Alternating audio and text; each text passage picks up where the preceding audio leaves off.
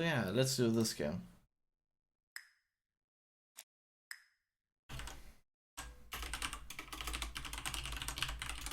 What? Oh man. That bitch. What's up, Wriggle? How you doing?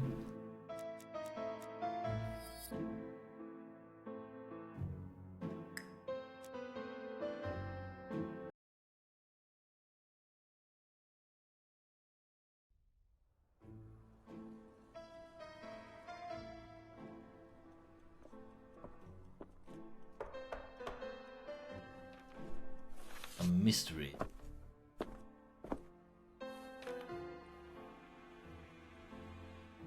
How you doing today, Wriggle? Some post for you, Poirot. Mr. Hercule Poirot, you fancy yourself, don't you, at solving mysteries that are too difficult for our poor thick-head British police? Let us see, Mr. Clever Poirot, just how clever you can be. Perhaps you'll find this nut too hard to crack. Look out for handover on the 21st of the month. Yours extra. A, B, C. Oh, it's some sort of joke. Maybe. But please remind me to inform Chief Inspector Japp.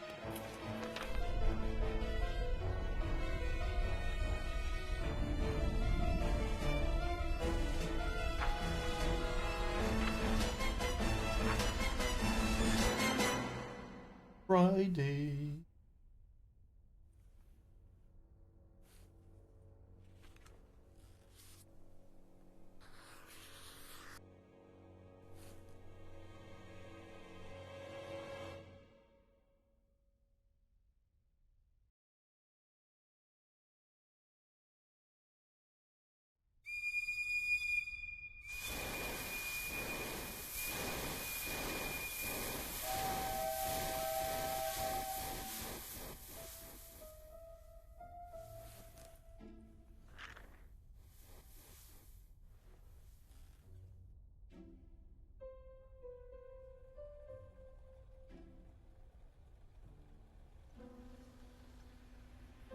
It's here, Poirot. The murder took place in this street. Grim place indeed. Tout à fait, Hastings. The streets of Andover are in a terrible state. Look, there's Chief Inspector Japp. He's talking with a policeman. Let us try not to get our shoes wet. Oh.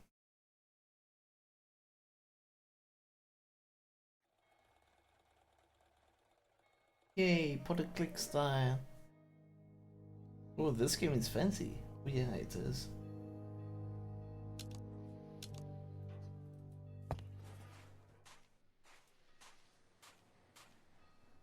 Don't dilly-dally, Poirot. Japp will be waiting for us. I like the artistic style. A puddle. How clumsy.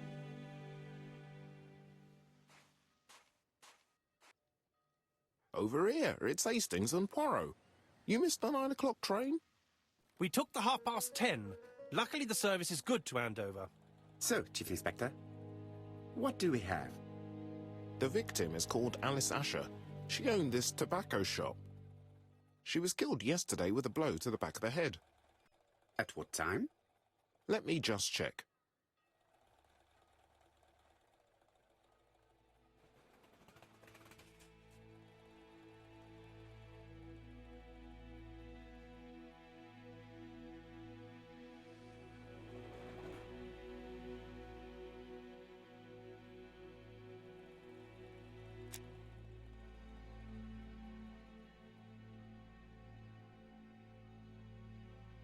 Is Japp being too relaxed? Let us find the clues that prove it.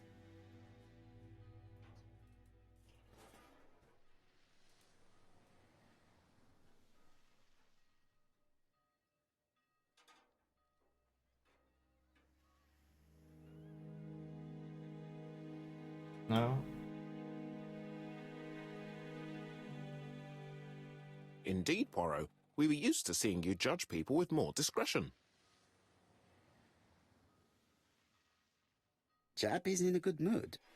I bet he thinks he's already caught the culprit. They all have the same The stash. last customer to see Mrs. Asher alive left her shop at 5:30. The body was found at around 11 in the evening by an officer doing his rounds. The shop door was open. That's what alerted him. Had anything been taken? A little tobacco maybe, but you'd hardly murder for a few smokes. There's nothing of any real value in the shop. What type of woman was Mrs. Asher? In her 50s, married but separated, no children. Her husband? Aha, Franz Asher, the husband. Alcoholic and violent. It's said that he regularly insulted his wife and threatened to kill her.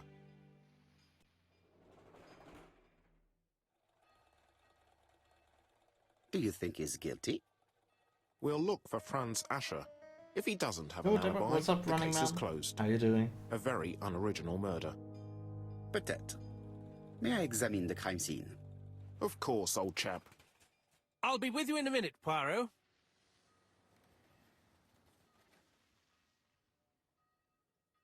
Okay.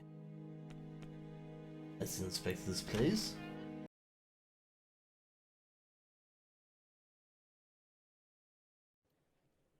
Man, this is how the like Broken Sword 3 and so on and onwards should have been like.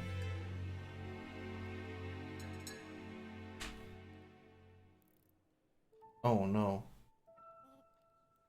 I can't. There is no button that highlights all interactable things. We gotta do pixel hunting here.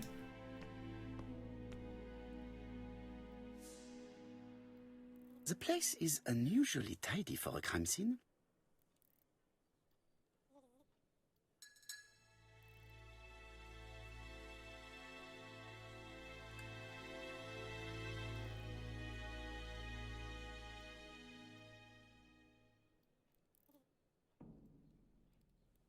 Nothing suggests any sign of a fight.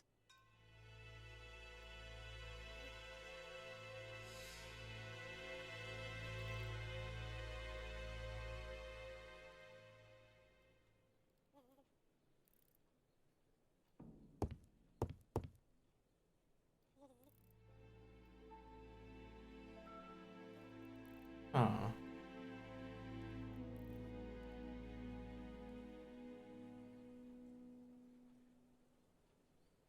Red liquid is oozing out. Is it blood?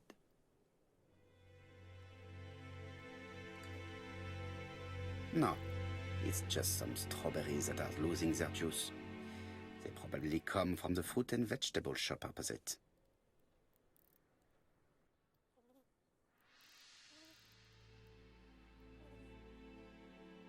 It's not just any railway guide. It's an ABC.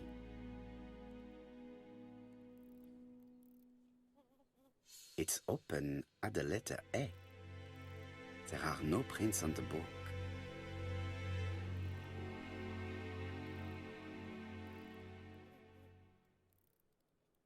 It's not just any. No. What makes this interesting? It's open at the letter Okay, A. oh, never mind. There are no prints on. I thought. 3 strawberry seeds then.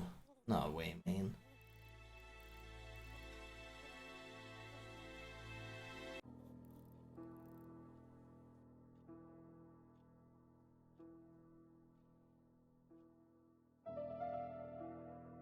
The till does not appear to have been touched. I have to check that nothing is missing from it.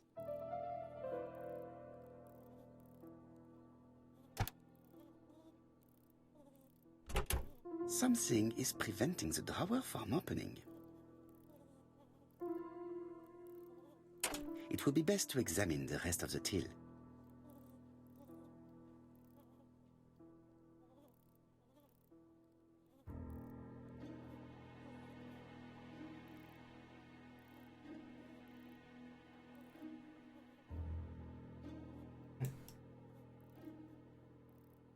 Eight, 5. Ah, a mechanism has just made a fan click. Then we also have 8, 5 something.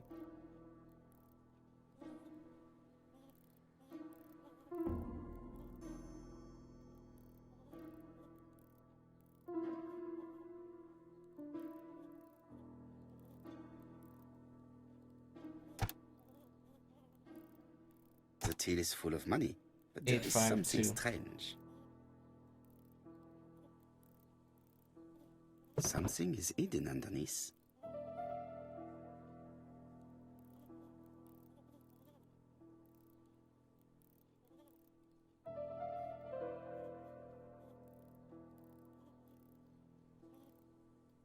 Let's see here. 8, 5, 2. This must be the key to the back of the shop.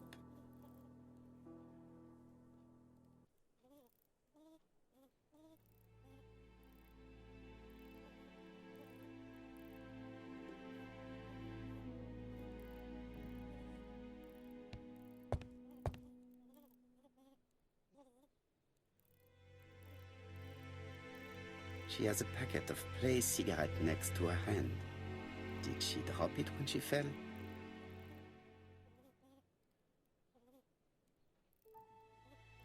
This poor woman's head is resting in a very even-shaped pool of blood. This poor woman...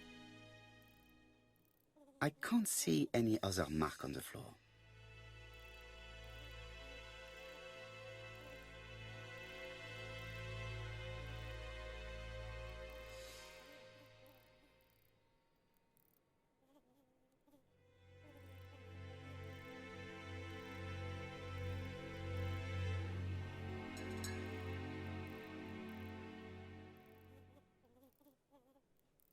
There are cigarette packets in a mess on the shelf. There are cigarette packets in a mess on the shelf.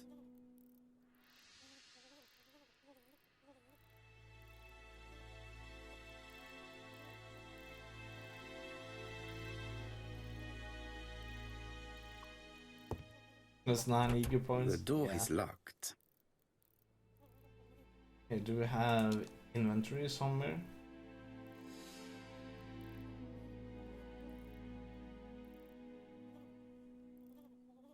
Oh, could it be that you drag it? No?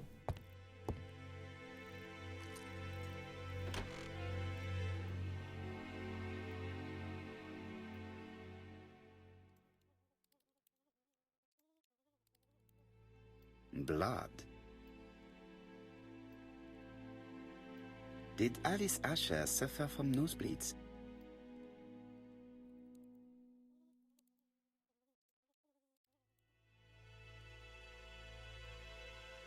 An inscription in German. Souvenir of our honeymoon in the Black Forest. To my Alice forever, Franz Asher. The Ashers were a lovely couple when they were young.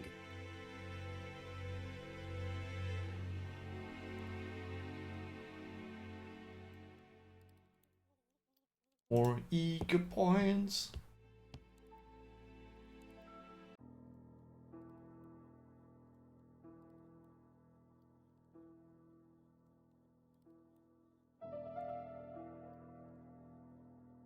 These drawings appear to be attached to the chest of drawers.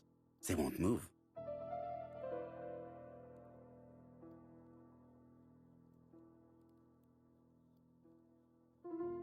These drawings appear to be attached.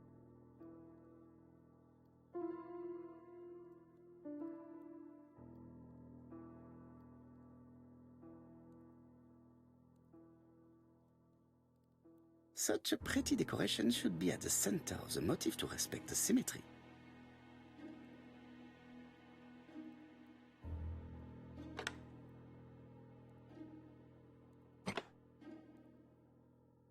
Ah, okay.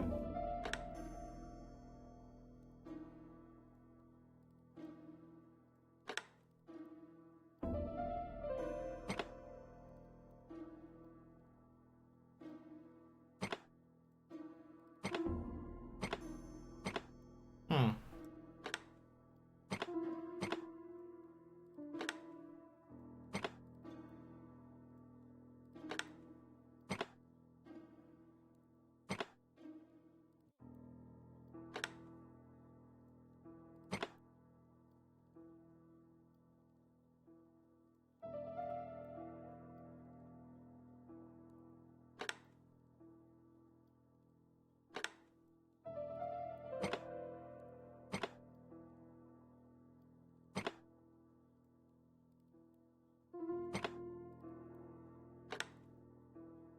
Okay, so it's not that one.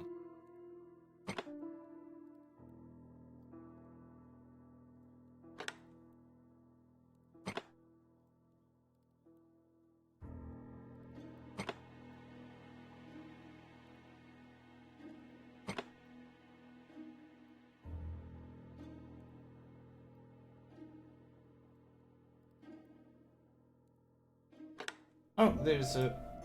I didn't see that way, actually. I heard a I faint thought you had sound to as take if this something one. was unlocked.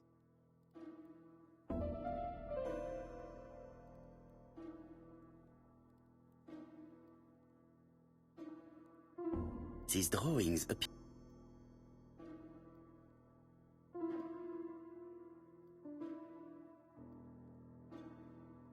it is blocked. That was sneaky. It was. It is blocked. It was very sneaky.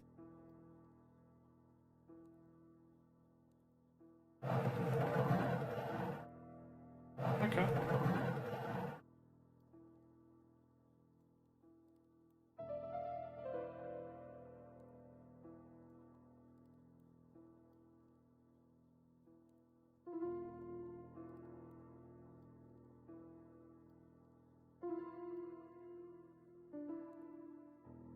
The question is, are we... No, it's supposed to be upside.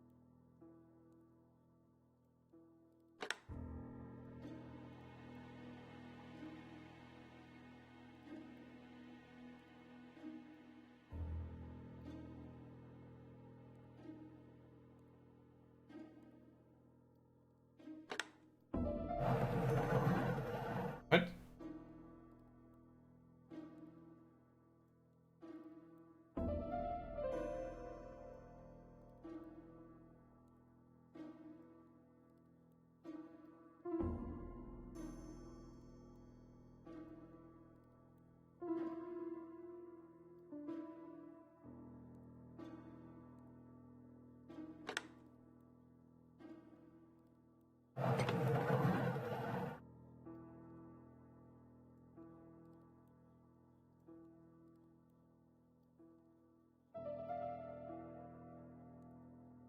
Oh.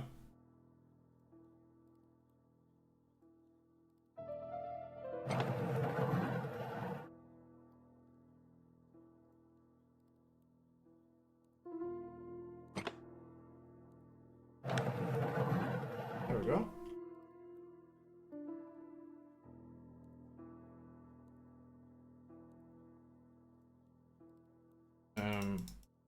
What?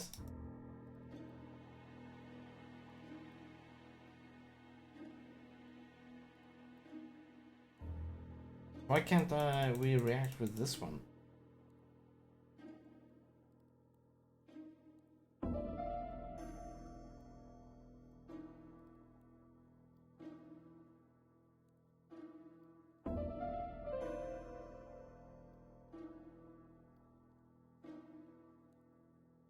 Okay, it seems to be in the right.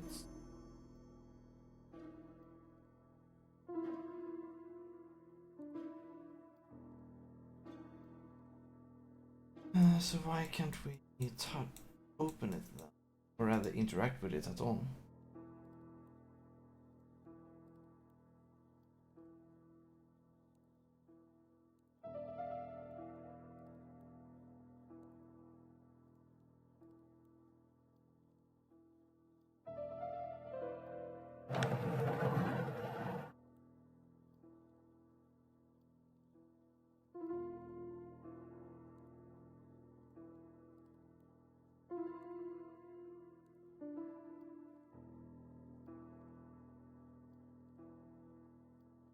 Huh. Okay. I haven't properly aligned them though.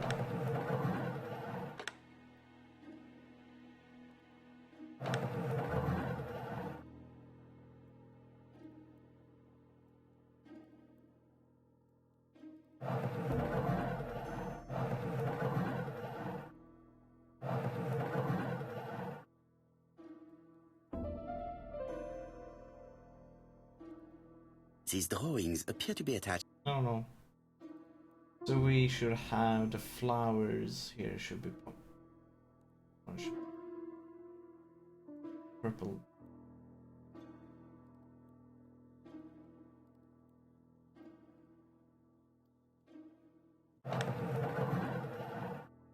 There we go. I was doing this too much on sound. Okay, so this one, 3 down, 2 up, 1 to right.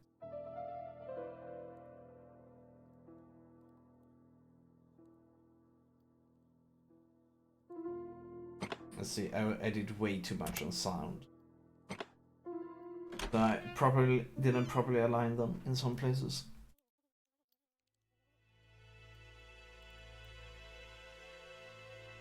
Medicine.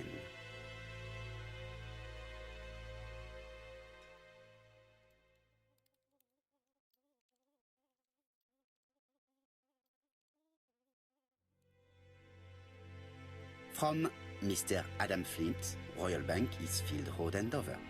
To Mrs. Alice Asher, 5 Bishops Road, Andover. Dear Mrs. Asher, further to your request of 12 February 1935, I have informed my superiors of your wish to apply for a loan to acquire the lease of the shop you rent from Mr. Fairfax. Despite the seriousness of your case, I regret to inform you that your request has been denied. The amount of your personal contribution, £11, is not high enough and represents too small a part of the final transaction. I remain at your disposal.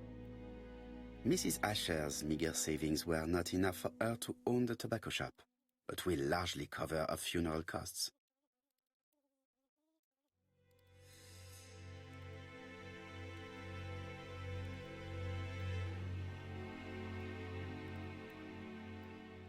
What a strange box.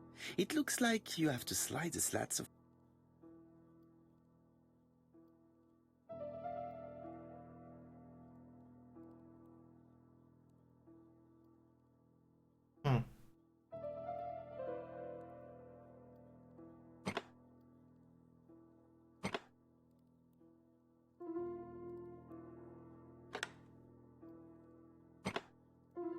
This button appears to activate the mechanism.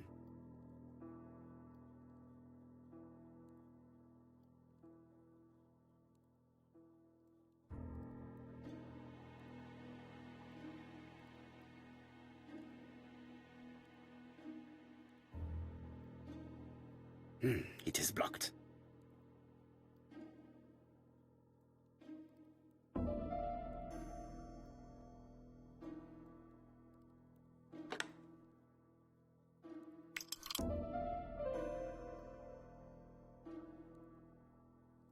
It is blocked.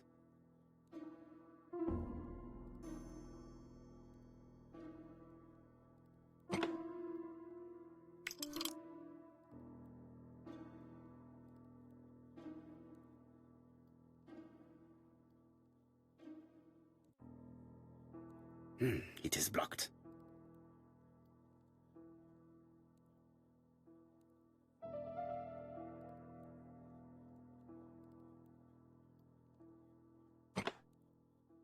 That should do it. There we go.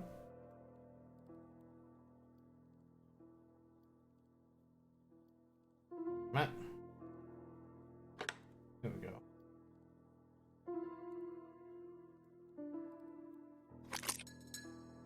Who is this young woman?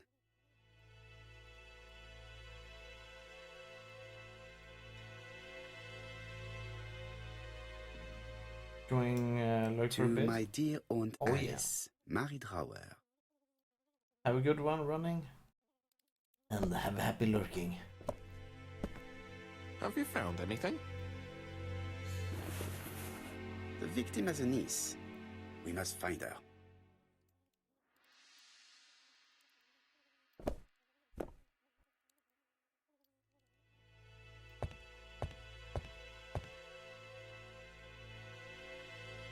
What? I did not want to do that.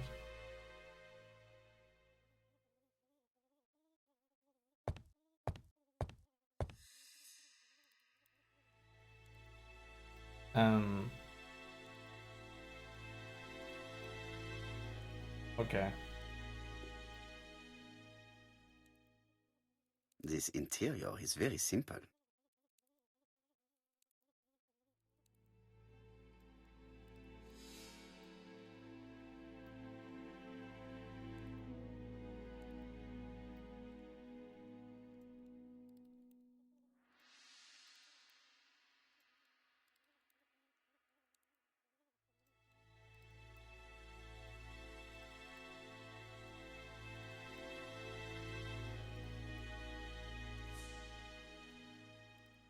Mrs. Asher lived very simply.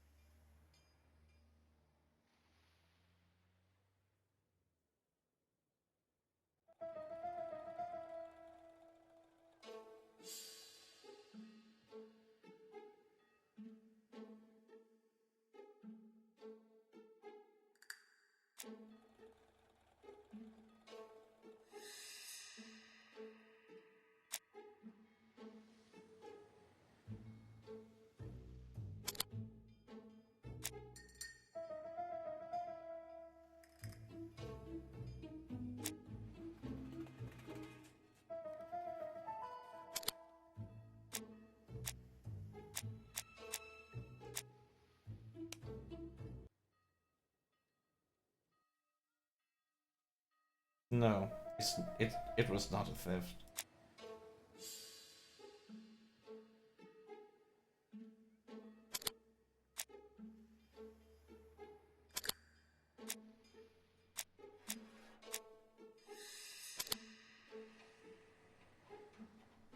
Oh, okay. So that's how it works.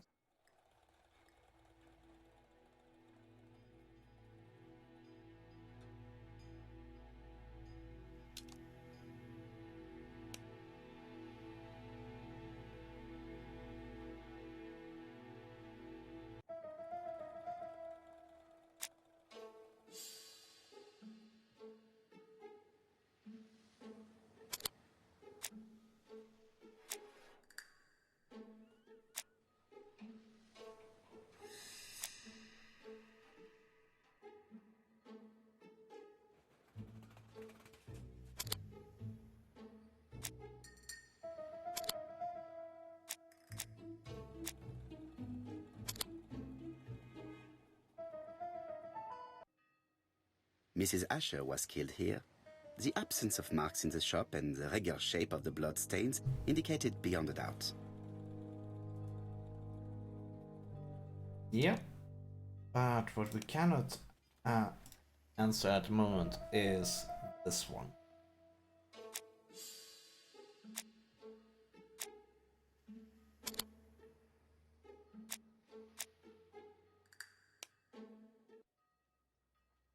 Oh, will it remember? Yes, it will remember. Awesome.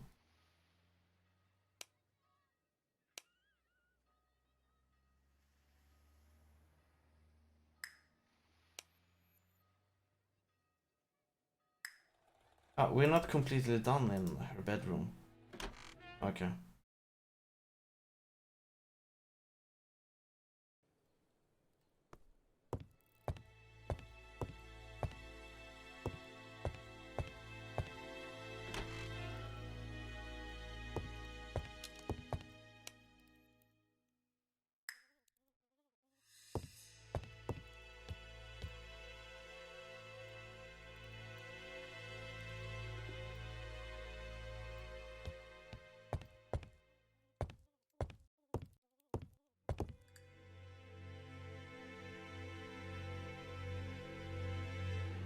Mrs. Asher lived very simply.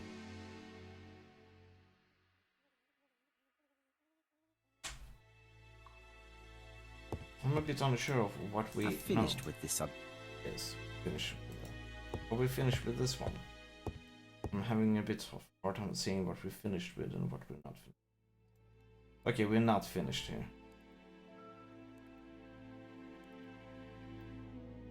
Did we read this? From Mr. Adam Flint, Royal Bank, Eastfield Road, Andover. To Mrs. Alice Asher, 5 Bishops Road, Andover. Dear Mrs. Asher, despite the seriousness of your case, I regret to inform you that your request has been denied. The amount of your personal contribution, £11, Mrs. Asher's meager savings.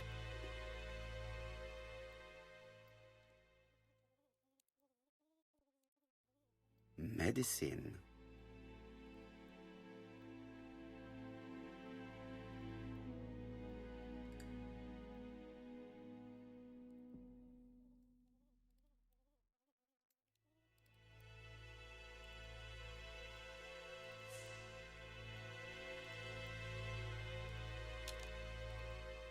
I don't really see anything else in this place.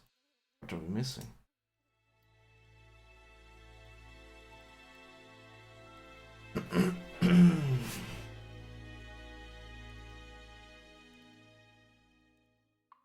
Medicine. Laudanum-based Okay, cough there we go. medicine, That Mrs. was it. Asher, and Dover Morley Laboratory, London. It's strange to find such an elaborate medicine from a leading London laboratory in the home of such a modest woman. There we go. That was what we were looking for.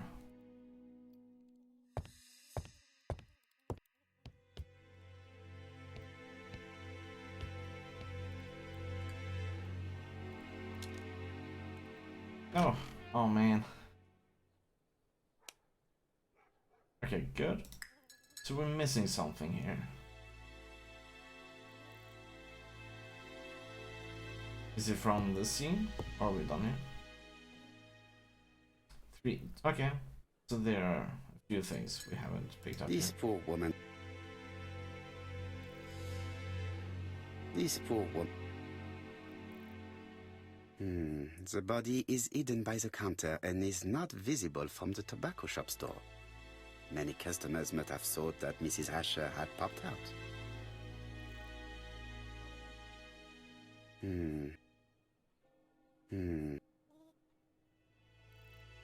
She just has one wound on the back of the head. There are no other wounds or signs of a struggle. Okay, that was what we were missing.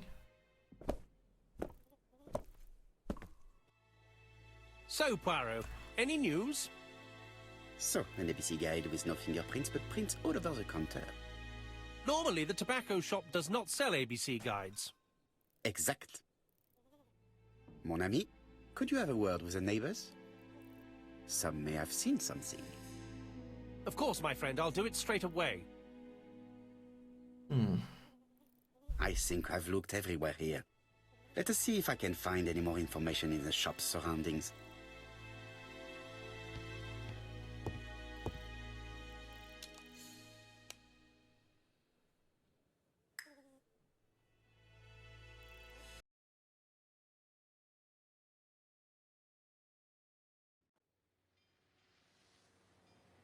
£4 a letters, a lovely large letters, 4 pence only.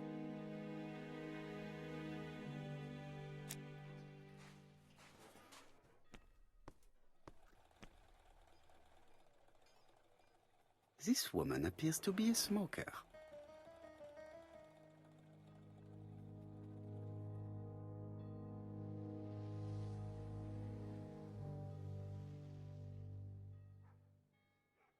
She's a big smoker. She must have been a customer at the tobacco shop.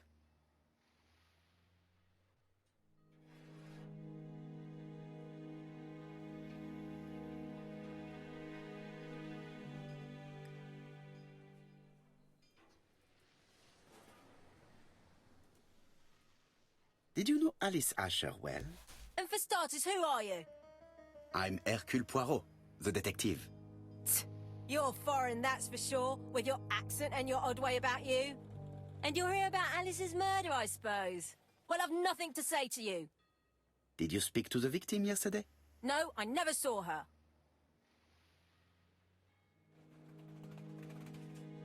Please try and help me, madame. Why should I help you? For your beautiful moustache? Heh. Come on, move along now. You're scaring away my customers. Please, do not be ridiculous.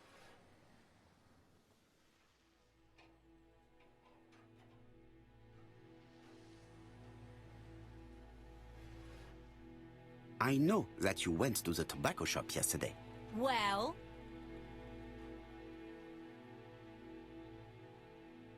It is your duty to tell me if you saw something unusual. Who do you think you are telling me what to do? Get away from my stall! Oh, man.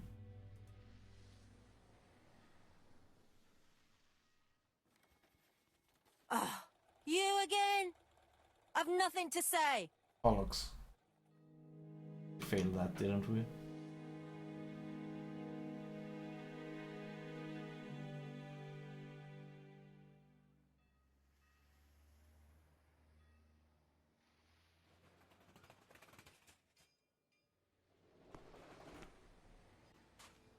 Hey, Poirot. Is the greengrocer causing trouble? I'll sort her out. No, please, leave her, Chief Inspector. I'll get her to talk later. I found the victim's niece. She's waiting for you in the back of the shop.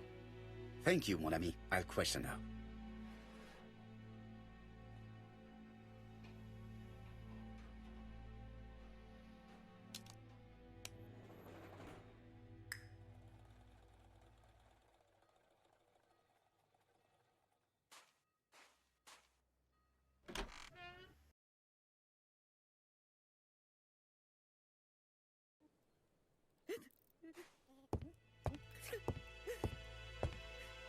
Jap had the body removed out of respect for the victim's niece.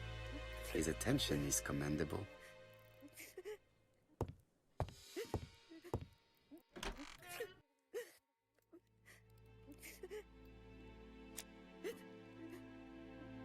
Is her grief sincere?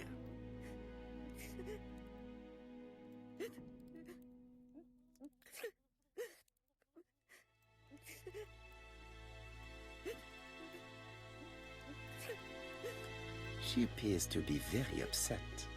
She's dressed in mourning. She looks fragile.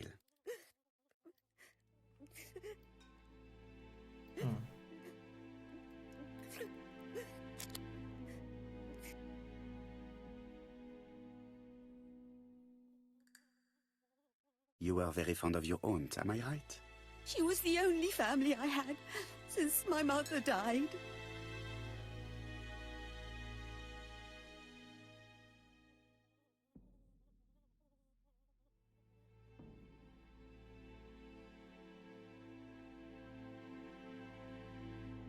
If you are her only relative, you will be the only one who inherits. Sir, my aunt was poor.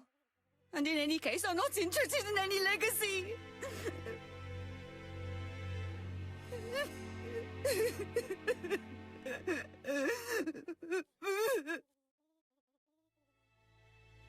My apologies. I see that you mean what you say.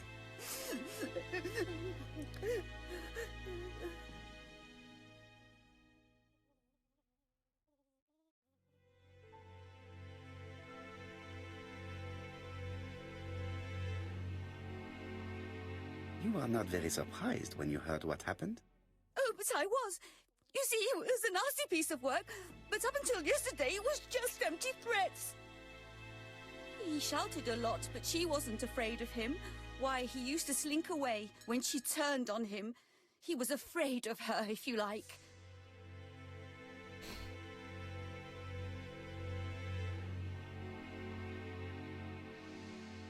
Did your aunt enjoy good health? She had a bad throat, but she was well cared for by a doctor in London. Does Franz Asher work? Oh, All he's done for years is drink and gamble, but he used to be a very good cabinet maker. What does he live on? My aunt used to give him 5 shillings a week.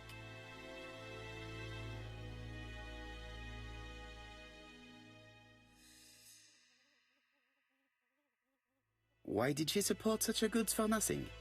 He was her husband. She couldn't leave him with nothing. I understand. You have been of great assistance, mademoiselle.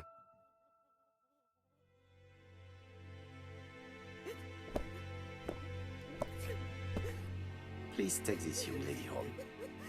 My pleasure. Well, this Franz Asher does not seem to be quite so dangerous as Jab says. And since Alice Asher gave him money regularly, it was not in his interest to kill her.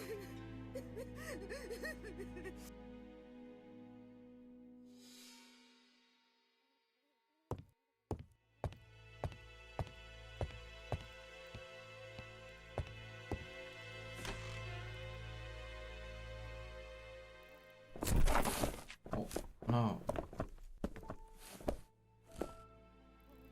We have to wait for him to sleep it off.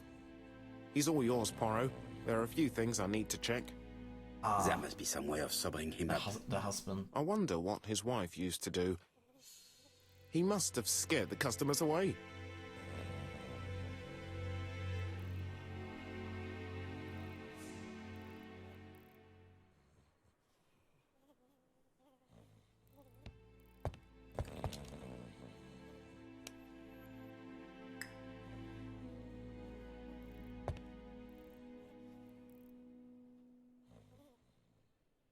It's Alice Asher's notebook. Ah, that's interesting. It probably contains information about her possible debtors and creditors. Bodley. The fruit seller has debts too. She will probably be more cooperative thanks to this piece of information. Mary Drower was telling the truth. Mrs. Asher regularly gave money to her alcoholic husband.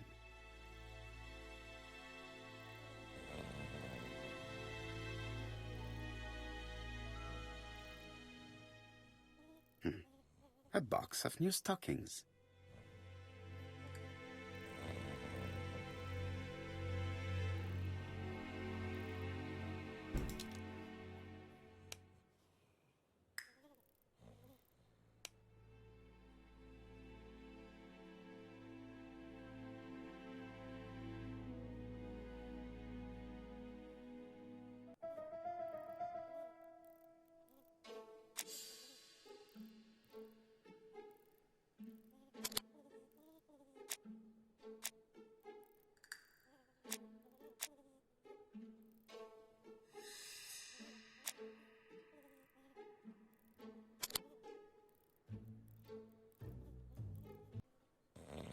The murderer deliberately left behind this ABC as a signature. The absence of fingerprints and the fact that it is open at letter A for Andover leaves little doubt.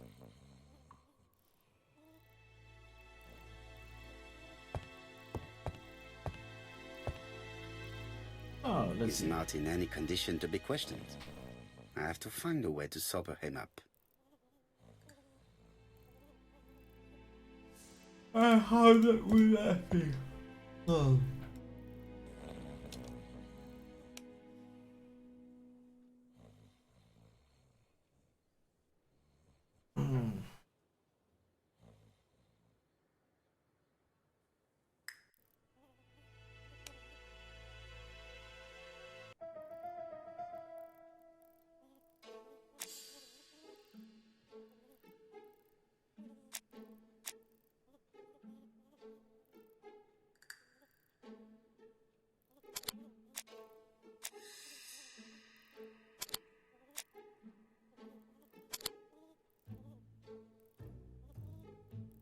Yes.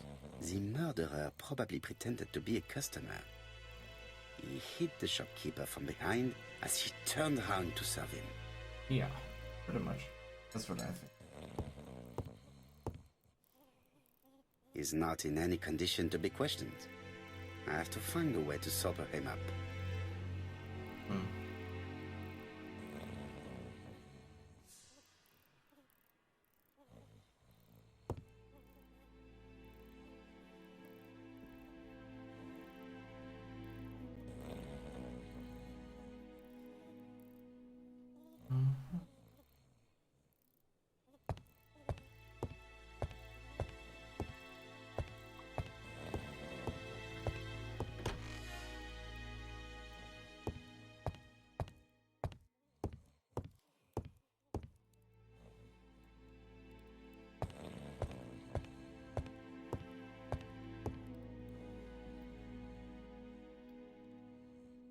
No.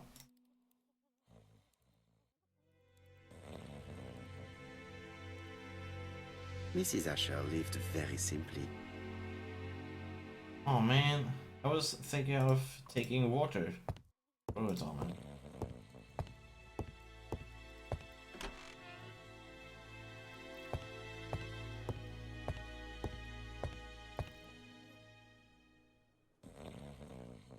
How are we supposed to wake him up then?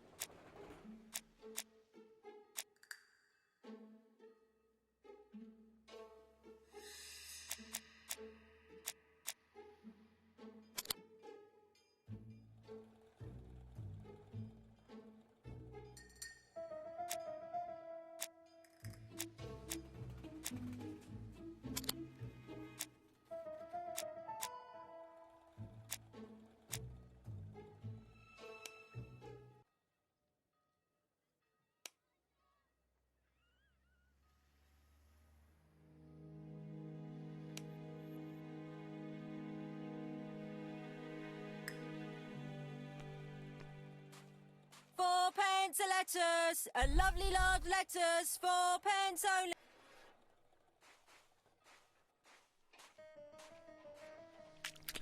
Dash! A puddle! How clumsy.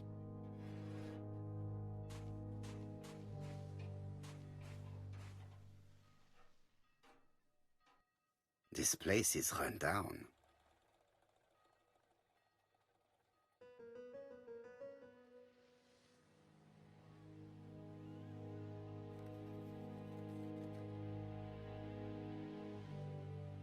This is a really cutthroat neighborhood.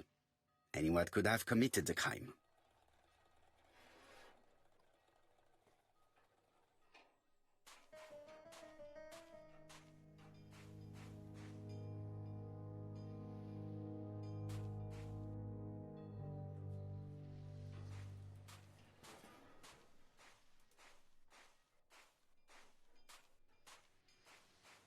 Okay, I take it that whatever. Can we use that milk? Strawberry.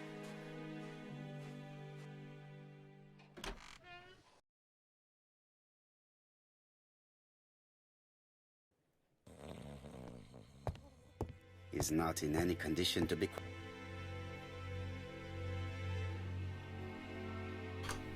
Okay.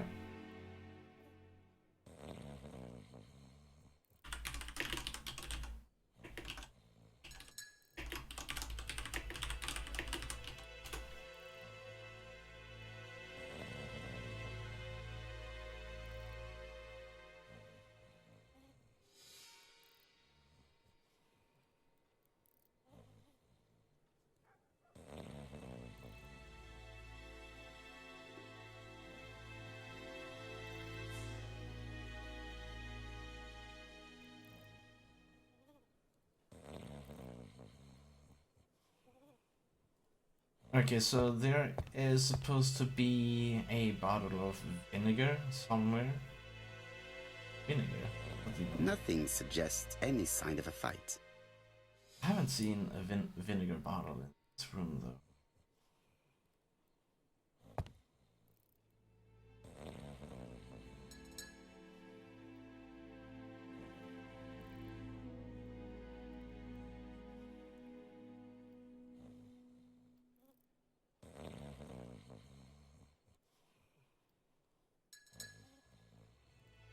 Where's it? Now there's 2 out of 3. It's not just any help. It's open. There are no prints on the book.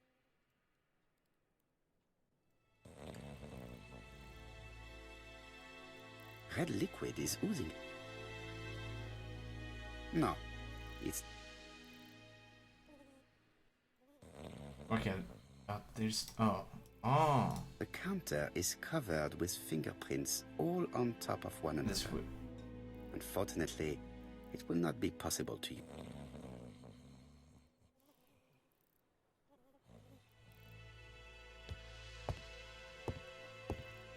Where could this vinegar be? There are cigarettes packets.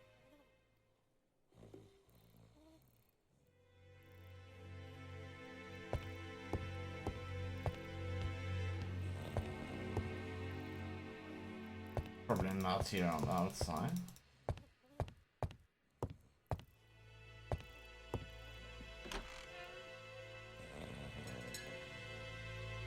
There'd be vinegar inside here.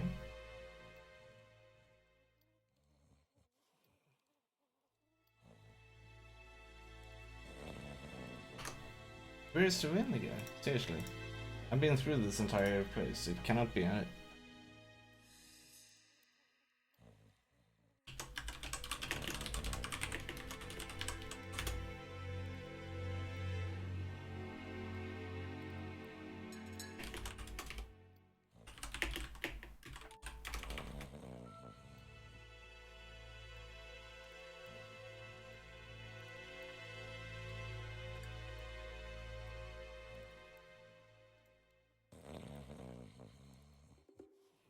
Oh, I thought that was milk. Okay, we found a bottle. It's not here. I did try to inspect that object earlier, but nothing happened. But now we can do it. Stop! A bottle of poor quality vinegar. The smell could awaken the dead. A bottle of poor...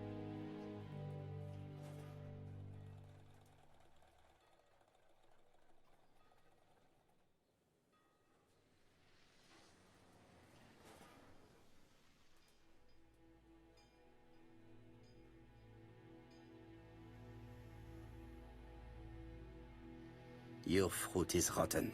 What? A foreigner dares to say that? According to the victim's account book, you owed her £10 for tobacco and magazines. That's a lie. She owed me £1. I swear. Fire.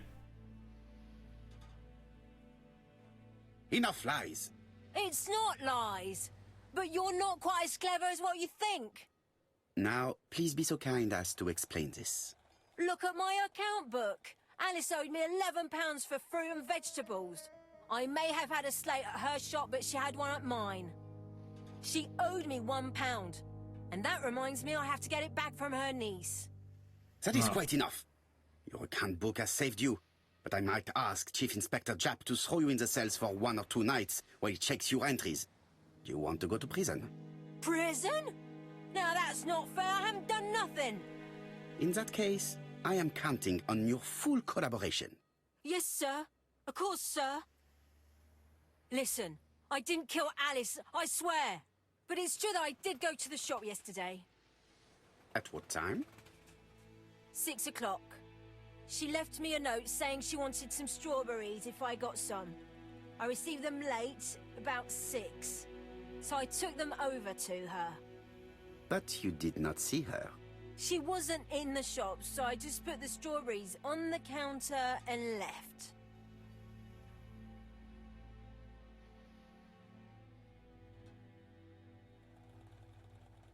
Did you see anything unusual in the shop? No. Well, maybe one thing. There was always a railway guide on the counter. Alice didn't sell them. Maybe it's the customer who left it there. You were not alarmed?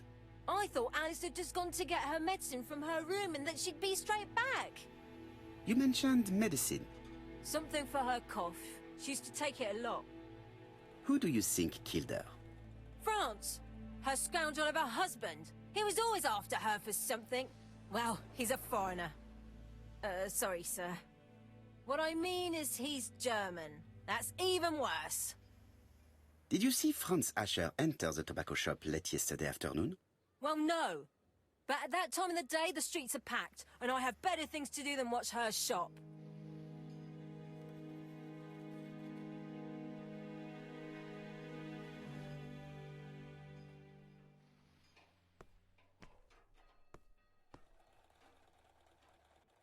I'll just borrow your bottle a moment. Take it. It's what Alice used to sober up her husband. But try not to empty the bottle. Let us now try.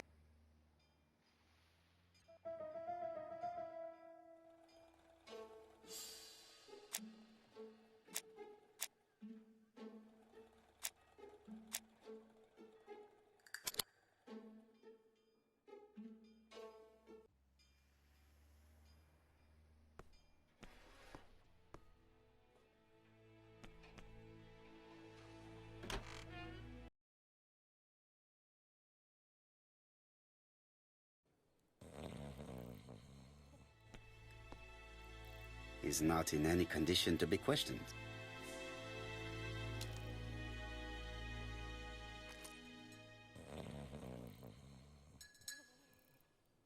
Oh yeah. Mes amis, I can say without a doubt that poor Mrs. Asher was killed between 5:30 and 6. Killed when the street was packed with people. That's rather bold. I've been talking to the neighbours, and No one's seen anything? Or rather, it's anything and everything. Am I wrong? no. Bien. We must grill this villain Asher before he falls asleep again.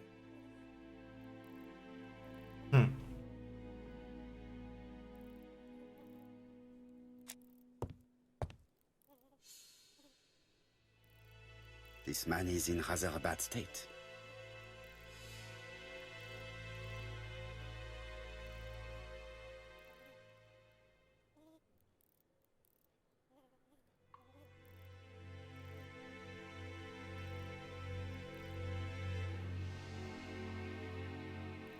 This man has been fighting and he smells of alcohol.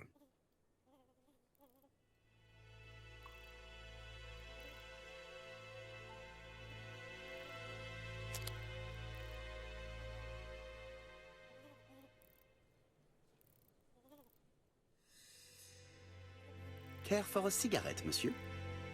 What's that? Scented cigarettes? No thanks. Bien. I was trying to be friendly, but you are quite right. Let us get down to business.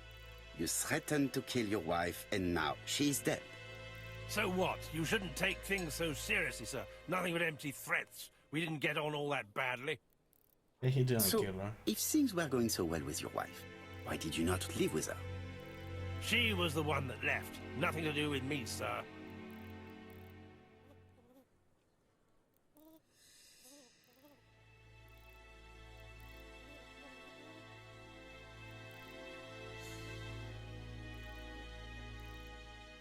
You can't have treated her very well for her to run away. No, sir, no. I wouldn't say I'd ever laid a finger on her, but it was only normal. She was my wife. Are you often involved in fights? I don't know what you mean.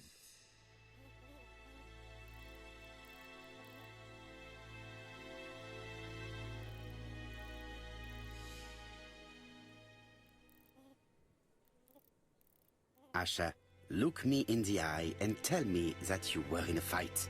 I'm looking. No, I wasn't in a fight. You are right. Looking at the state of you, you did not defend yourself.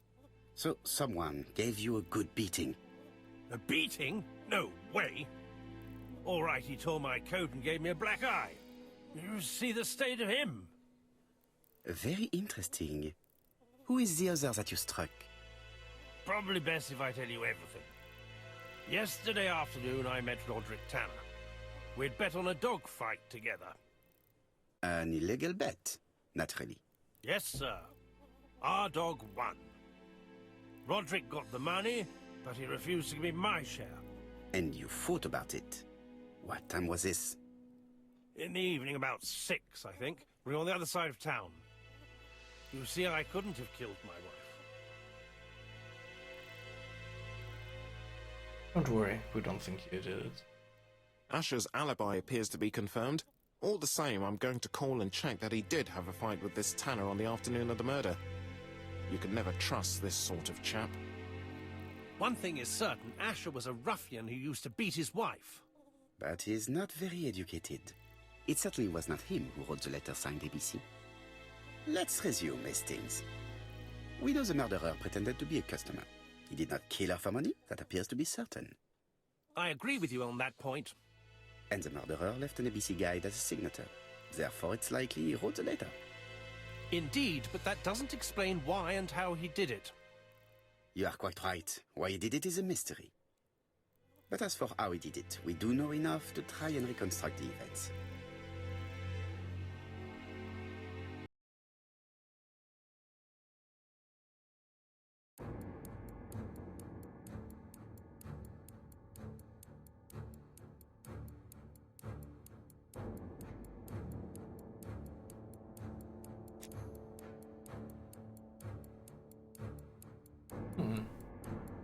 The killer enters the shop.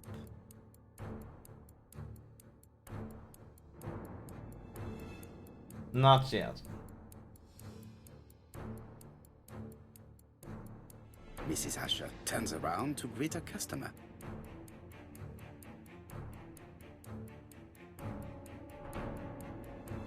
The murderer asks her for some tobacco. She turns her back to him. He seizes the opportunity to strike her.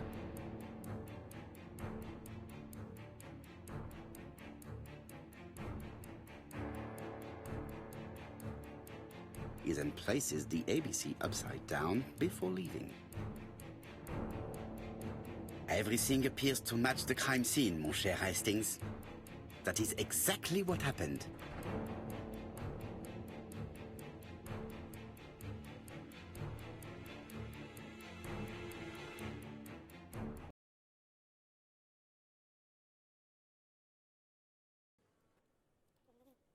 Asher has a strong alibi and we don't have any other suspect. But what was the point of this crime? She had no debts. She gave Franz Asher money regularly. She wasn't owed money. Nobody stood to gain anything. No doubt about it, the murderer is insane. And I fear that we had not heard the last of him. I hope you're wrong for once. Bien, let's go back to London. If we hurry, we should catch the 7:02 train. Are you coming? No, unfortunately, I have to talk with Andover police. See you soon, then. Are you coming, Hastings? Let's go home. There's nothing for us here.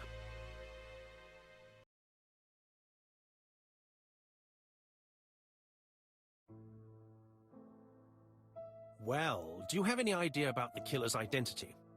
The crime was committed by a man of medium height, with red hair and suspicious eyes.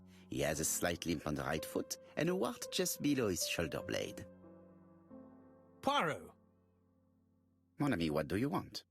You fix upon me a look of dog-like devotion and demand of me a pronouncement à la Sherlock Holmes. Now for the truth. I do not know what the murderer looks like, nor where he lives, nor how to set hands upon him. What shall we do, then? Nothing.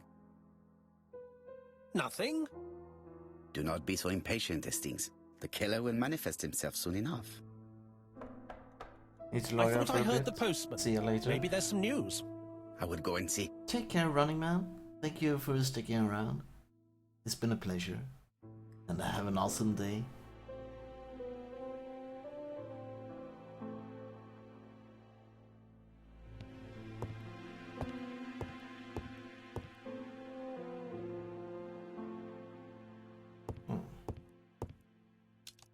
It is now the right time. Read the letter. What letter? This one. Daily Flicker, June the 22nd, 1935. Battle over control of bank system. What will the government do for money? Andover, murder of a tobacconist.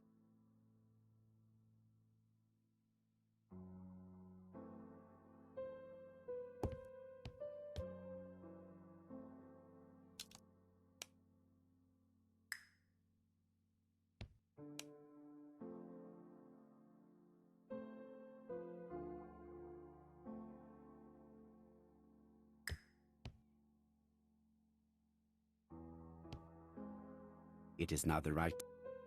Where's the letter? In that case. Ah. I didn't notice it being arrived.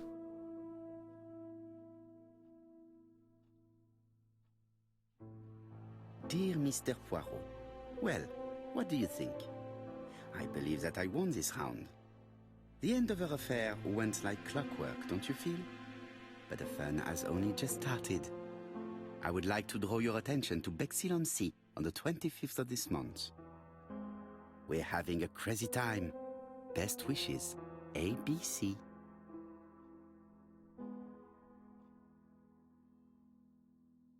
The next crime will be in Bexhill. We must warn Jap to Scotland Yard. Did the letter indicate anything that might help the police? To be honest, I think we can already guess something about the next victim. But I need to think about it a little more.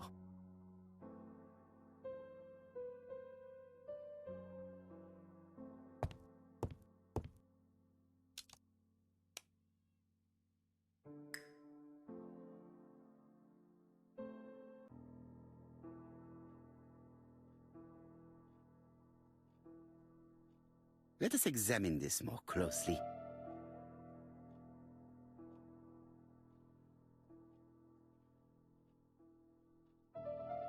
Certain characters in the two letters may have similar defects.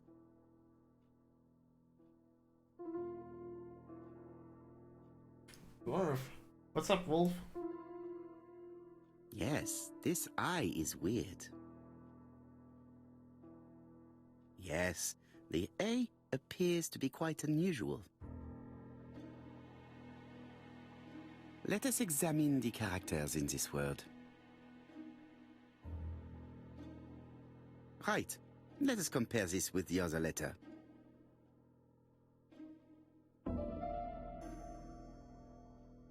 The W.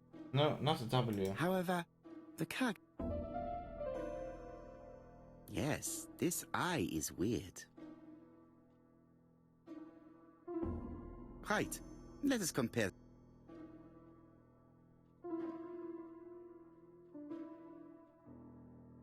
Yes, the I characters in the two letters do indeed have the same defects. I have to find some other similar defects to confirm my theory.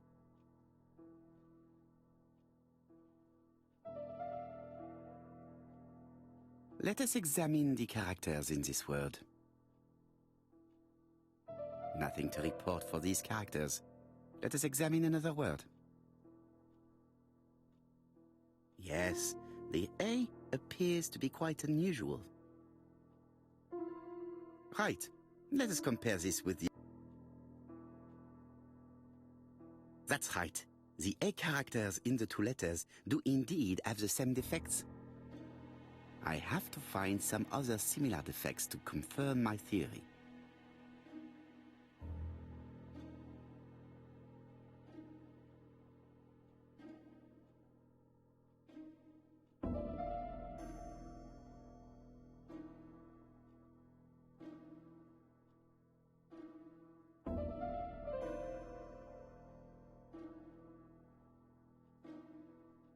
Commas? Let us examine the character. Yeah, I don't think you can do the commas. I've been trying to do them. Especially this one. Let us examine the... Let us examine the... I'm trying to find a B. It's not a single B in this. But we do have a C though. Let us examine the... Right. Let us...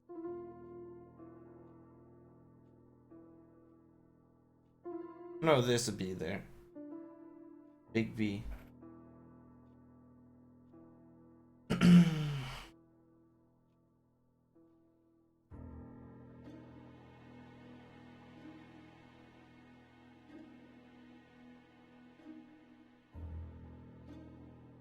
I don't see any...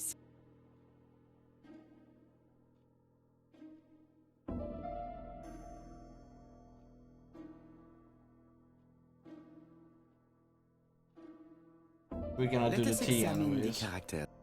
I think this one only wants to do the Right. capitals. Nothing to report for. Oh, okay. Nothing special about the T's.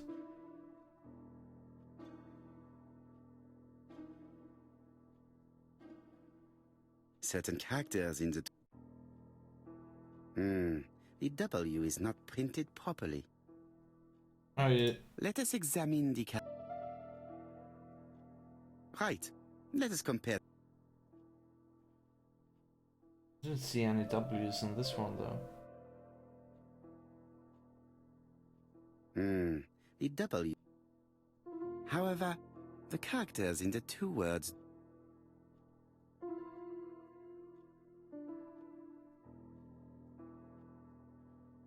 Yeah, I cannot see any W's here that we can cross-reference for this one.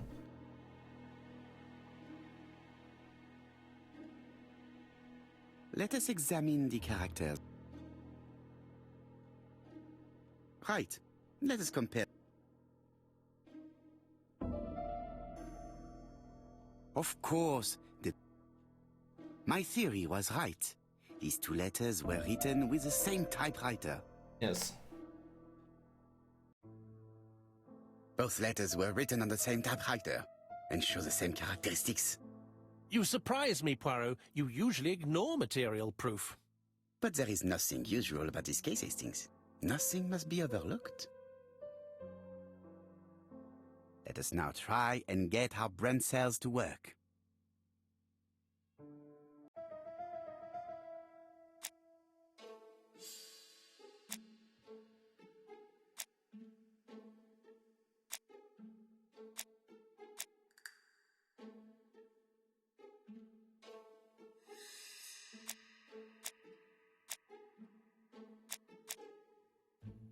No, not this one.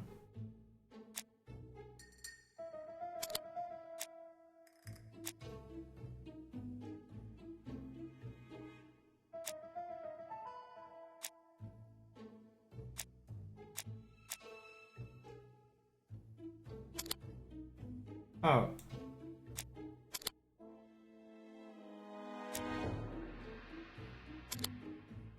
¿Qué pasa?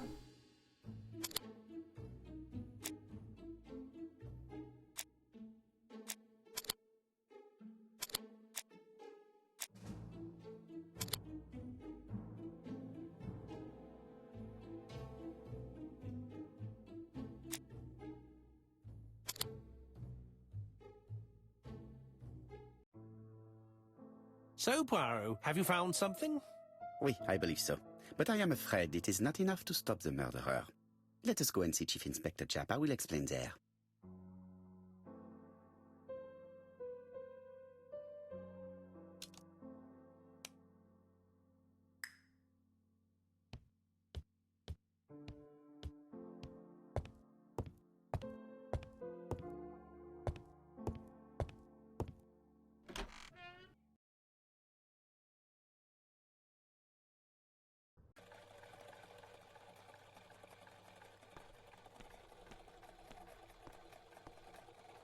To Scotland Yard, please.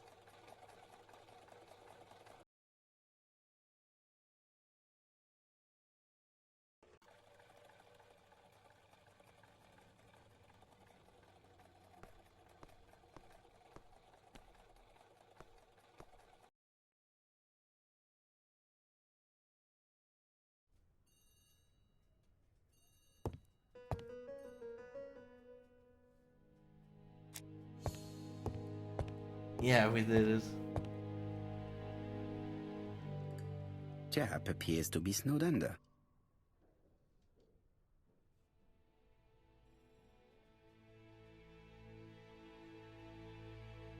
Wished on ISV this is this the month of point and click? I don't know. You never know. Maybe.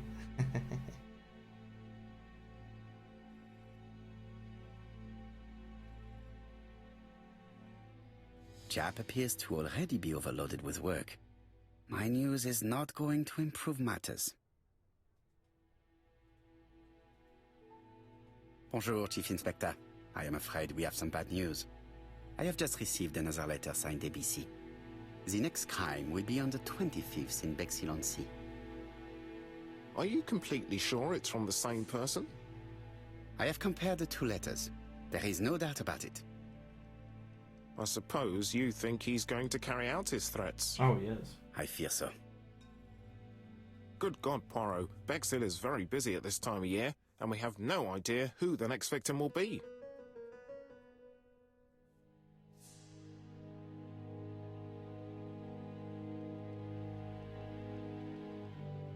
I suspect that the name of the second victim will start with B.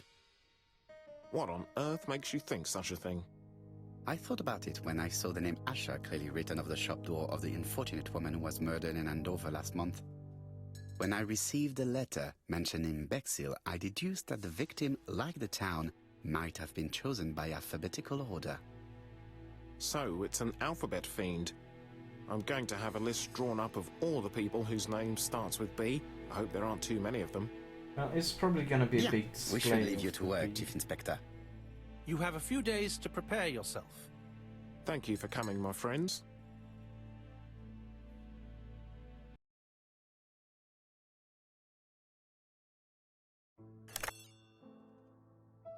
Poirot? Chief Inspector Japp, your Ah. call does not bode well.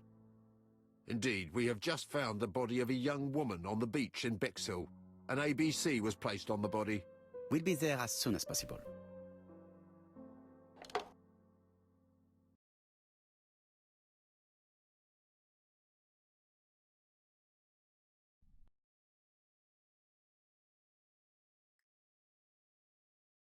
Hmm.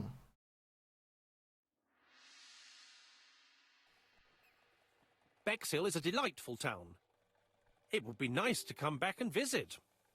I do not entirely agree. Walking at the beach damages my shoes, and it hurts my knee. So the years have not spared you, my friend. It's the same for all of us. That is exactly what I said to myself when I saw you back from your travels. Poirot! Do not be offended, Hastings. I can see Japp waiting for us. And from his face, I would say that things are not looking good.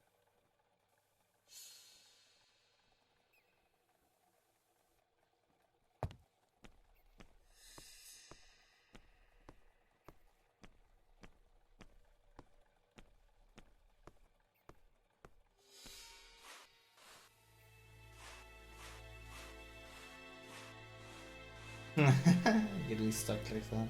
How do you do, gentlemen? Chief Inspector? I fear your admirer has struck again, Poirot. We haven't yet identified the victim, but it's a young woman, 20 to 25 years old. Death occurred last night between 11:30 and 1 o'clock, and we found an ABC guide on the body. Oh man. Was she pretty? Come on, Poirot, that's rather out of place. It has no bearing on the murder. Oh, it has. Are you certain? For women, it is often the most important thing. It often decides their destiny. The body hasn't been moved. You can see for yourself. Has the press been informed? Not yet, but I'm planning to. I haven't yet informed them about the presence of the ABC guide in Andover. Nobody has reported a young woman missing? Not for the moment. No witnesses, I imagine. Indeed.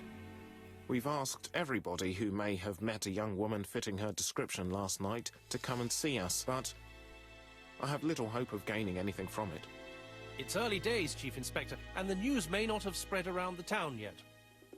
I hope you're right, Hastings.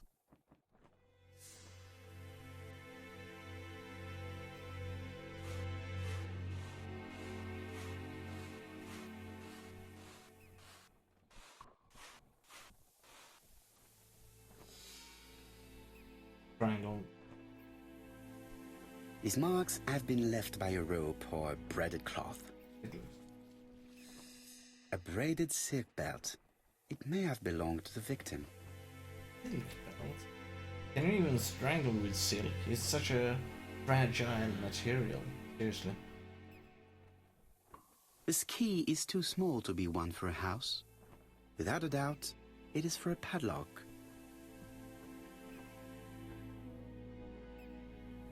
Apart from the marks on her neck, there are no signs of the struggle. she didn't manage to hit her assailant. She was a great beauty. Strange that chap didn't notice it.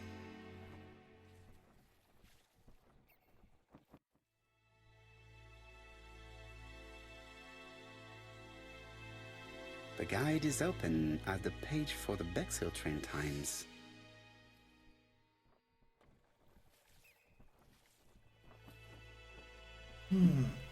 The young woman wasn't wearing shoes or a coat and was not carrying a bag. That's strange. Yeah. Either the murderer stole her belongings or she put them somewhere safe. Maybe so that she could bath. Let us now try and get our brain cells to work. You sure she would bath with such an outfit?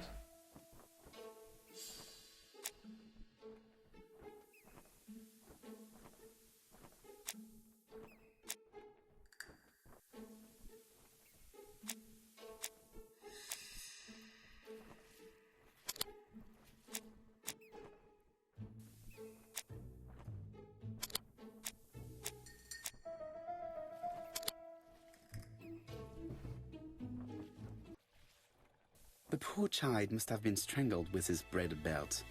Unfortunately, in view of the fabric, it is unlikely that we will find any prints. Let us now try and get our brain cells to work. What are the common points between Ando and Murder? Well, the ABC.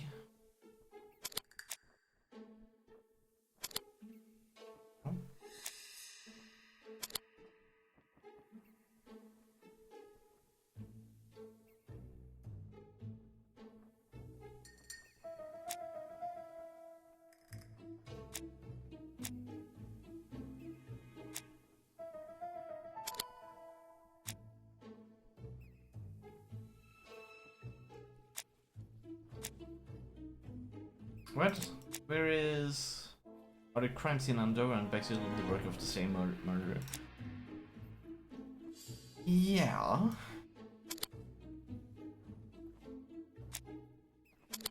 What? Why this? The medical officer should confirm that the victim was strangled with her own belt. That's what I thought. She shows the usual signs of strangulation. With a little luck, we'll find prints this time. You are too optimistic, Hastings. Our killer is far too meticulous for that.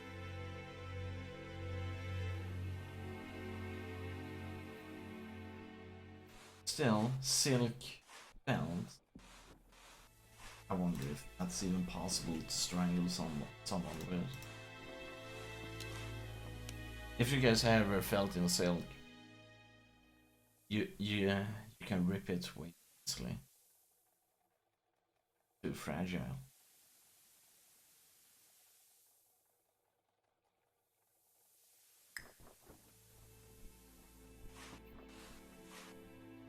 This hut is locked. Wait, what were we supposed to do? Identify the victim?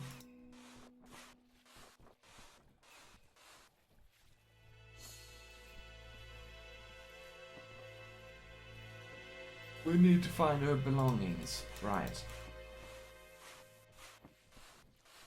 So she must like... Oh, one of these locks. Okay, let's see. What does this key say? 6. This hut is locked. Yeah, let's go to the 6th. This must be it, but they have turned this one over.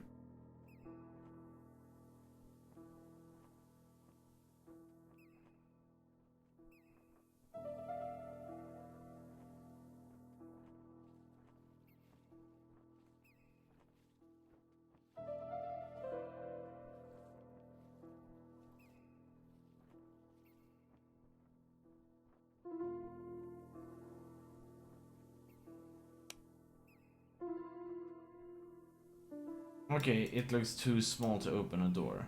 Okay.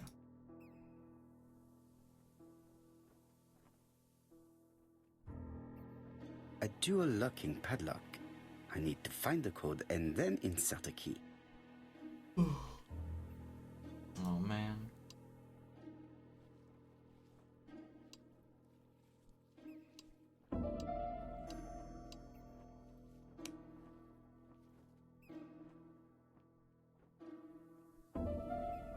Firstly, I have to enter the padlock.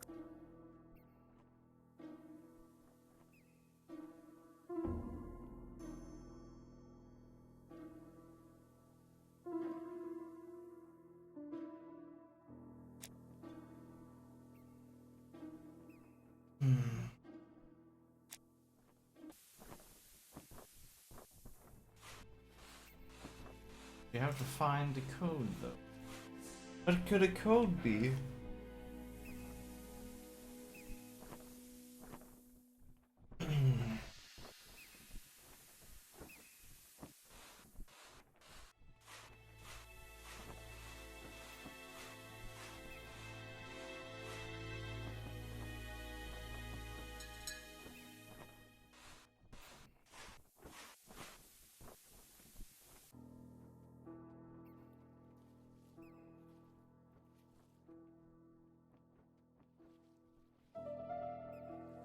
The number is upside down. This is 7, definitely 1, at 15. number 6. 715.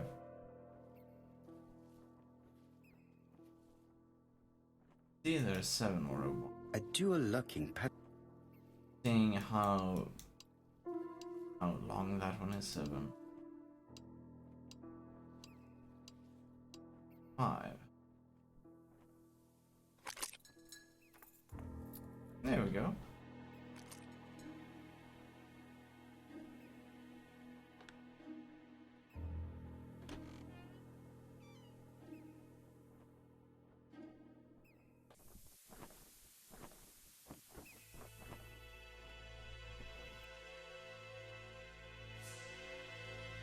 Oh my god.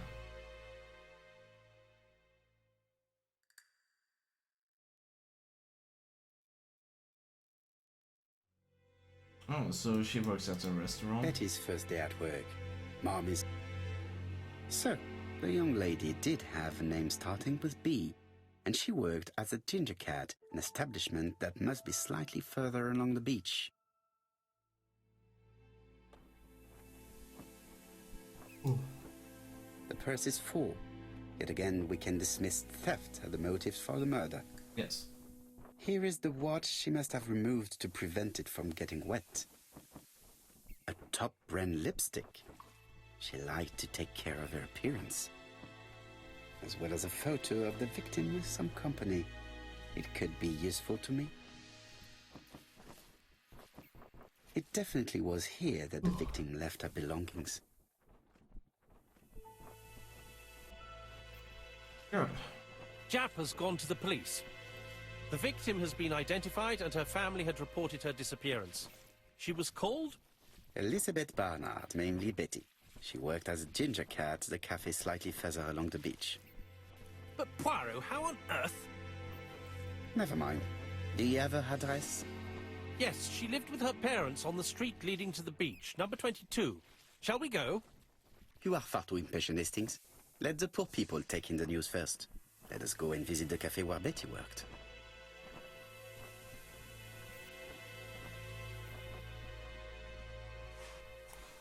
Oh boy. My god.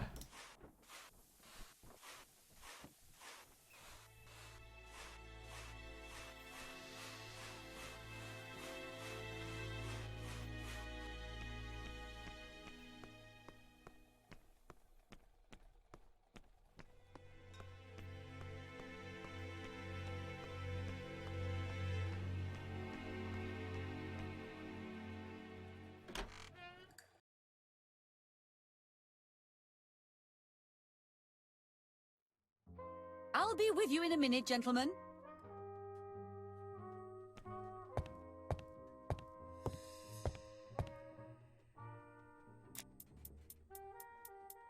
Something tells me that she's the owner of the Ginger Cat.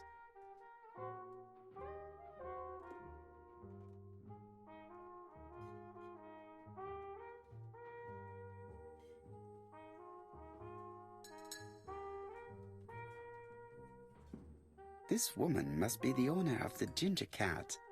It looks like something is bothering her. How can I help you? A hot chocolate and a tea for my friend, please. I'll bring it straight away.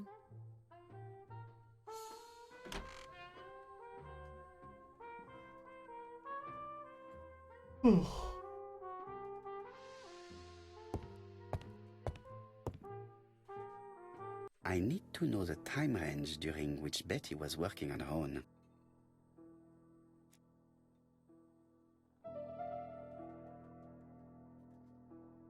Where is Betty? Here we go. Betty worked from 11 a.m. to 7:30 p.m. Would she have been alone at any time during her service?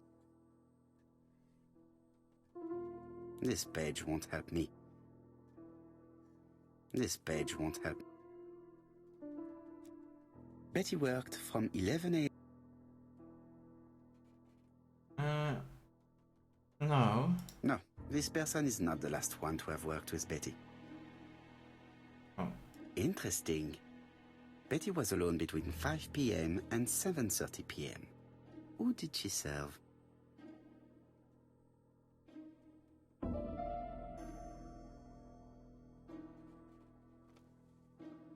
These are the different waiting staff's bills.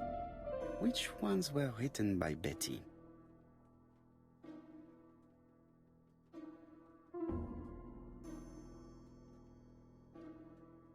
Where is Betty?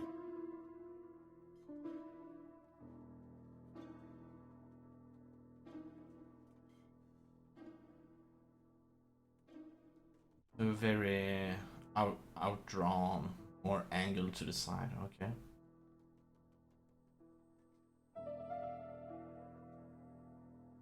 Not those. Maybe.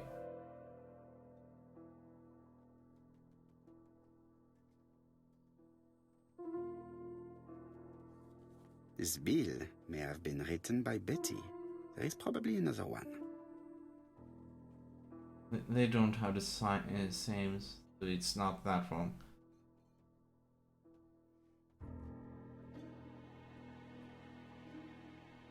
Aha! Almost before closing time. This would be. Most probably a single man, a whiskey lover. Maybe the murderer? No, something's not right. Betty was alone at just one of these two times.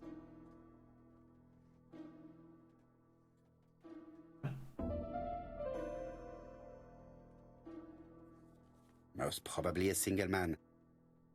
This bill may have been written by Betty.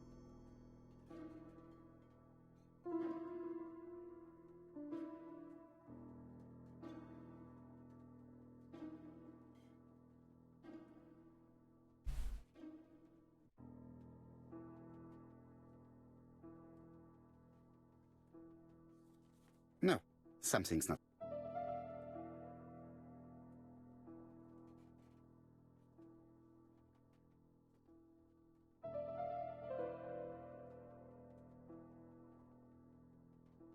Where is Betty?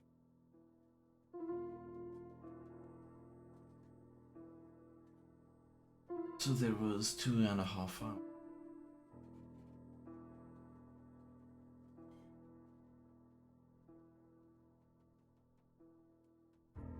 Well, that PM. Where is Betty?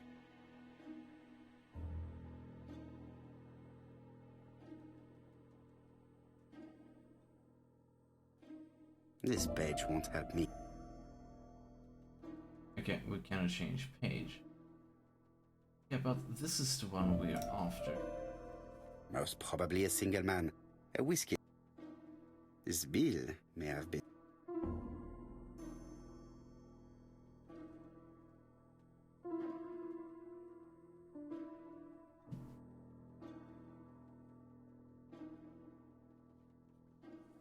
Most probably a family.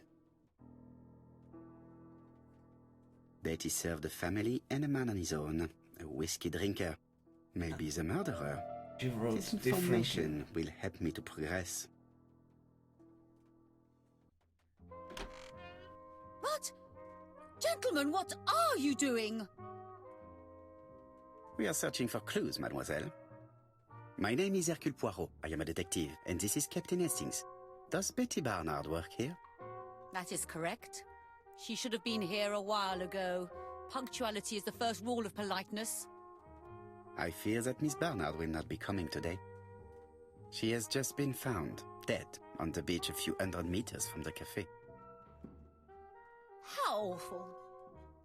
Poor young thing. What happened? She appears to have been murdered. This is most distressing. How this will affect my business, I shudder to think.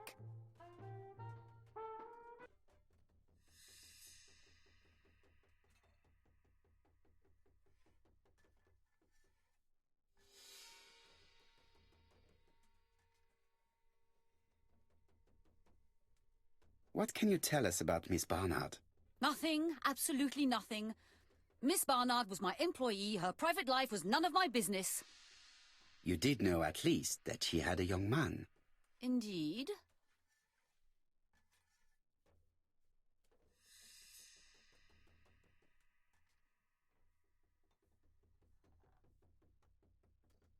This photo was found. Is this him? Yes, that's him all right. But I haven't seen him for some time.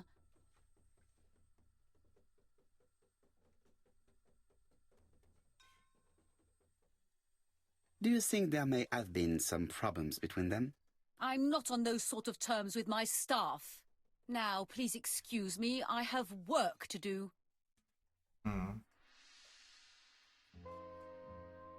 The customer who ordered the whiskey might provide us more information. He may have been the last one to see Betty alive. It is an interesting idea, Hastings. Maybe he is a regular guest. What do you think, mademoiselle? I don't think so. Our regular guests tend to order tea and cakes. Oh. At this time of the year, there are a lot of tourists about you never see again. That's what I thought. Time to visit Betty's home.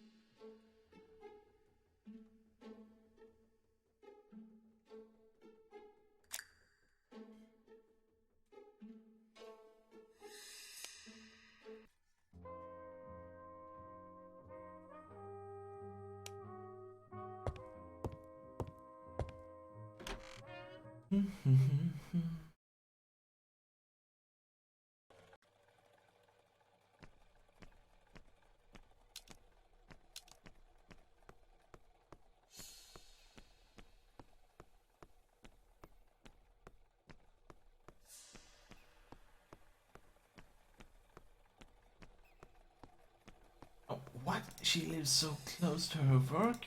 Wow.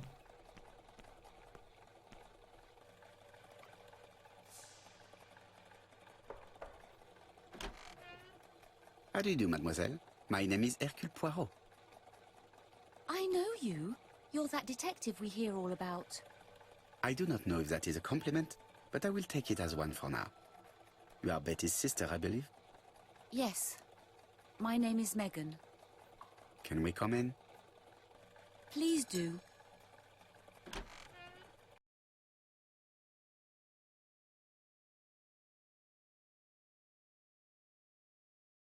My parents are at the police station. I doubt they'll be up to speaking to you later. Do not worry, we will not bother them. Did you know your sister's plans for yesterday evening? No. I arrived by train this morning. My parents called me in a panic when they discovered that Betty had disappeared. She went out last night, but she didn't tell them where she was going. What was your last conversation about? Her new dress.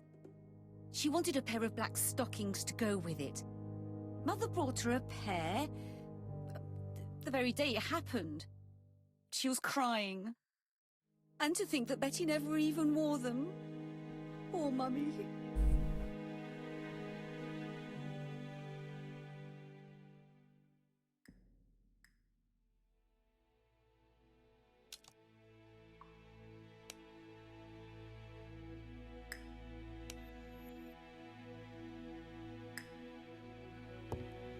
piano.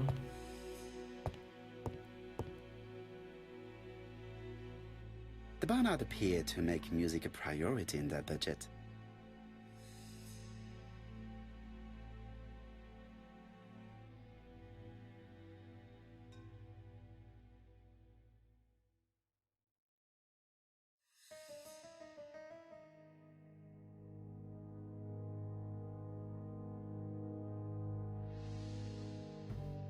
Their home is modest, but the Barnards are definitely music lovers.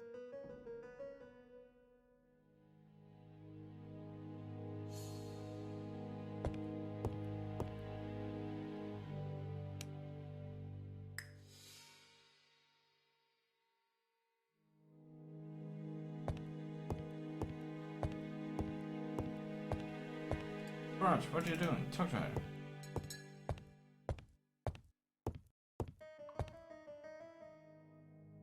I think he's having some...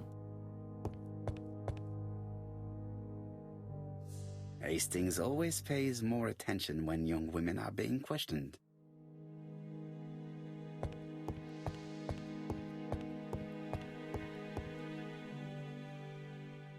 There we go. Yay! Mr. Poirot, I don't like being stared at.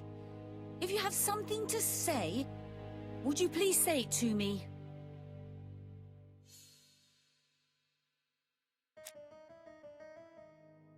Yeah, I'm trying to talk to you. What is she feeling at the moment? Okay, I guess we have to do this.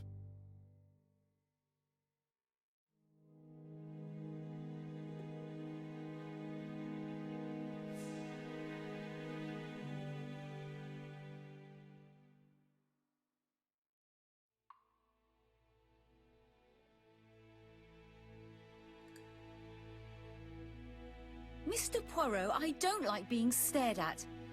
If you have something to say, would you please say it to me? Betty's older sister is not just sad, she's angry.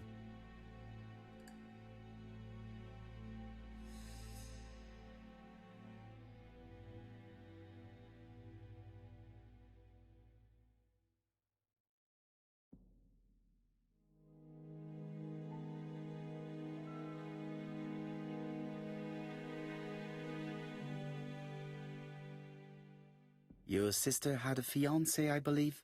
Yes, he's called Donald Fraser. A very nice man.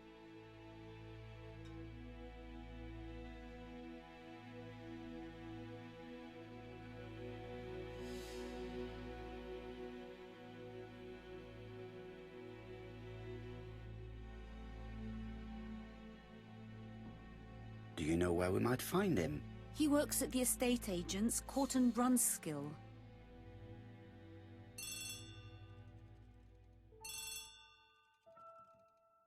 Oh, excuse me, I have to answer that. But of course. Betty's room is opposite the stairs on the first floor. Feel free to take a look if you think it might be useful.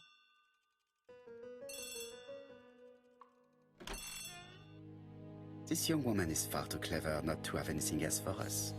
Do you think she's hiding something? That is what I'm trying to find out. Surely you don't think she did it? I did not say anything of the sort. But young women always ruin your judgment, Hastings.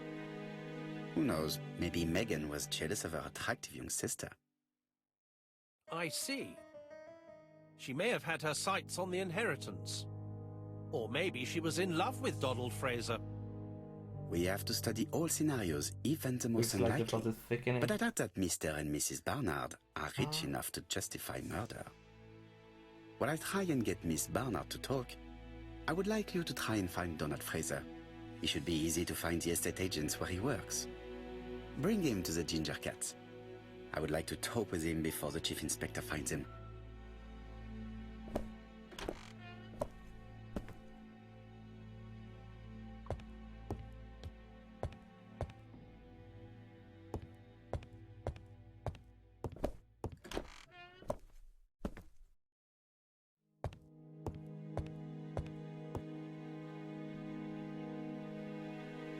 It looks like Betty was also a music lover.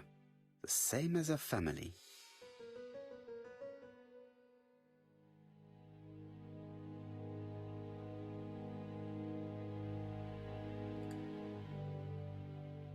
Without a doubt, Betty used to sing. Without a doubt. A box of new stockings.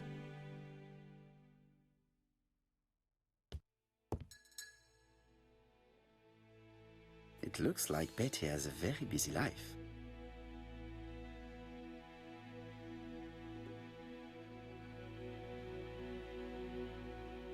Betty liked luxury and going out, and being as pretty as she was, she probably did not have any problem getting herself invited.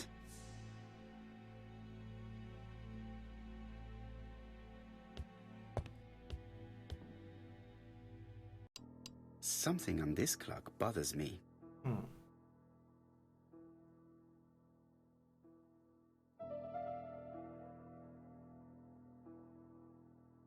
Strange. A sheet of paper is blocked in the clock. This decoration appears to be firmly fastened.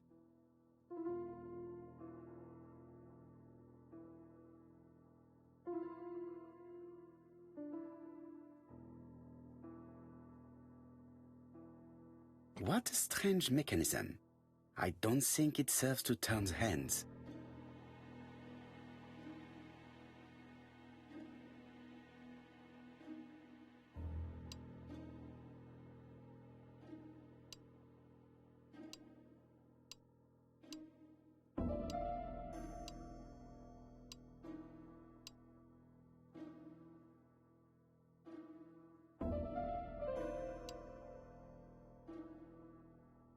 The cogs are blocked by... The cogs are blocked...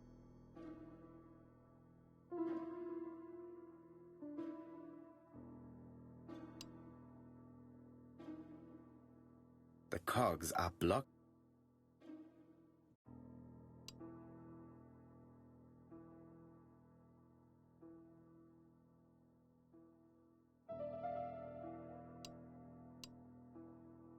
The cogs are blocked...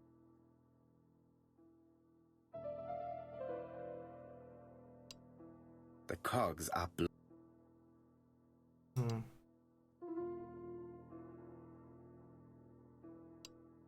The cogs are blocked by... This one isn't blocked though. The cogs are blocked...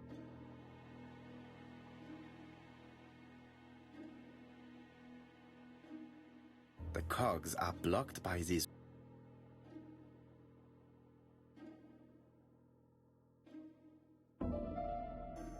The cogs are blocked...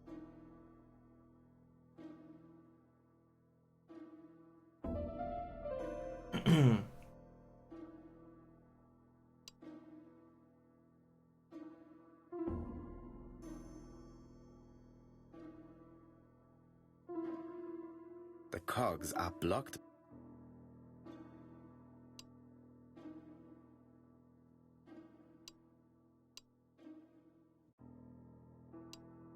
How do we move these though? This...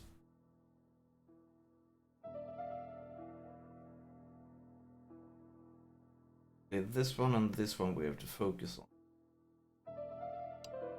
The cogs are blocked by these wooden panels. The cogs are blocked by these wooden stop panels. that, Hercule. I guess... Oh.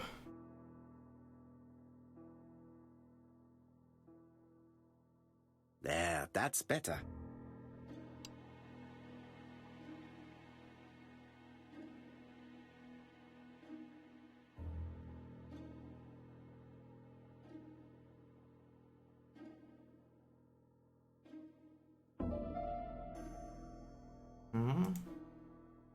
Okay.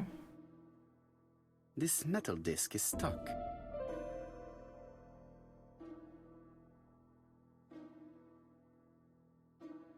This wooden panel is blocked.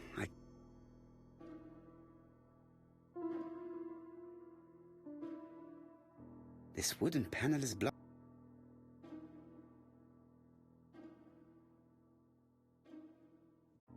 This decoration appears to be... This decoration appears... I'm not interested about that. I was more interested This wooden panel is blocked. in these things. But I guess they don't matter to this puzzle. So the thing now is to get rid of these two. Apparently The cogs are blocked by... Yeah, apparently these doesn't really matter. This one is for winding up that thing a bit.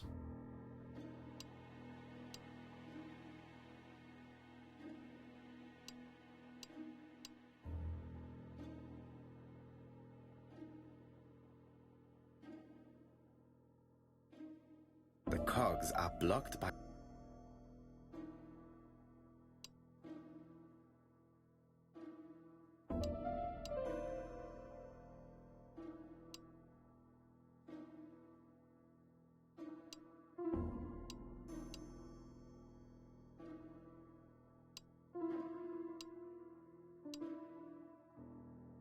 The cogs are blocked by... Well, that's not enough.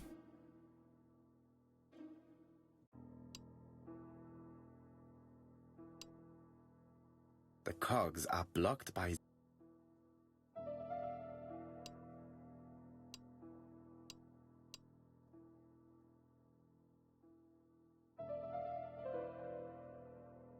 This shouldn't block this one anymore. This one could still block. This one I don't really know exactly. This one could block on this side. I'm not sure. The cogs are blocked by...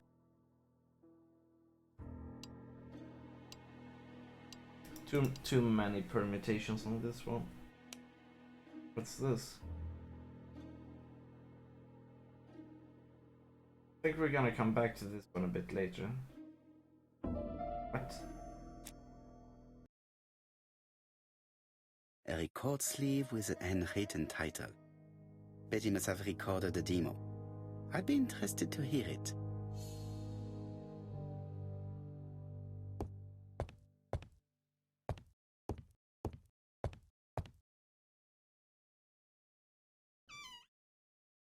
This small key should be useful to me. Medicine to prevent voice loss. Did Betty have problems with her voice?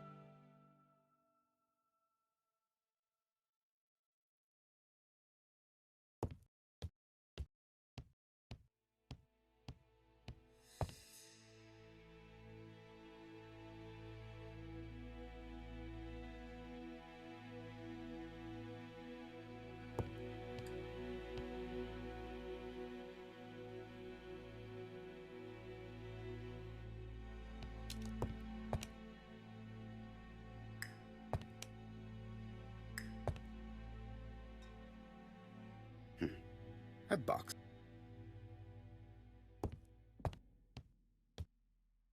Looking at all the clothes she took out, Betty must have had a problem deciding what to wear. Maybe she had a date?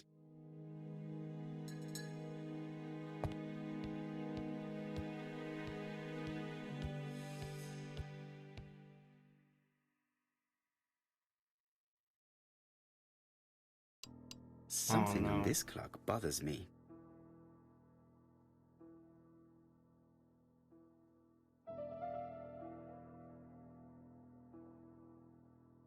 There, that's better.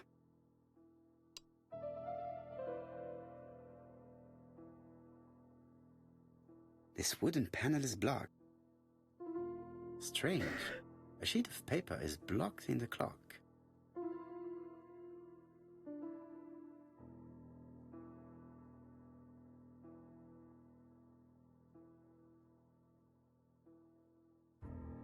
What a strange mechanism.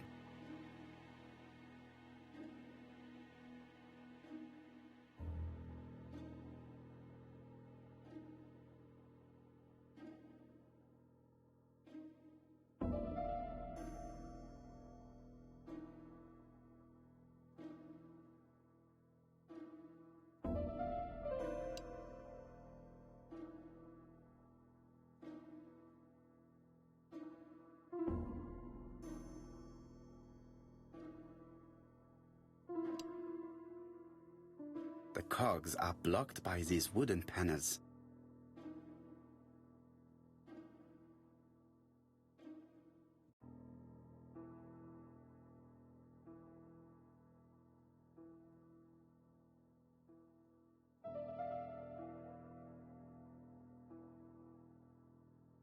This metal disc is stuck.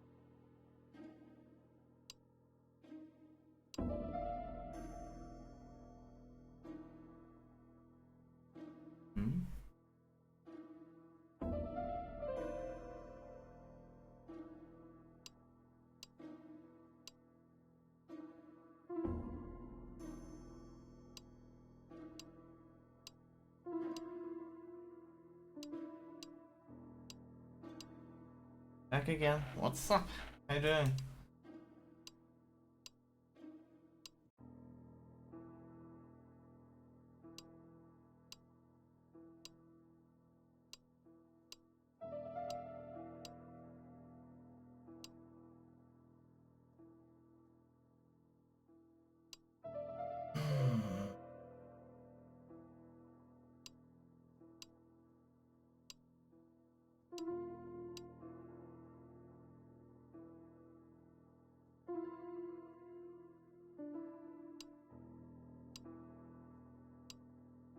The cogs are blocked by these wooden panels.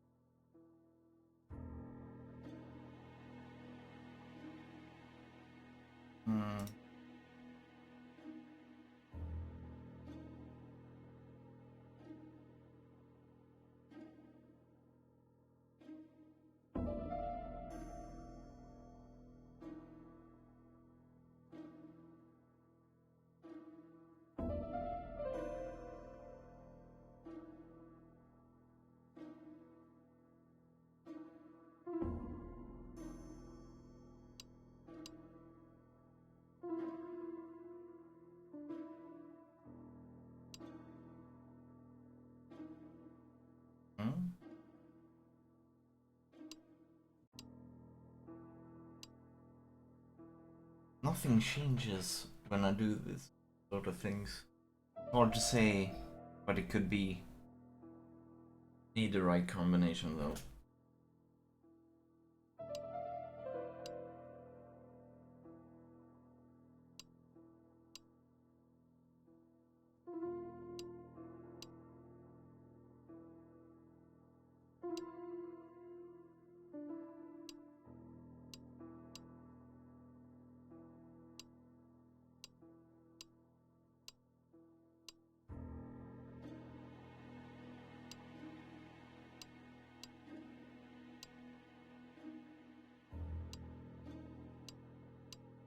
Do they want us to do permutations?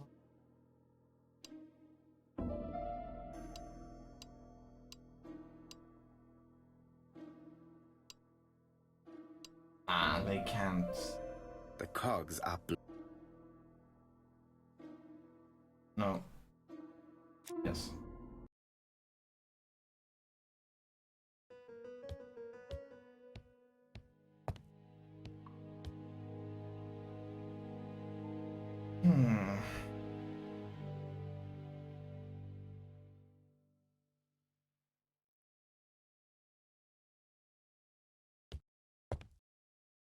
Without a doubt, Betty used to sing.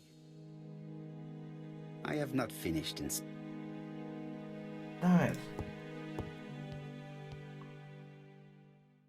A record sleeve with an unwritten title. Betty must have recorded a demo. Betty liked luxury and going out, and being as pretty as she was, she probably did not have any problem getting herself invited.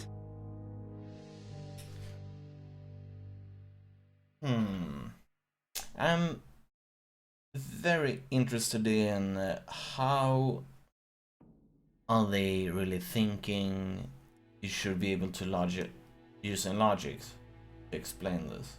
I mean, to deduce.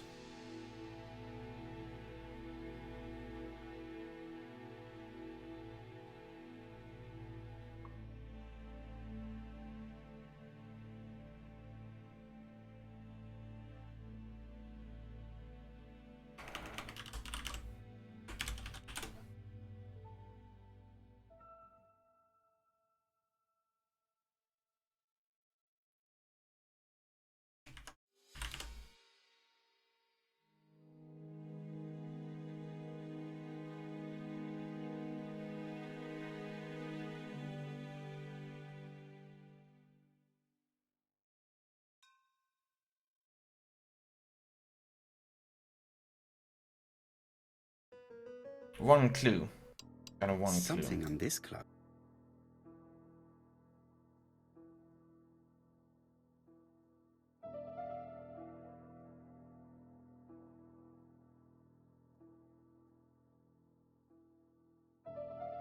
Whoa.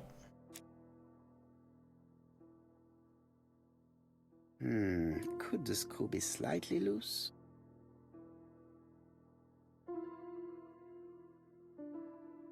This decoration appears...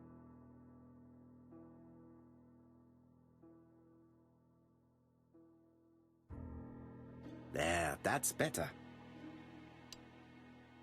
Maybe these things. This wooden panel is blocked. Yeah, stop. Maybe they are. These can tell us a bit more. This decoration appears to be...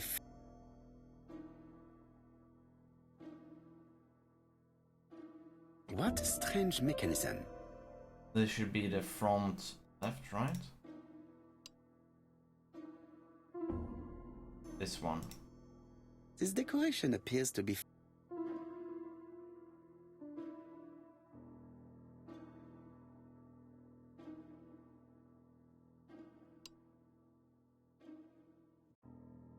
This decoration appears... No.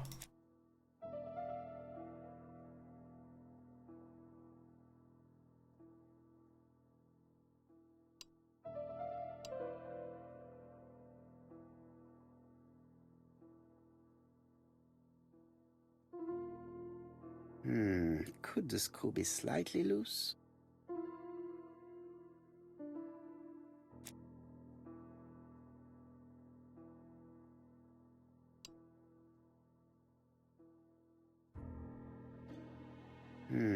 Could the... No, maybe not.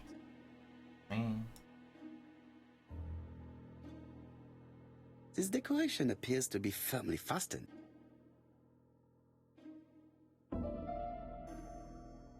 This leg is not well attached. This leg is not well attached. This leg is not well attached.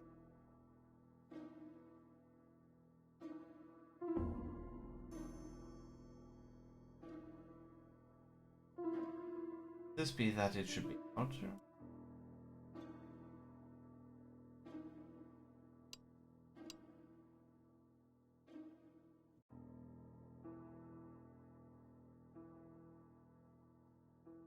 This decoration appears to be firmly fastened. Guess not.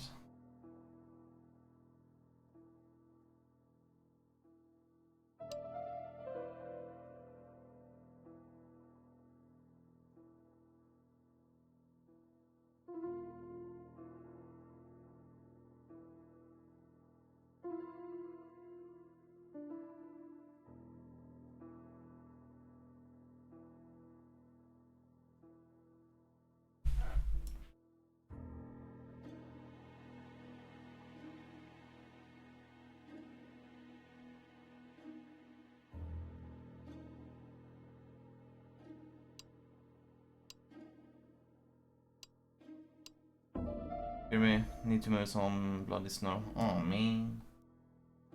Good luck with the snow running. I'm gonna try to figure this one out. Wait a second. Wait a second.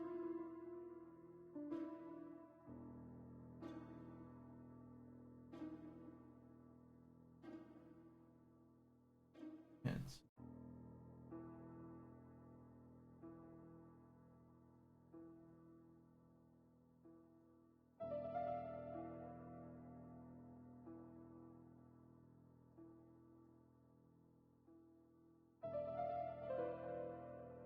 This leg is not well. This leg is not well attached.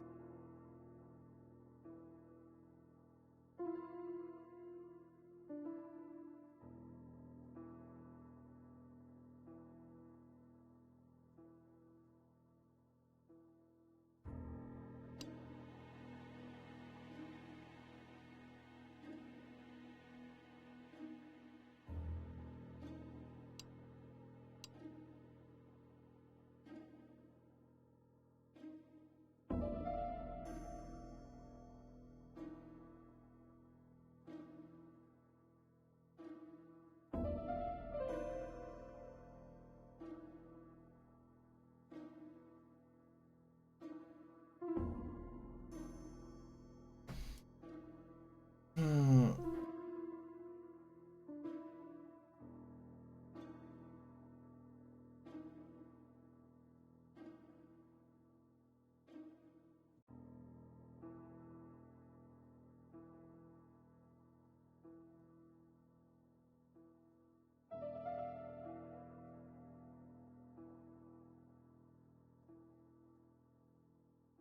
No, I concede. I cannot see any logic in this one.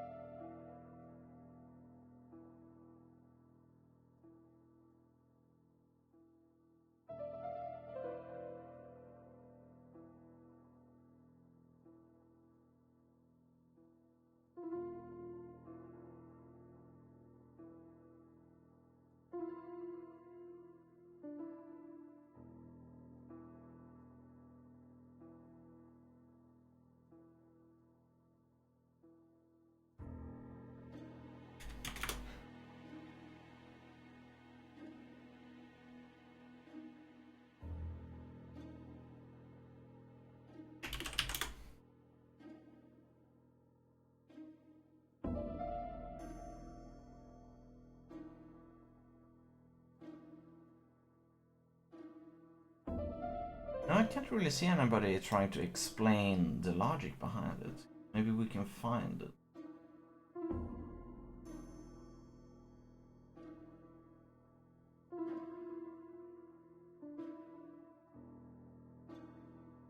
Hold on.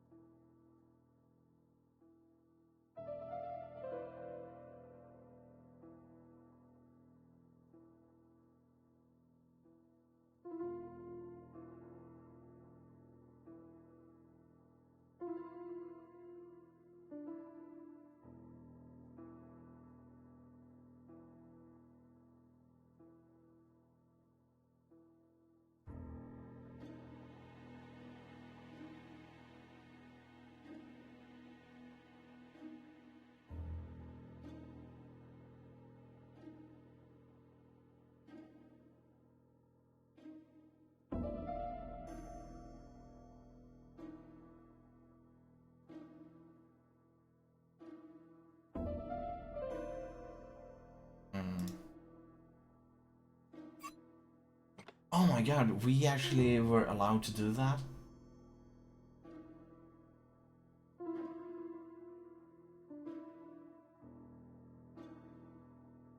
This metal disc is stuck.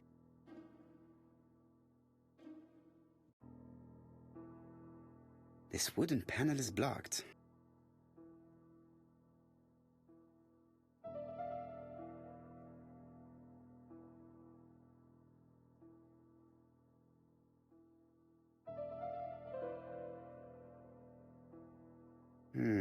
Could this...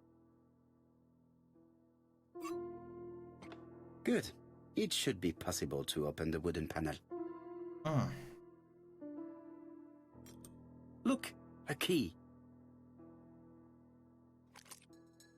This could be useful. Especially this. This code probably has something to do with the mechanism above the clock.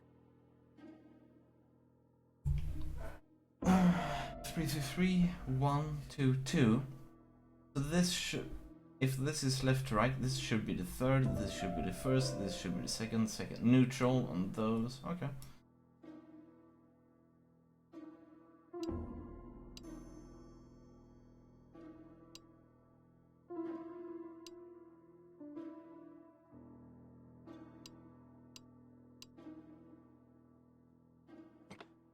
There we go. I definitely need an object to make these cogs turn.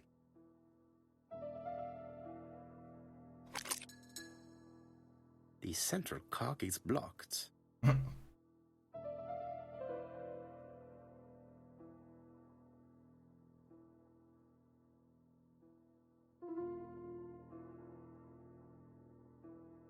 Okay, they are locked now.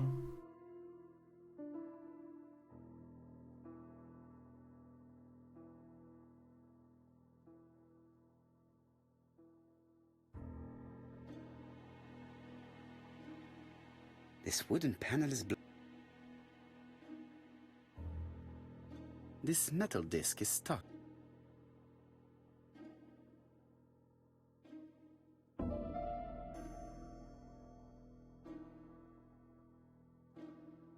I definitely need an object.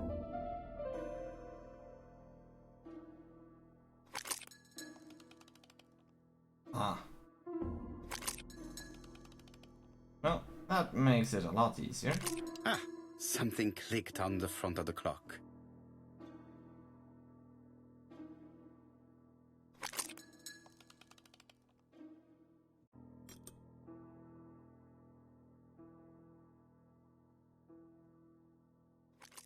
This could be useful.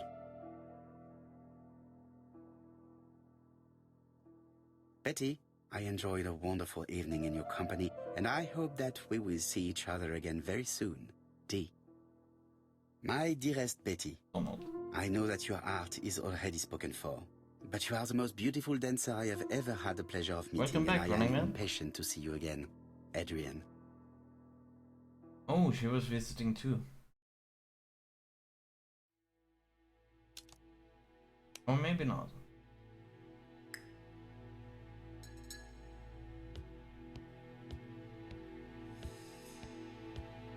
Without a doubt, Betty used to sing.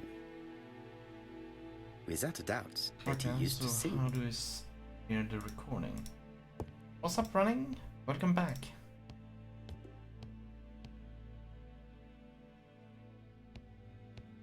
That was pretty fast. Like...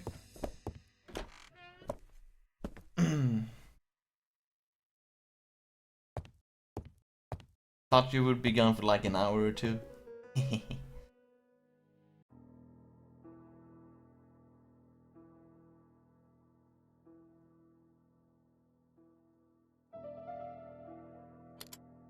That doesn't work. I must have forgotten a step. Yeah, a small amount of snow. Sweet.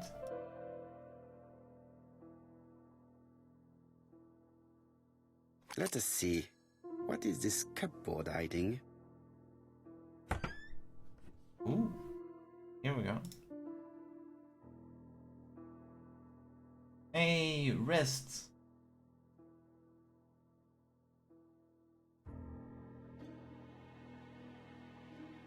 This looks like solfège. Solfège? What do you mean with that? These are resting times. In music, rhythm. Very easy.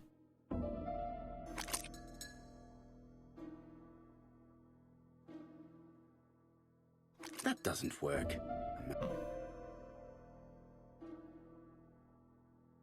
What?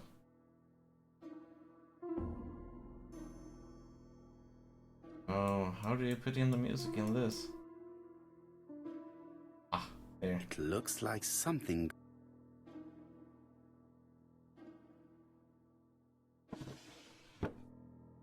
First of all, I have to take the ender. Yeah.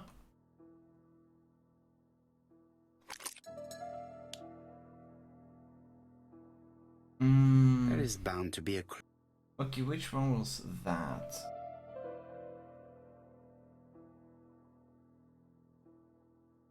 That. Okay. It is two flags. I usually call them. There is bound to be a clue somewhere. There we have flag. Wait. Oh, you want 3? Oh, okay. And we can take 1 flag and 2 of those. I heard the sound of a mechanism being triggered. Because 2 of these 2 becomes 1 of these. So 2 of these becomes 1 of those. Easy peasy.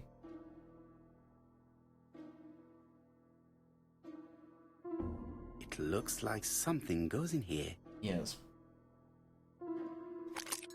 That one.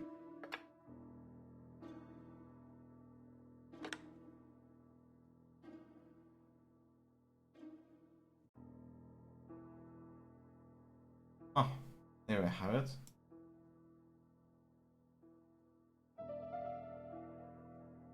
Hey, this though. 78T.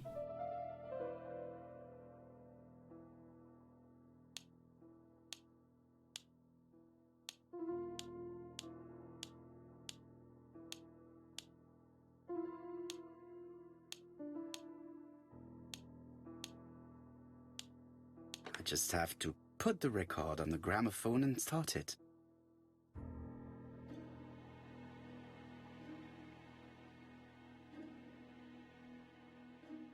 That doesn't work.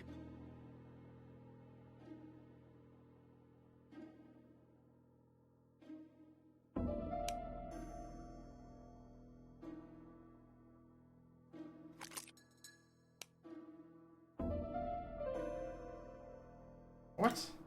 I did not click on that.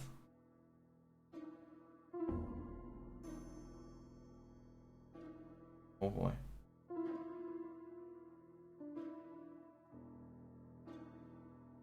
All right.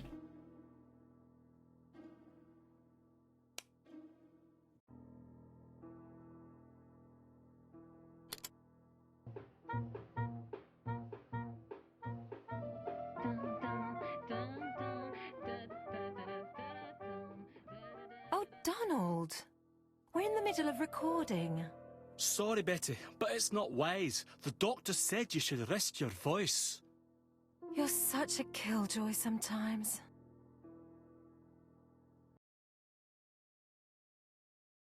Betty was such a good singer. It's true. Did she have any problem with her throat? Yes, she had to be careful with her voice. Of course, she didn't follow the doctor's advice. If Don didn't insist, she... Well, it's too late for all that now.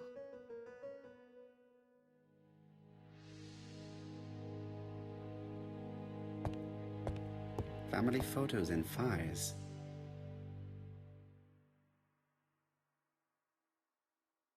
Here we go. Continue question Megan. Oh yeah. Let's continue here. It looks like this woman is single, but she has feelings for someone.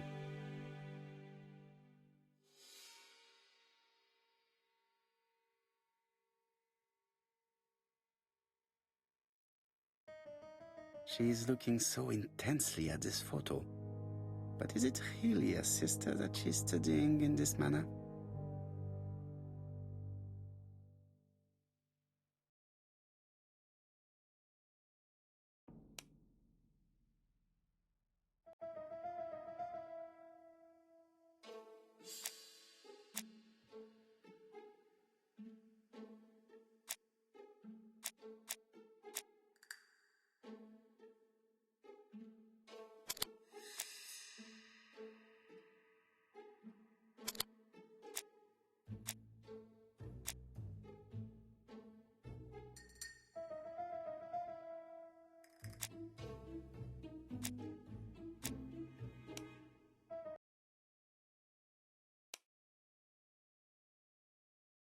They made the perfect couple, am I correct? Yes, in a way. She was pretty and he... Well? He's a bright man, with a promising career ahead of him. He would have made Betty a good husband. He was always attentive and generous. Oh, a true gentleman. I hear a note of envy in your voice. You must have heard wrong.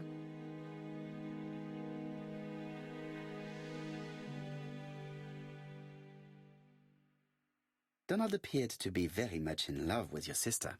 Yes, he was mad about her. Mad, you say? Being madly in love can often be destructive, and Mr. Fraser was known for being jealous, I believe. No more than average. Men are always slightly possessive, especially when they are with a pretty woman.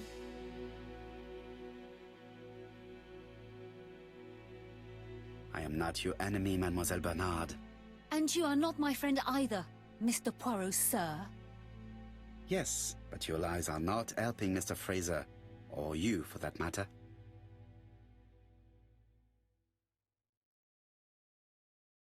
I know that Fraser was jealous, but I wonder why you feel the need to protect him. Protect him?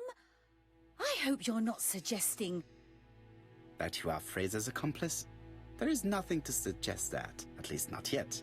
It would appear that your sister's murder is the second in a series that we have to stop as quickly as possible. The first was in Andover, and the same as your sister, the murderer sent me a letter informing me that a crime would be committed in that town. Now can I count on your honesty? Yes, you have my confidence, Mr. Poirot.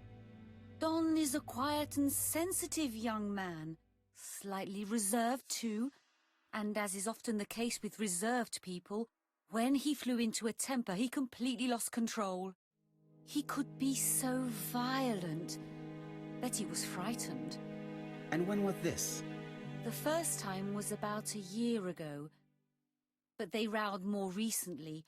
Donald found out that Betty had lied to him. She said she was going out with a girlfriend, but she went out for dinner with a married man. It was an awful scene. She told him that until they were married, she was free to go with whoever she pleased. Donald turned quite pale and started shaking and kept saying one day... Well? He'd commit murder.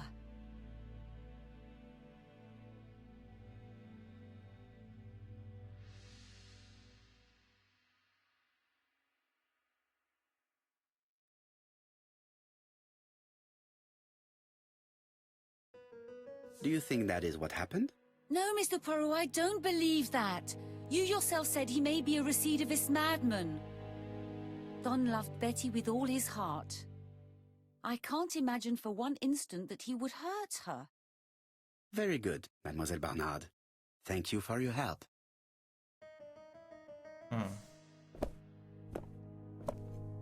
Fraser is at the Ginger Cat. The police haven't spoken to him, but they want to. Très bien, Hastings. Let's see him now. Au revoir, mademoiselle. My deepest condolences to your parents.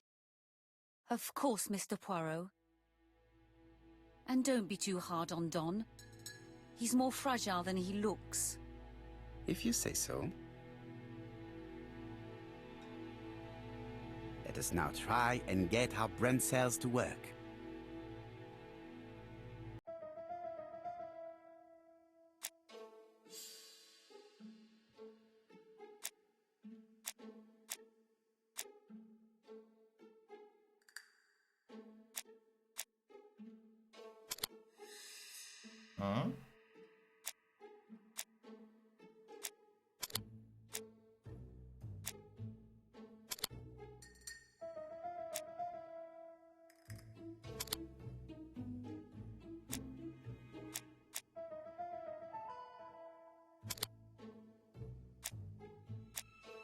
Let's see here.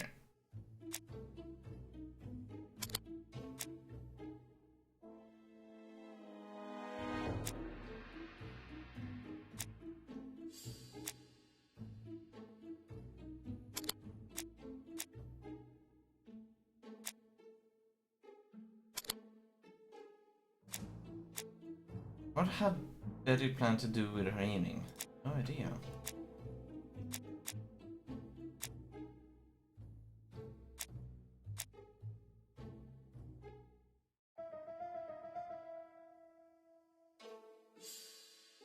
Yes, but she had... Betty was seeing other men as well as Donald. Yes.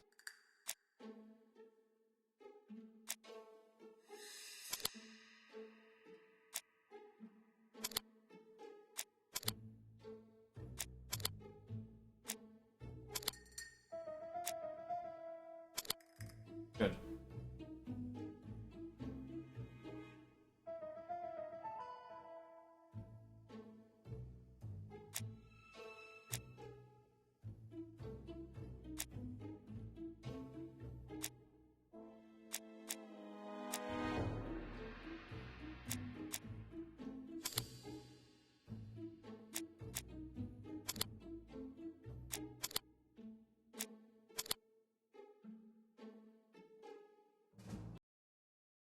Let us now try and get our brain cells to work.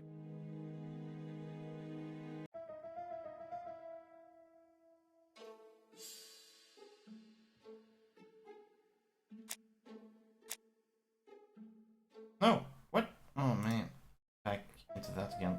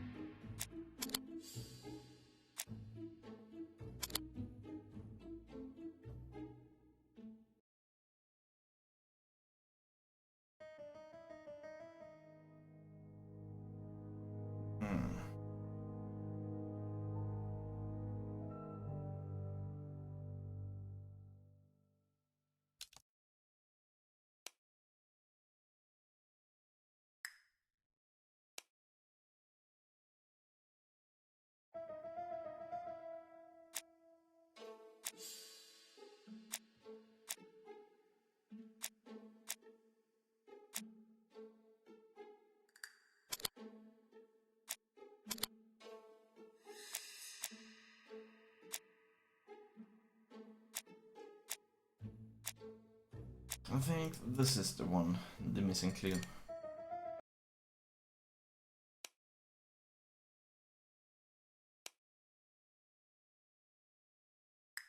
Need to question Donald Fraser.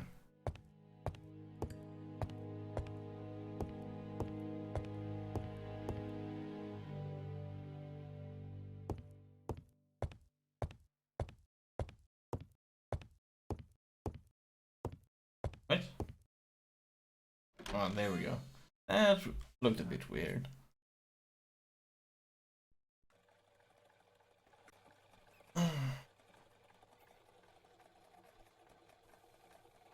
He's a big chap.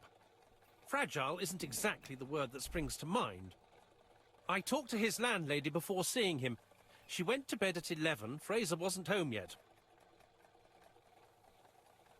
Oh, Pierrot has become a mute.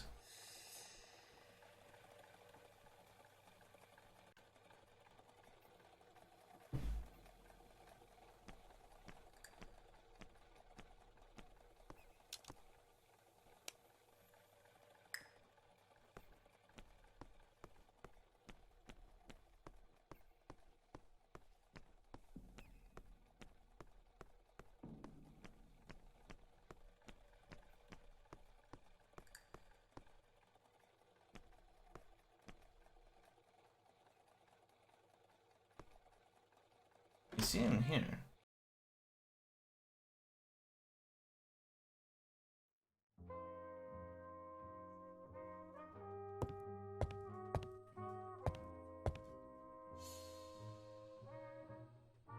Hercule Poirot.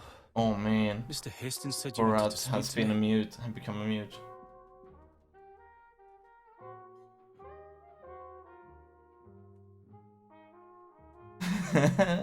He's telepathic.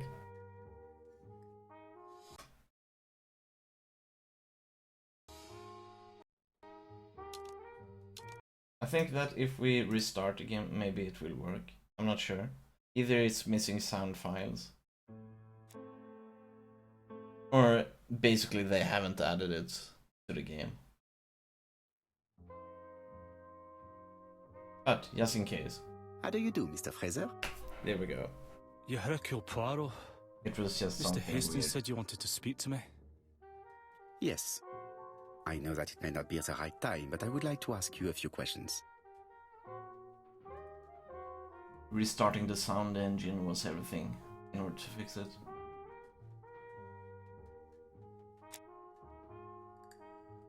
This man looks suspicious.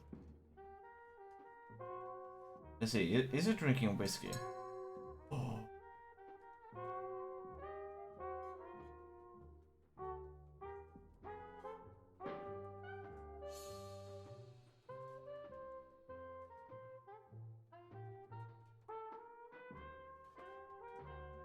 Leave me alone.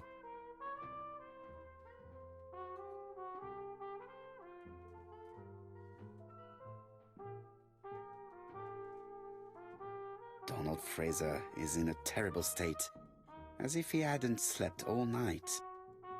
And he's drinking White Horse. Leave me alone. Oh yeah.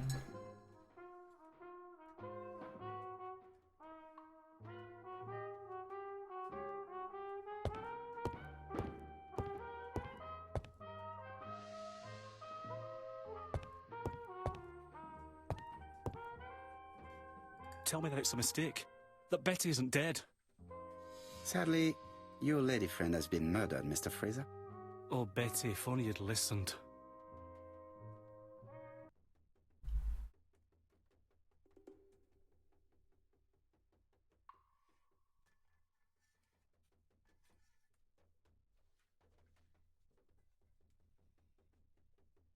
Did you visit Betty yesterday afternoon? No, I haven't seen Betty for 2 days. I was at the office yesterday afternoon. Can you prove that? Of course. But why this question? Betty died yesterday evening, didn't she?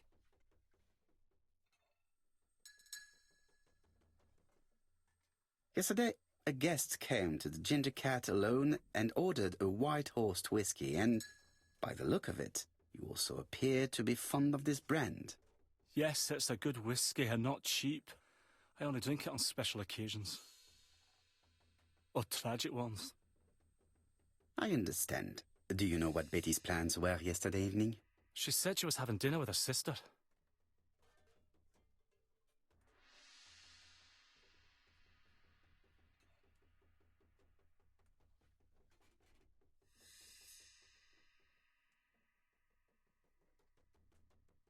Yet, Megan only returned to Bexhill this morning, Mr. Fraser.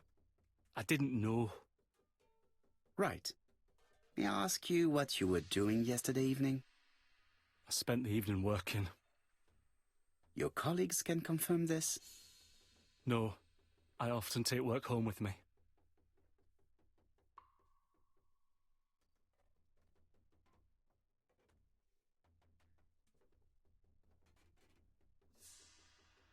Therefore, you have no alibi, Mr. Fraser.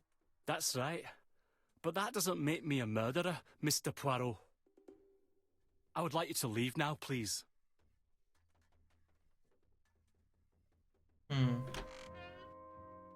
Ah, I knew I'd find you here, Poirot. I thought the victim's young man was here. Yes, is all yours, Chief Inspector. Let us now try and get our brain cells to work.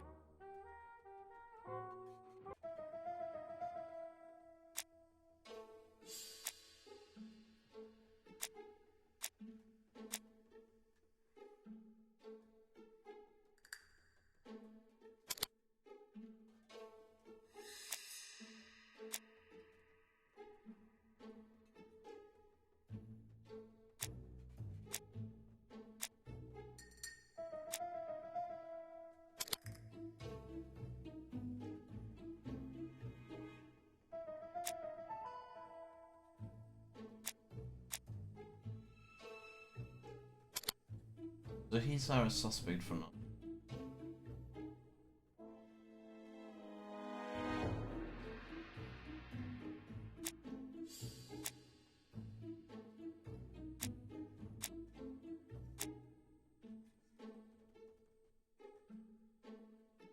No, he don't.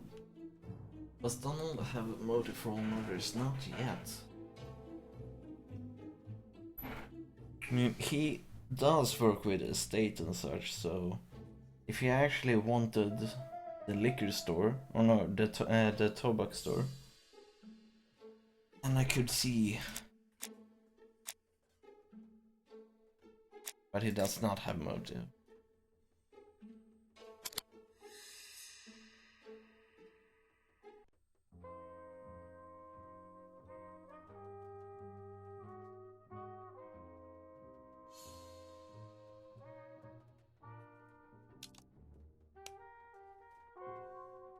He works in an estate agent, right? Maybe he wanted that house.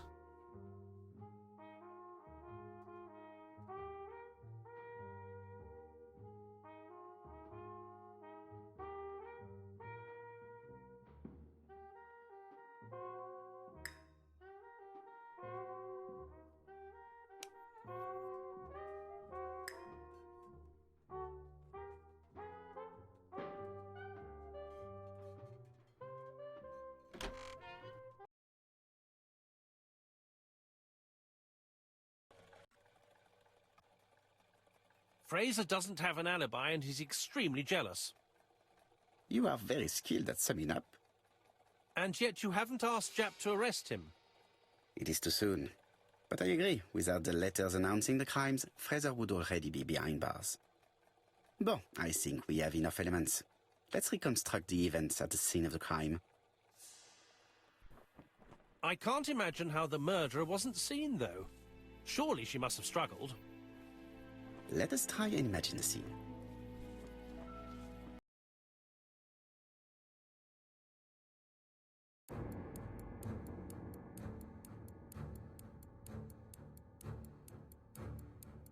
The killer and the victim are walking on the beach. Miss Betty has a bag, a belt around her waist, and carries her shoes in her hand. Both of them walk slowly to hut number 5.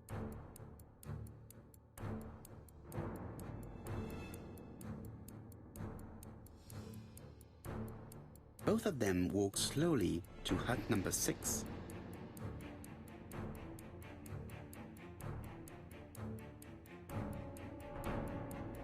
Miss Betty enters the hut. She leaves without her belongings. Then she hides a coat.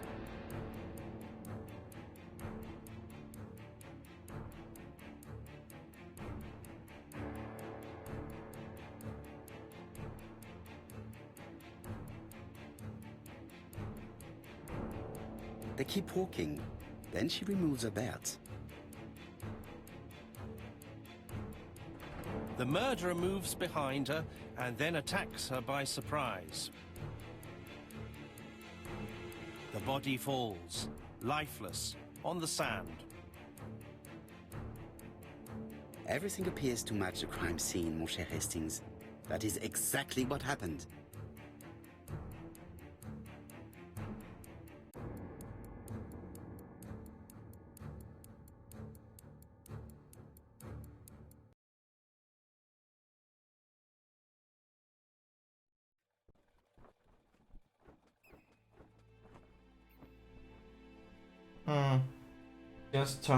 He has turned into mute again. Generous? The murderer seduced Betty in order to lure her to the beach and kill her. Indeed, the young woman was certainly careless, but not stupid enough to follow a stranger. What are you planning to do, Poirot? Interesting. Return to London, mon cher Hastings.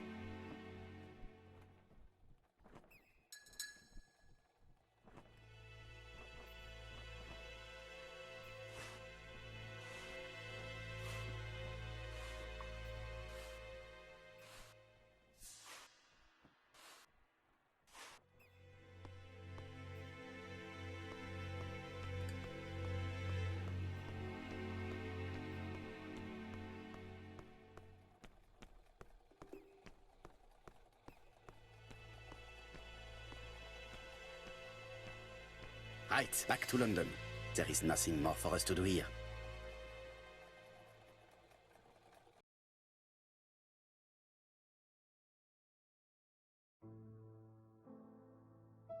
Jap has decided to reveal details to the press. The alphabet murder is now famous. It is not a bad idea. The more people who know, the greater our chances of finding out something of interest. Poirot, I have a bad feeling.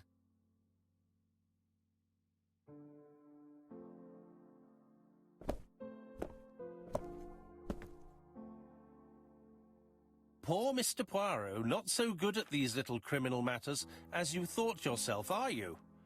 Rather past your prime, perhaps. Let us see if you can do any better this time. This time, it's an easy one. Churston on the 30th. Do try and do something about it. It's a bit dull having it all my own way, you know. Good hunting. Ever yours, ABC.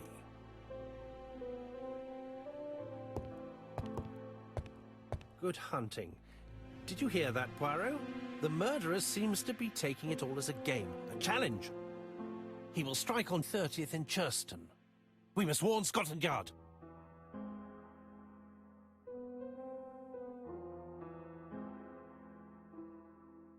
By the way, Hastings, what day is it? Well, looking at the calendar, it's the 30th.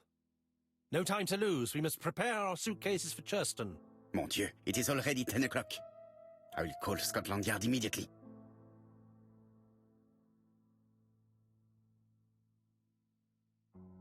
Oh, man.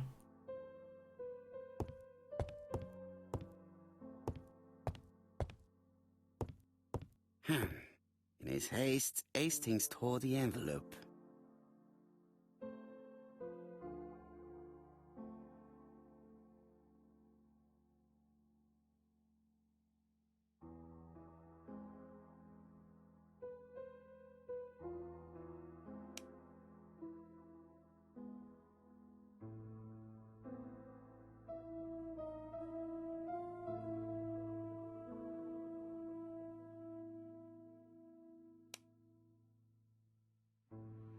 Poor Mr. Poirot. Not so good at these little criminal matters as you thought yourself, are you? Rather past your prime, perhaps? Let us see if you can do any better this time. This time it is an easy one. Churston on the 30th. Do try and do something about it. It is a bit dull having it all my own way, you know. Good hunting. Ever yours, ABC.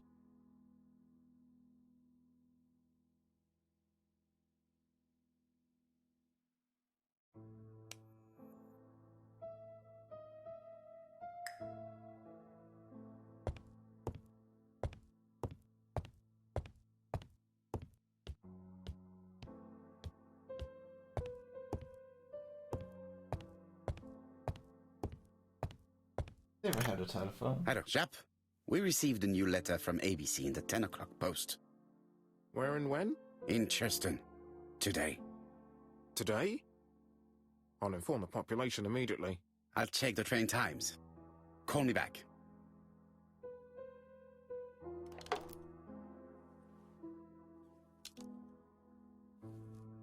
It is not a good time. Huh.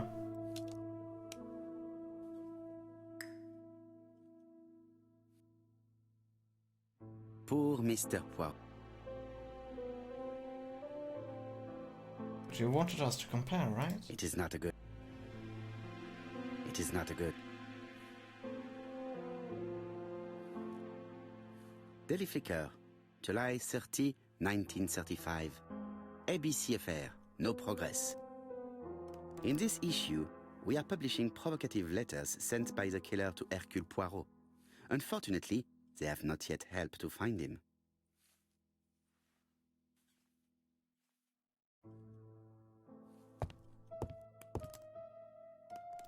Ah, so...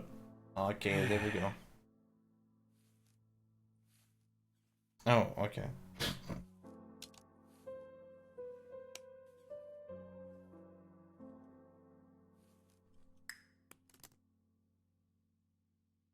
So how do we compare it, though? Poor Mr. Poirot. Not so good at...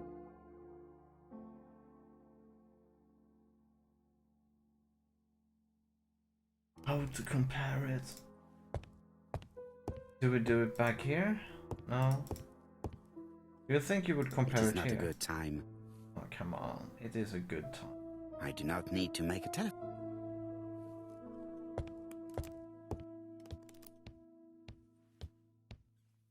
Hastings, what you are doing is an absolute disaster. That is no way to pack suitcases. Heavens, we must hurry. We have to get to Churston before the murder.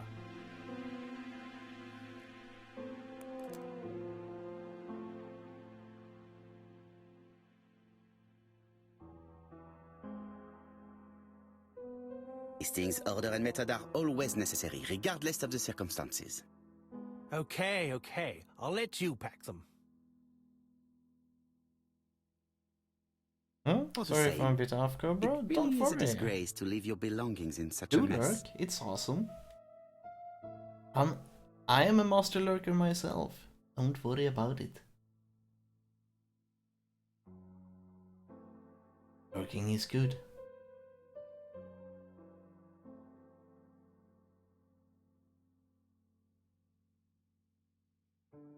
Voila. It only took a minute. Poirot, you were right. Are you freezing? I've just consulted the ABC guide.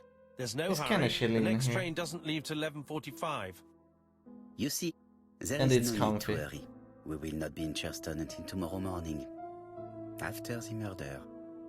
But why has the murderer warned us so late? It's not what he usually does. Did he do it on purpose? Very good question, Hastings. We should also compare the letter we have just received with the other two. Although I have very little doubt about what we will find.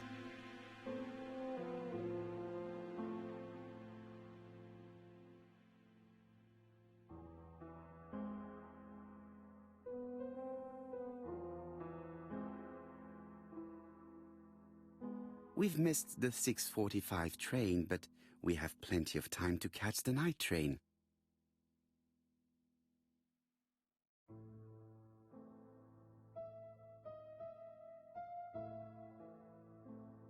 Hastings' photo album.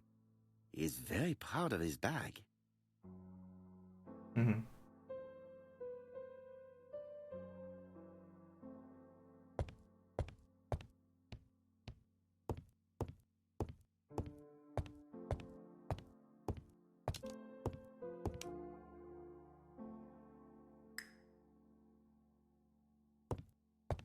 Now it's time Right, to compare. let us compare this new letter with the second one. Let us examine this more closely. Certain characters in the two letters may have similar defects. Yes, this I is weird. Right, let us compare this with the other letter. Yes, the I characters in the two letters do indeed have the same defects. I have to find some other similar defects to confirm my theory. Yes, the A appears to be quite unusual. Right, let us compare this with the other letter. That's right. The A characters in the two letters do indeed have the same defects. I have to find some other similar defects to confirm my theory. Let's see here. The D. D, maybe.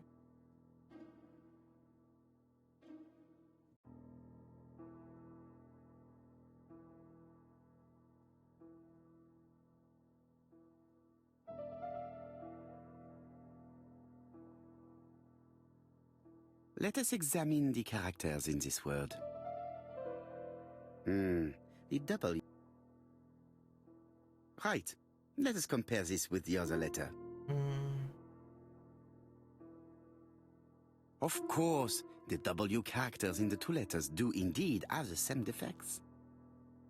My theory was right. These two letters were written with the same typewriter. Let us now try and get our brain cells to work.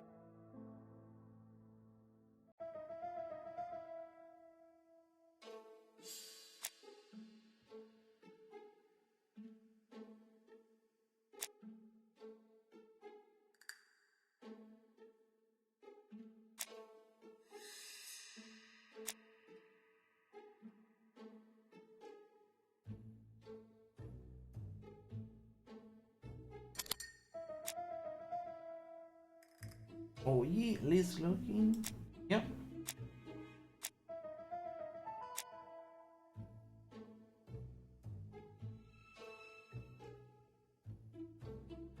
Kappa. Welcome, Liz. How you doing?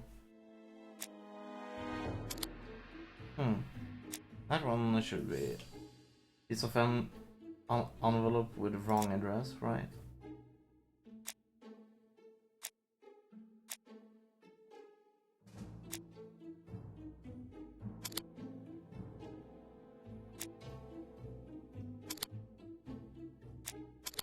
What? Why this one?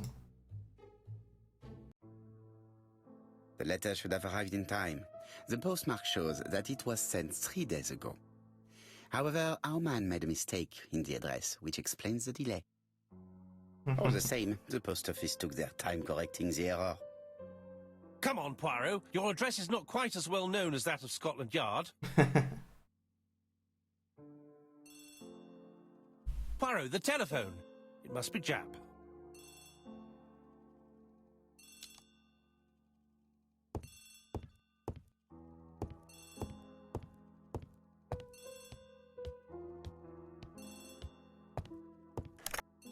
I have some news from Churchton. Bad news, I'm afraid. Sir Carmichael Clark was murdered while out on his evening walk. Sir Carmichael Clark. The name is familiar to me. He was a famous throat specialist, one of the best in London. A wealthy man, he retired to Combside, a beautiful house by the sea. He collected antiques. Are you going there? Yes, let's meet on the train.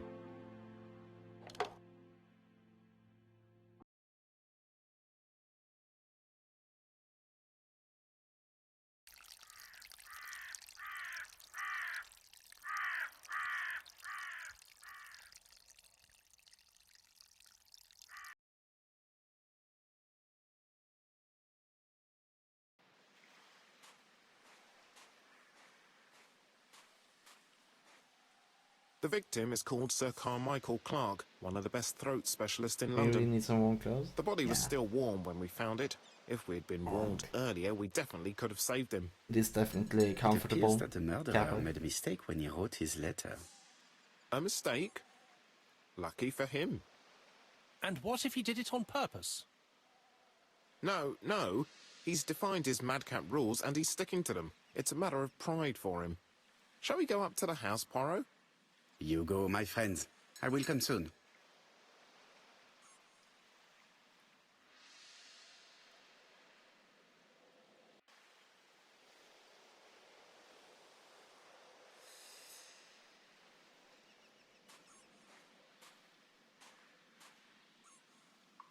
Jap has emptied the victim's pockets and has laid out their contents on this piece of wax cloth.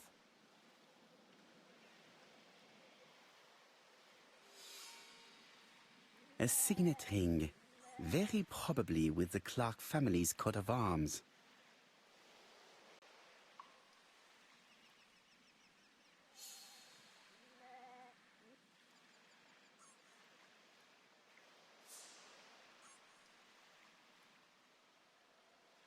Nothing appears to be missing from this wallet.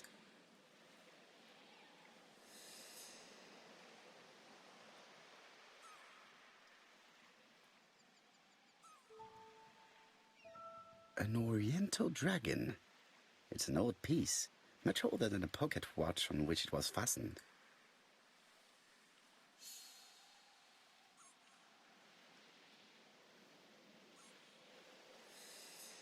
It is pointless.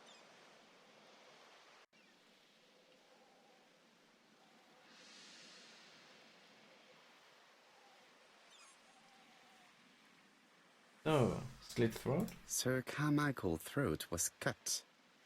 It's a clean incision, a professional murder.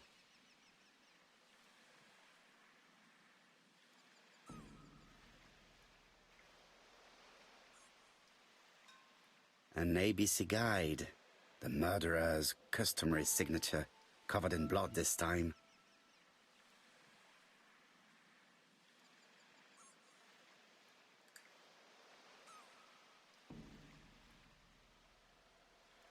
Apart from the wound to the throat, the body is untouched.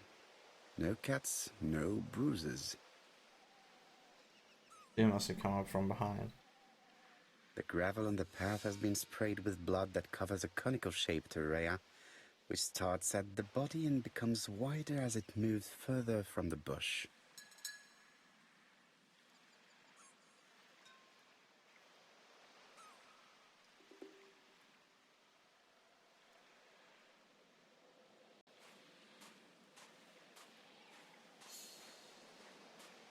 Not that bush, The though. body is just in front of a bush, one of the only bushes in the surrounding area.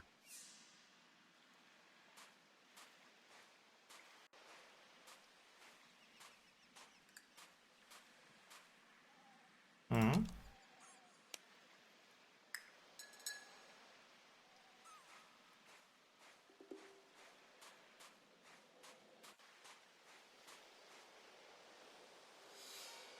This place is very calming.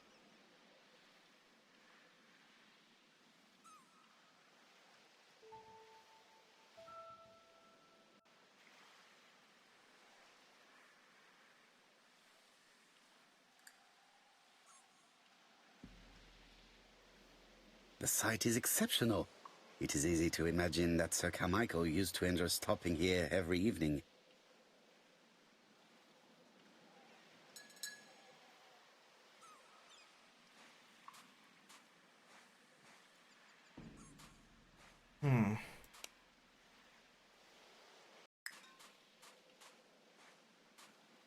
The vegetation behind the bush has been trampled.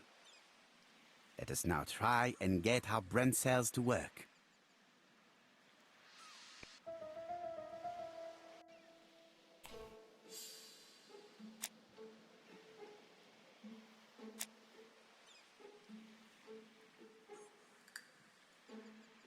What was Sir Camille's position?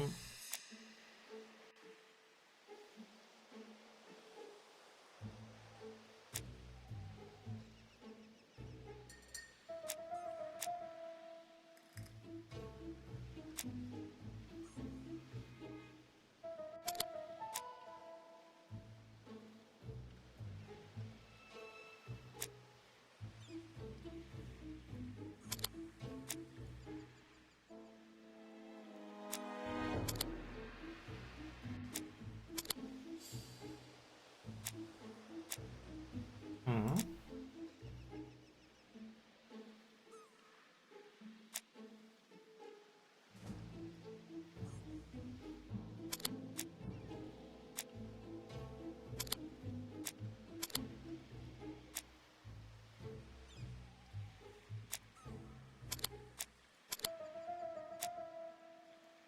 This is kind of weird.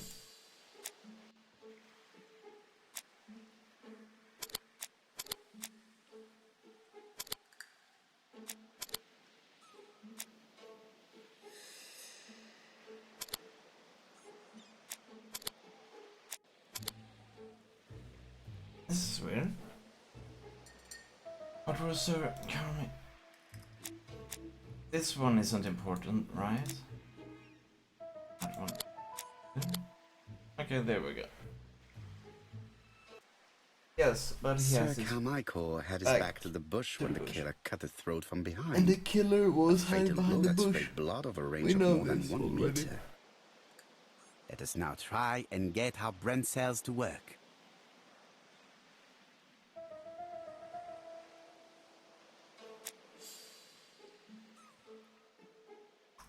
No.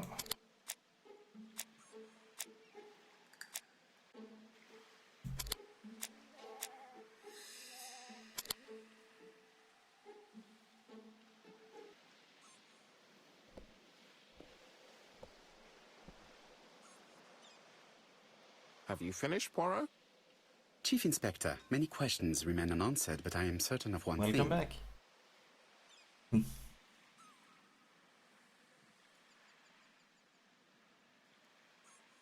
The killer has prepared his crime very carefully.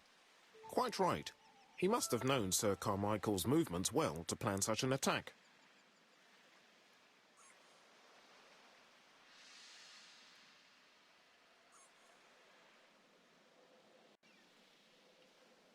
The murderer struck with terrible savagery. Yes, blood flowed.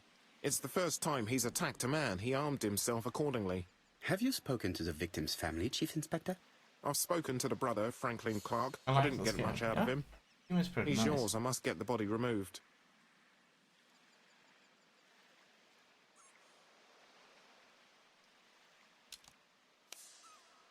Question the victim's brother.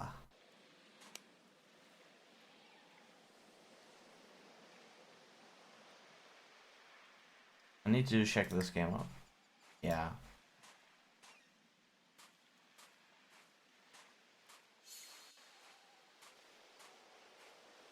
The artistic style is amazing in this game.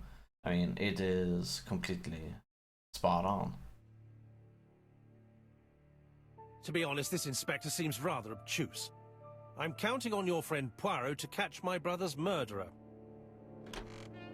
Ah, here he is now. Please, Mr. Poirot. Mr. Poirot, this is my brother's secretary, Miss Thora Gray. Pleased to meet you, Mr. Poirot. Would you like some tea? No thank you, mademoiselle. I find it hard to digest.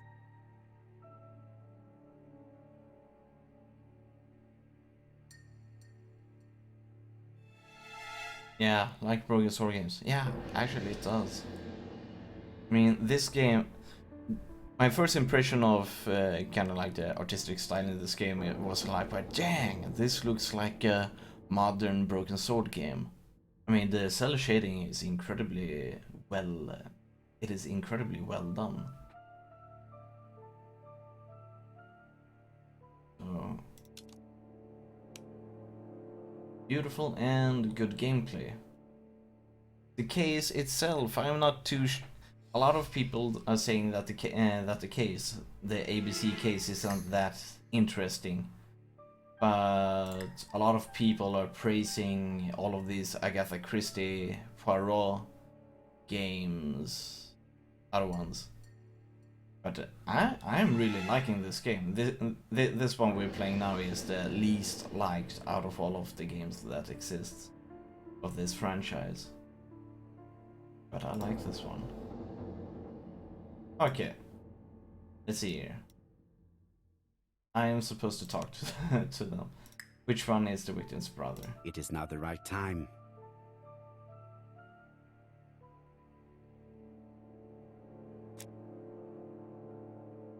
There is something very viril about him.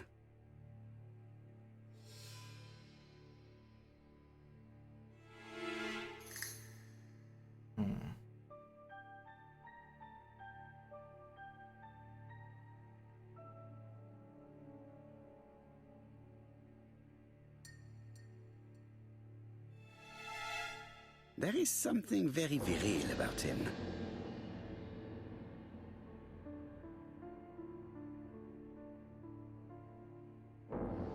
Yeah, I'm trying to find...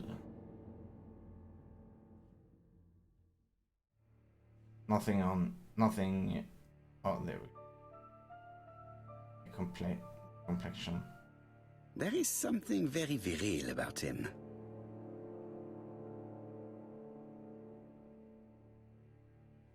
Nothing about his hands or his teeth.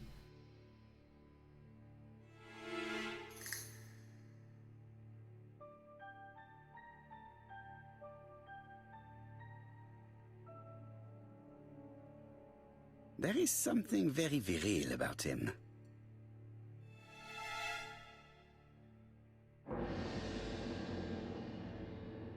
Oh! Franklin Clark is an adventurer, the sort of man that women like. Okay. Everybody is absorbed in their cup of tea. Let us take advantage of the opportunity to observe them discreetly. Yes. Hastings does not like very hot tea. He's going to blow on his cup for a good while before drinking. Hastings does... Oh, it's Hastings.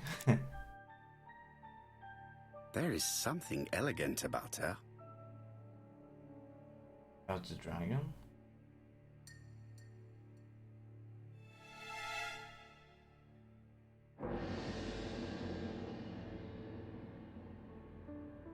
She has good taste, except perhaps in her choice of jewelry.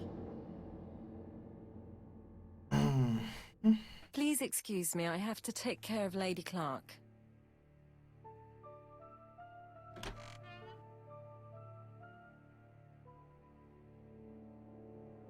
My brother's wife is gravely ill. You will probably want to question her, but I fear that it won't be possible today.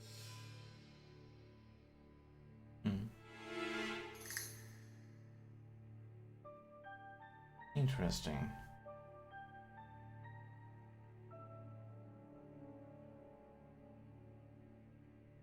Of course, I understand. Someone set a trap for your brother. Who was familiar with his habits? Everybody knew he took his evening walk at 8:30, and that he always followed the same path.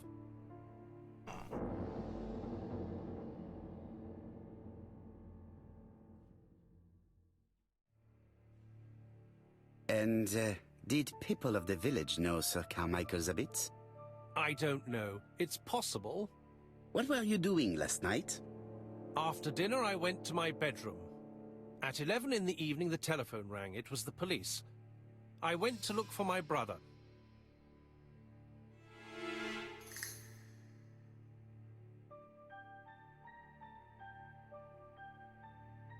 Was it a dark night?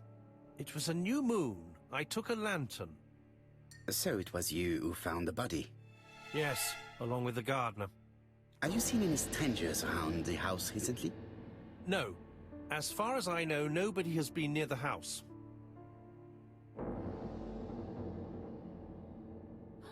Miss Clark. Oh, Lady Clark must have fallen from her chair. I have to help Miss Grey get her up. Hastings, while our host is gone, let's examine the drawing room. But, Poirot, a gentleman shouldn't... I take full responsibility. All you have to do is to leave the drawing room door ajar and let me know if anyone is coming.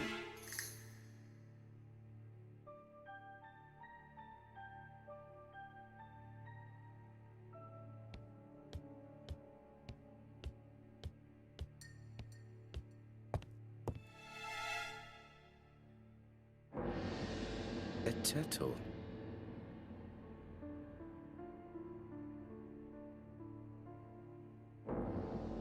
Dragon, dragon, dragon. Sir Carmichael showed himself to be very consistent in his collection's theme. A dragon. Lots of dragons. It is an emperor. His place at the center of the table is probably symbolic. And another dragon.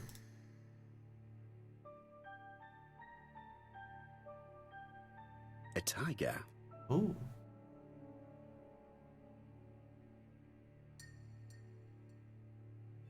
A crane? Phoenix. I think.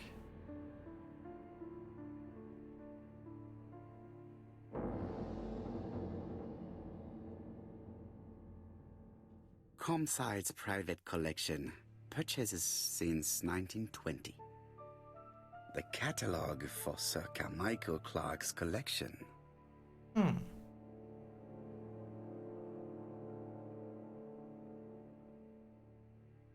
Wait, are we done here? 7 out of 7, yeah. I'm not going to leave now. What? Are you going to leave through a plant? Okay. I take it they mean this store. Probably.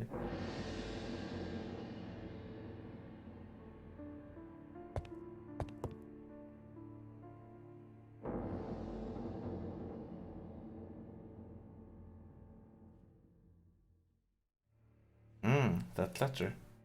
Or what's this?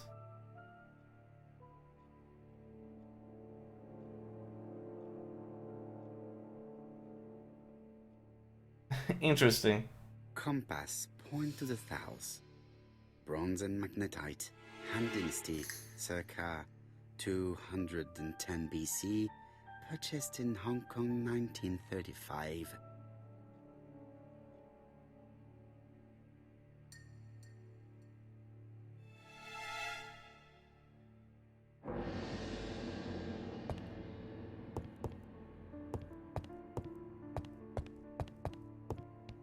Indecision, Poirot.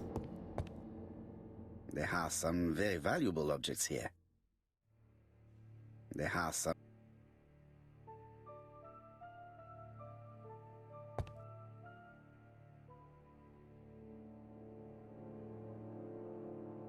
traditional Chinese map.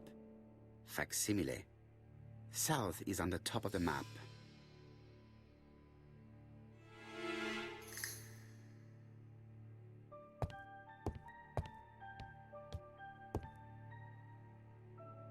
The interior is richly decorated.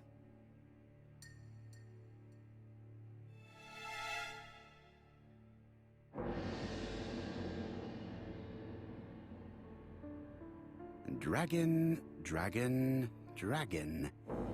Sir Carmichael showed himself to be very consistent in his collection's theme.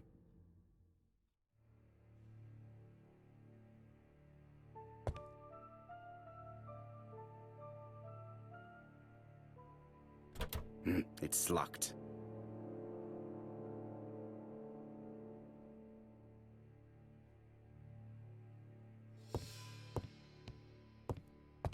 Gotta find that key.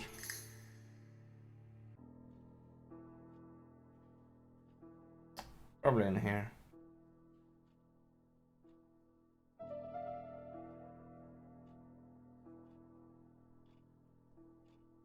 The cardinal points. This book could maybe help me. Each cardinal point is associated with one animal and one color. In the middle Red, sits the imperial black, dragon, blue, white. and out of respect, all the others are turned towards him. Each cardinal point...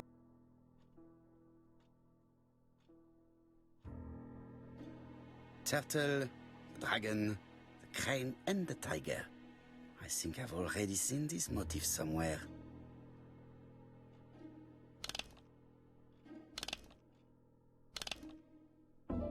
Oh no.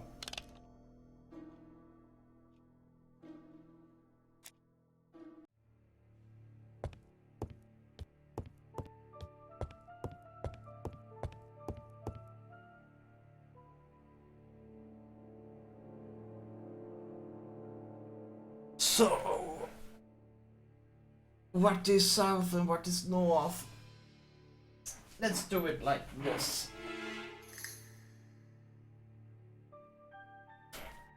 Let's write this down. I'm gonna use this one. It is an emperor.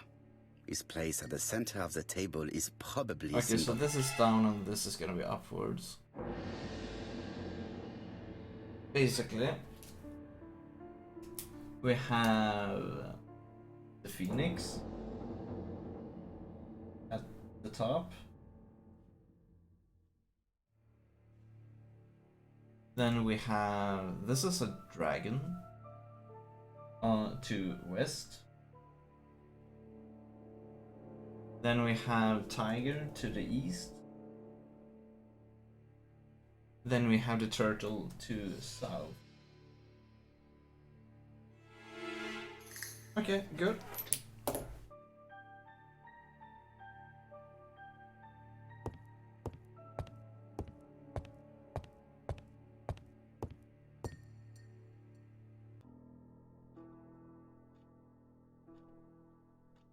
The cardinal points. Here we see book could this maybe one is help gonna me. be red. Each cardinal point is associated with one animal Dragon in one is color. gonna be blue. In the middle sits the impaled dragon, Tiger and is out gonna of be respect, white. all the others are turned towards him. And the turtle is gonna be black. Here we go. Turtle, the dragon, the crane, and the tiger. I think I've already seen this motif somewhere. See, can we touch? Okay, there we go. That is the first thing.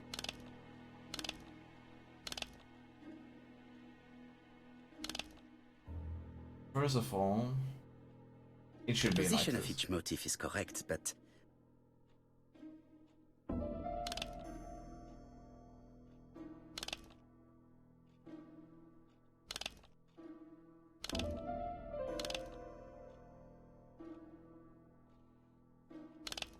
the position of each motif is correct, but they are not turned the same way as on the table. Yeah, we gotta check that out actually.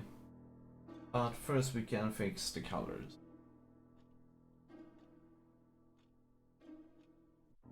Wow. Oh no. It's gonna be like this.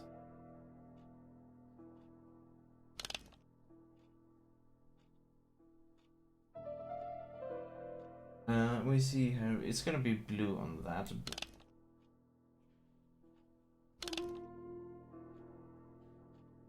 There's gonna be a red top, and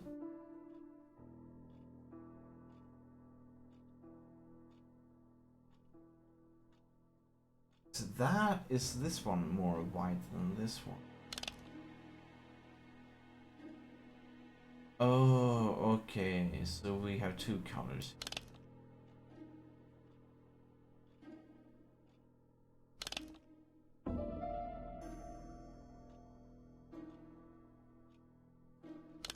Well, the color seems to be right. So just the positioning now. What? Are you fucking serious?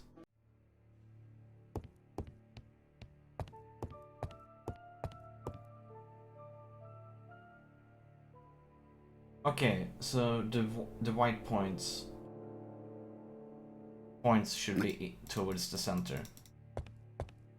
Okay, that makes it a lot easier.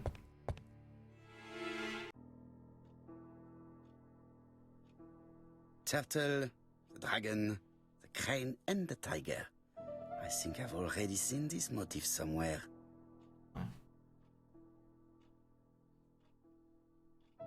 The position of each motif.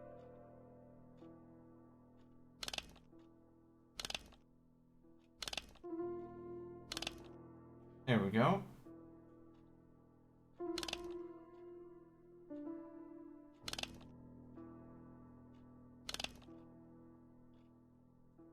I think I heard a bang. Could it be this cupboard?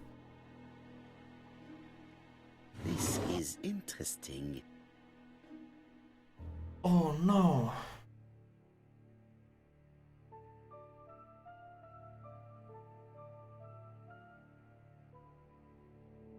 These daggers are only ceremonial weapons.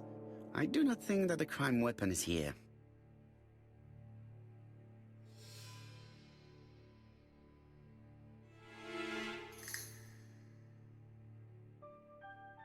Ernest Logan, MD, Brighton Cancer Institute, 201 Dusk Road, Brighton, Sussex.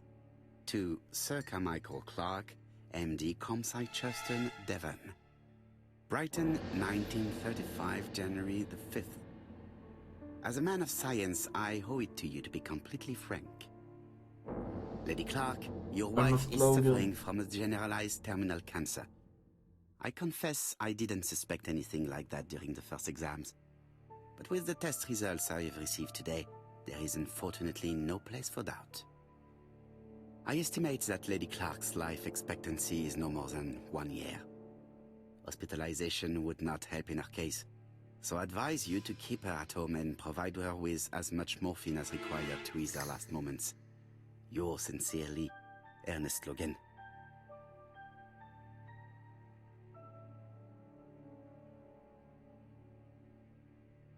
Here's Miss Gray. Sorry to keep you waiting. Lady Clark's condition requires regular care. I believe you want to ask me a few questions. Indeed, mademoiselle. This porcelain is remarkable. Is it old? It's about 3 centuries old, I believe. Wait, let me find the reference.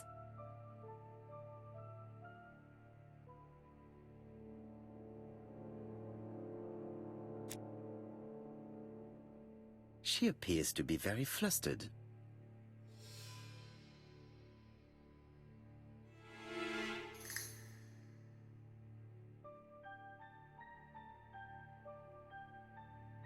She's unable to hide her emotion, and her makeup has been disturbed. I think that this young woman has just been kissed.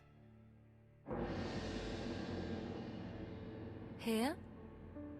Teapot with black dragon, Gangxi period, end of the 17th century. It is a rare piece with unusual colors. You have a good knowledge of art history. Acquired while working with Sir Carmichael. I used to help him manage his collection and choose his new acquisitions.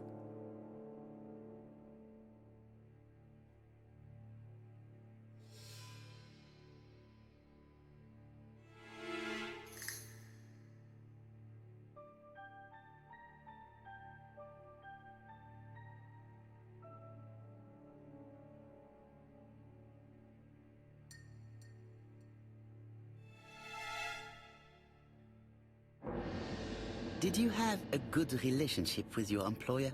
He treated me well, and I am sorry for his death. Have you seen any strangers hanging around in the past few days? No. Nobody has been near Comside.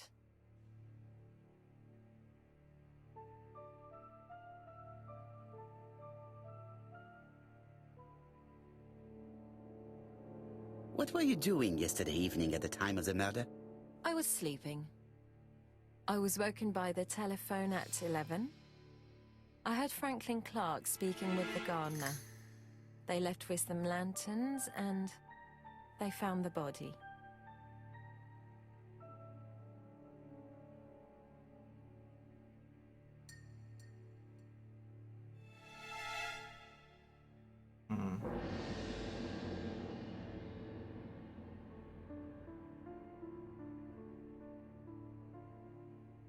Why do you hate Franklin Clark? But why would I hate him? Wrong question. Miss Gray, if I may be so bold, please do not take offense. My friend has rather unusual methods, but all he wants is to find the murderer. Yes, I understand. I must rest. Please excuse me. Earlier, you asked me to watch the living room door for you. I don't wish to be indiscreet, but sometimes a gentleman stumbles upon a secret without intending to. That is sometimes the case.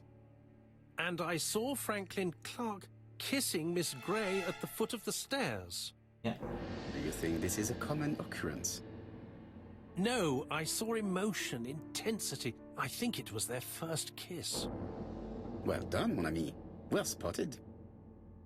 However, I don't think I completely understand this business. Why did Sir Carmichael not defend himself? He appeared to have been active and strong. It was ambushed. The murderer did not give him a chance. Let us try and reconstruct the scene.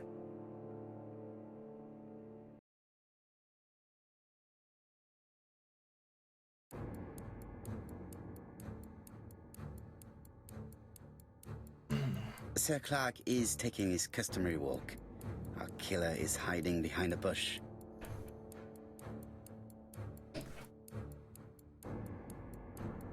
Wait. The old man From walks behind. quietly along the gravel path.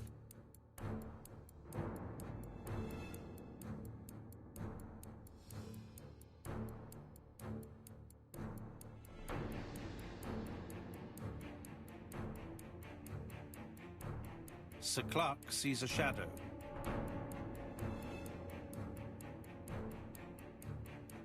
No. No, Sir Clark was attacked by surprise. He could not see his assailant. Let us think again, mon cher.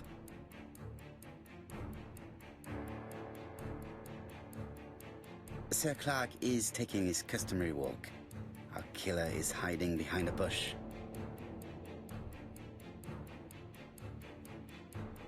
The old man walks quietly along the gravel path.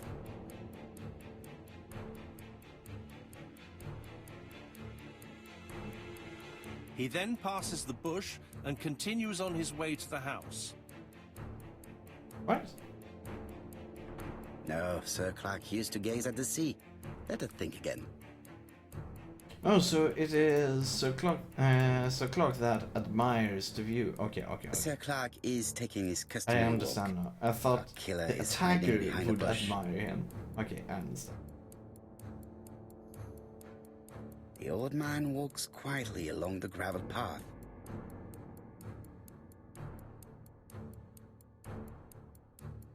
Yeah, I thought. Admire Carmichael. Then he turns towards the sea to gaze at it.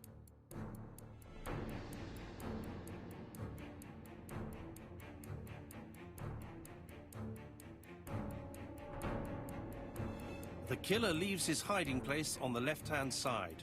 No! He walks over the gravel on the path. The noise alerts Sir Clark, who turns around. No. No, Sir Clark was attacked by surprise. He could not see his assailant. Let us think again, mon cher. It is from the right side. Sir Clark is taking his customary walk. Our killer is hiding behind a bush. Wait. Admire. The old man walks Right side. quietly along the gravel I path. thought they meant attacking from on the left side from here. Of course he's going from this way. Then he turns towards the sea to gaze at it. He tramples the grass. Well, who on earth would take this route? The killer leaves his hiding place on the right-hand side. He approaches silently over the grass.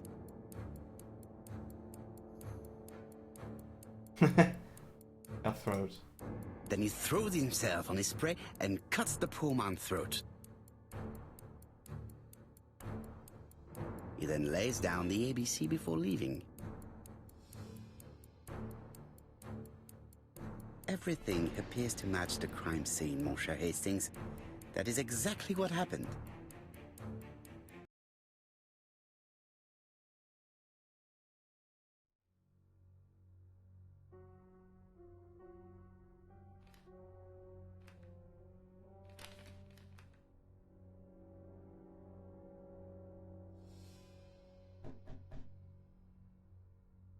Oh, just a minute. I'm getting dressed.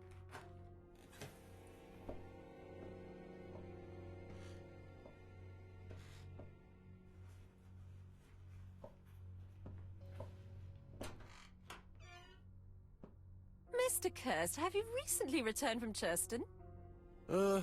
Yes. Indeed I have. Have you seen the papers? And to think that you might have rubbed shoulders with the killer. Imagine that.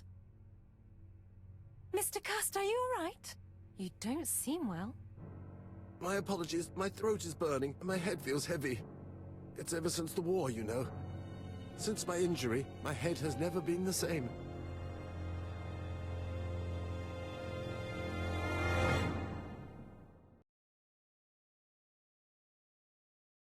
Why did they reveal the killer?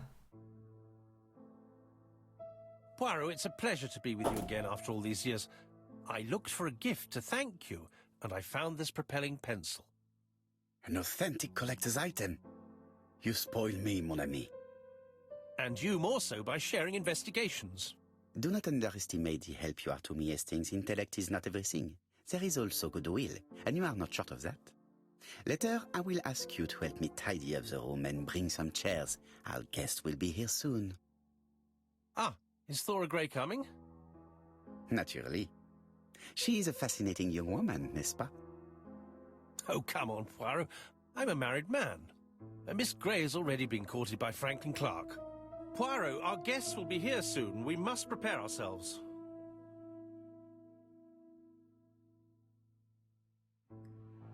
I should take advantage of the silence to examine them.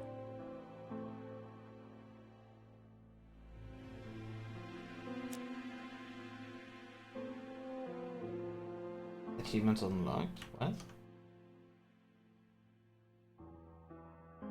Oh.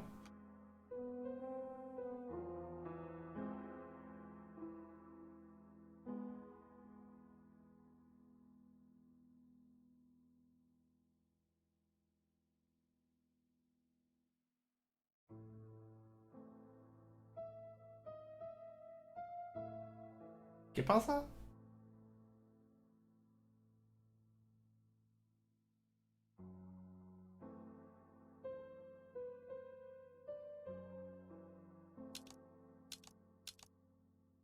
Okay, that was it. Donald is always on edge.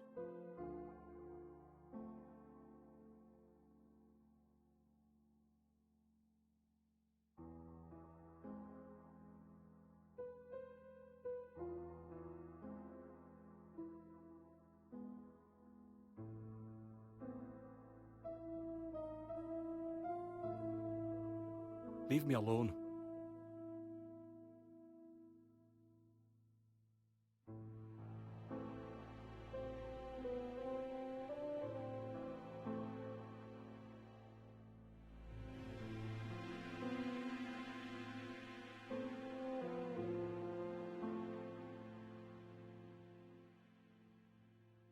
Donald Fraser is very nervous at the moment, even if he's trying hard to control himself.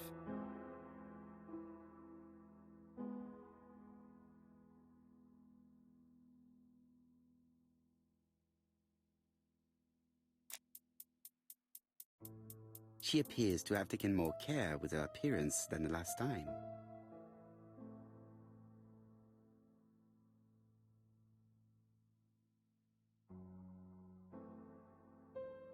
She's looking at Mr. Fraser out of the corner of her eye. Did she make herself beautiful for him?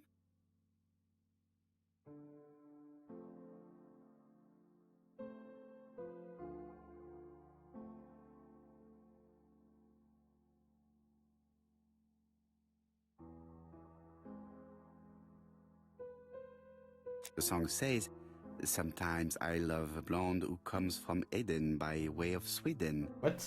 But I am not sure that this blonde is an angel. Sometimes I love a brunette, sometimes I love a blonde. That's what the song says.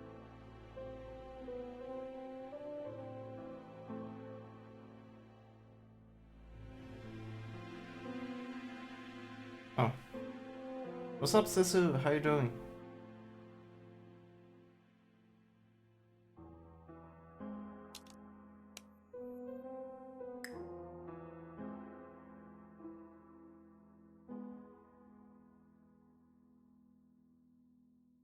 I ought to concentrate on my guests.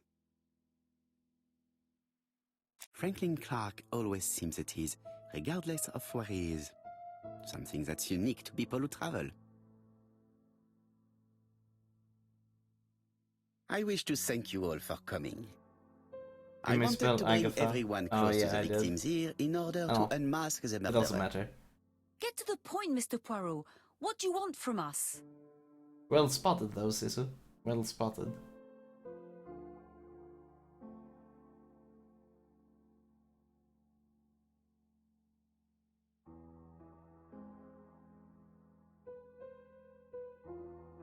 Megan, dear girl, please be patient. Mr. Poirot, how dare you address me by my first name? Please excuse me, mademoiselle. What I ask is that you search your memories. The murderer must have left some trace. Yes, he must have prepared his crimes very carefully. Tout à fait. He did not get to Bexhill at midnight in order to strangle a young girl whose name by chance starts with P. Must we go into that?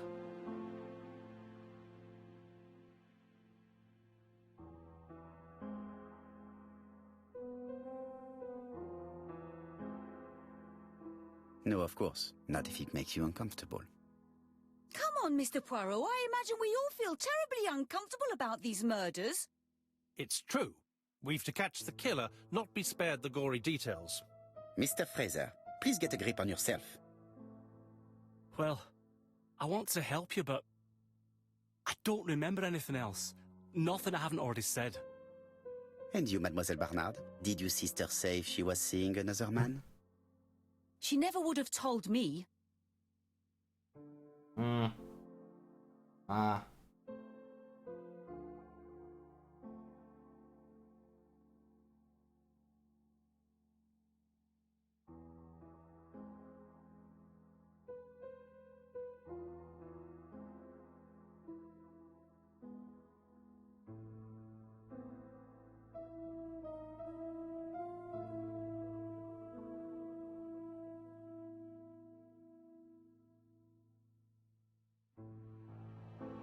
Why would she hide the fact from you?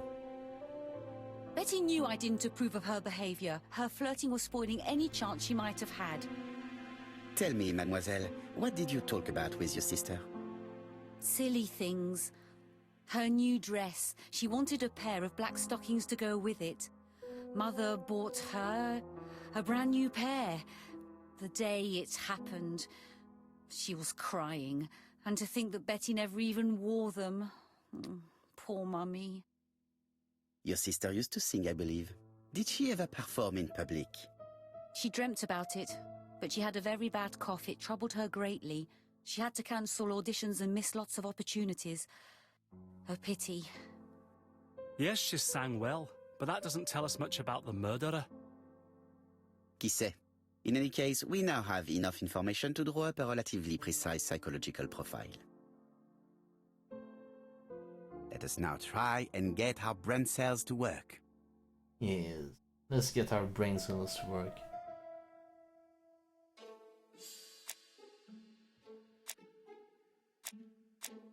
Is the killer clever? Yeah, he is.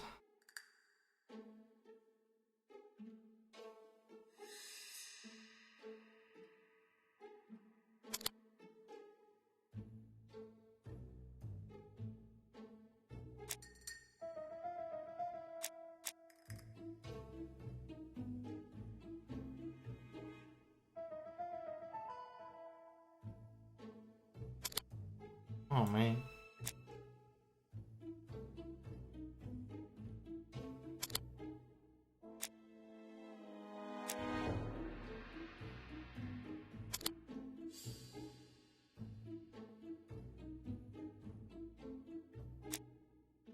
Yes.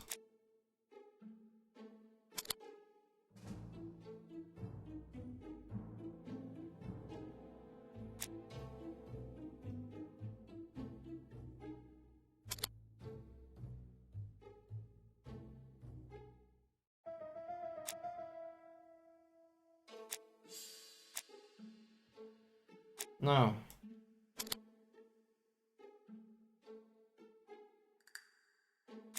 Yes.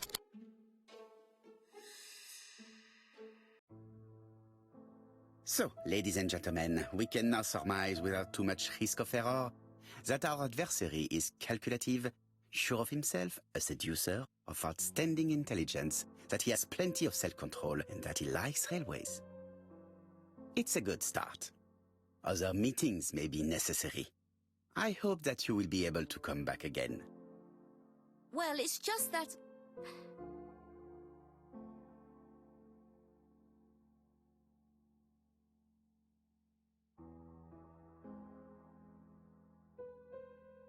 Is something bothering you, Mary? Well, Mr. Poirot, you see, I don't know if I can come to London just like that. It's normal that people helping with this inquiry should be reimbursed. Starting with you, Miss Drower. Please allow me to pay for your train tickets. Oh, sir, I cannot accept. But you must. Mademoiselle, I may not be rich, but my brother left a fortune which will be mine. Mr. Clark, that's very generous of you. Well, someone has to foot the bill. Mr. Poirot, would it be possible for you to come back to Devon? Lady Clark has expressed a wish to see you. We'll adjust her medicine so she'll not be too drowsy. But of course, I shall come the day after tomorrow if it is convenient. Thank you all for coming. We will meet again soon. The meeting was most fruitful. Really? Hastings, I believe now we have everything we need to find a common point between the victims. Now it is time for us to use our grey matter. Well, they seem to have the same doctor. Let us now try and get our brain cells to work.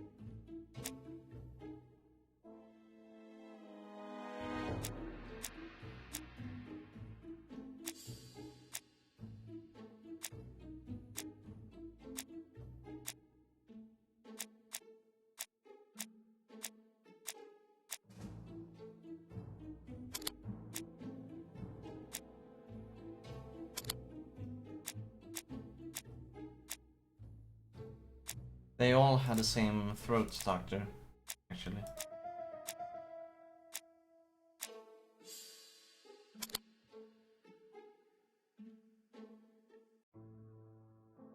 The first two victims suffered from bad throat, and that was precisely the specialty of the third victim, Dr. Clark. We have a lead. It would pay to take a closer look at the medical records of Dr. Clark's patients. We'll do so during our next visit to Churston. I will do it myself, mon ami. You must remain in London just in case ABC sends us another letter. Very well, as you wish.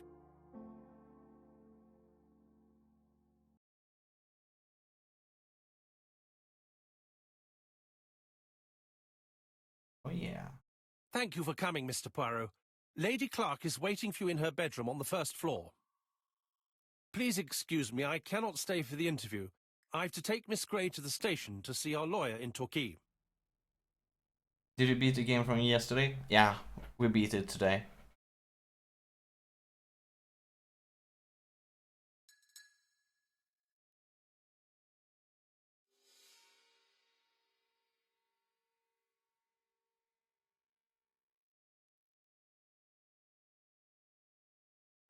Are you going on holiday, mademoiselle?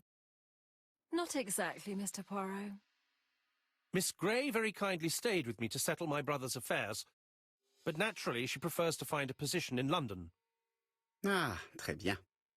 I'll be absent all morning, Mr. Got a Poirot, headache? but the nurse is Kappa. coming soon. She's to ensure that the dose of medicine doesn't make our patient drowsy. Thank you, Mr. Clark. Have a nice trip, mademoiselle.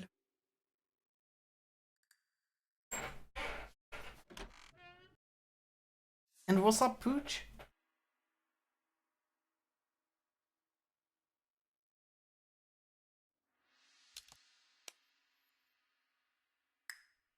Go find Lady Clark in her bedroom.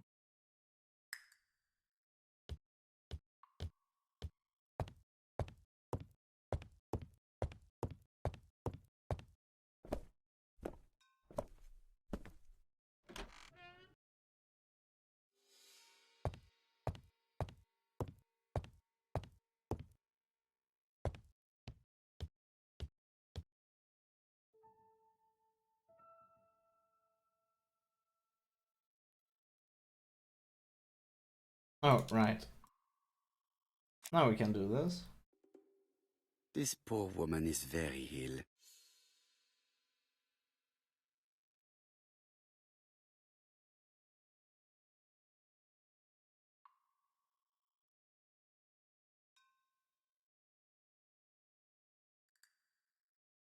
They don't really look that clenched.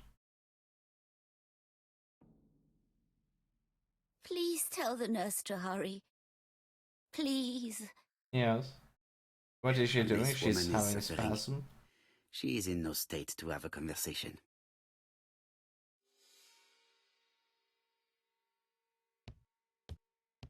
It would be rude to make Lady Clark.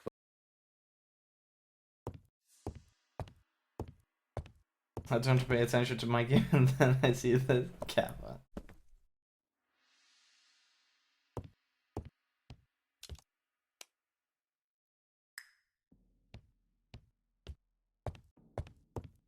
It's closed. It would be rude to make Lady Clark. Oh my god. But I thought she said we should go get a nurse.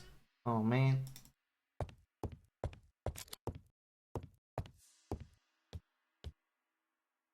Mr. Poirot? My respects, madame. Thank you for coming. Thank you. Have you seen the nurse? She should have been here by now. Oh, I'm sorry.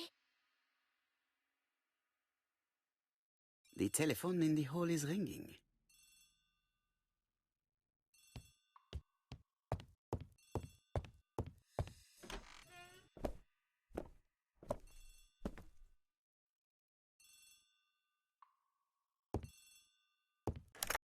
The Clark residence?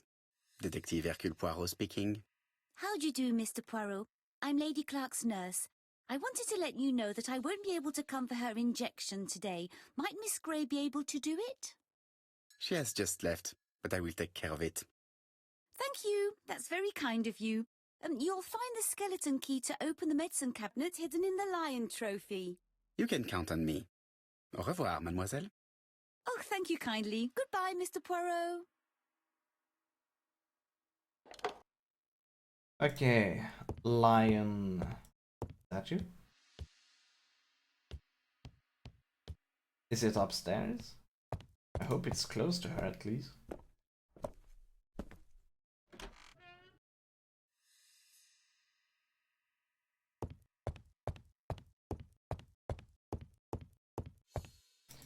Doesn't seem like it's in here. Lady Clark is in pain.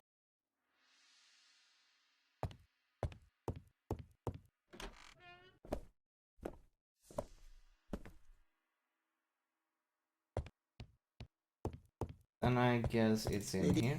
What? It's not in there? This doesn't look like...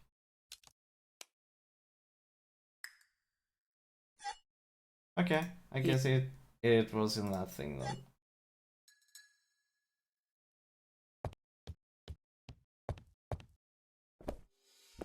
Skeleton closet, which one is that?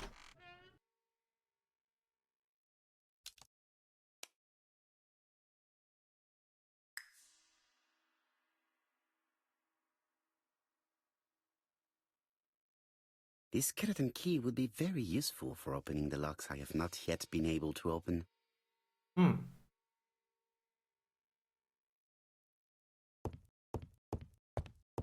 So then the question is it? No. So which one could it be that we should open? Is it in here? Lady Clark is in... Yeah, but is it in this one?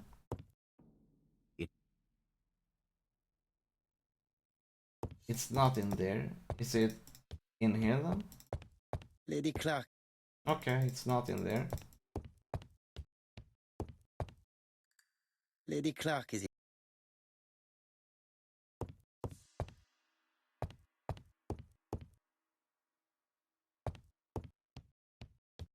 It doesn't seem to be any of these.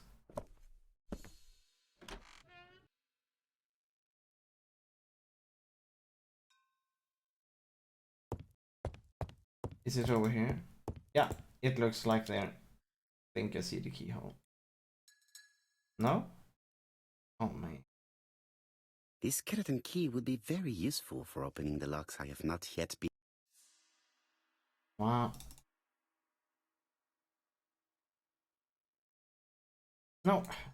I'm trying to drag and drop this, but... This skeleton key would be...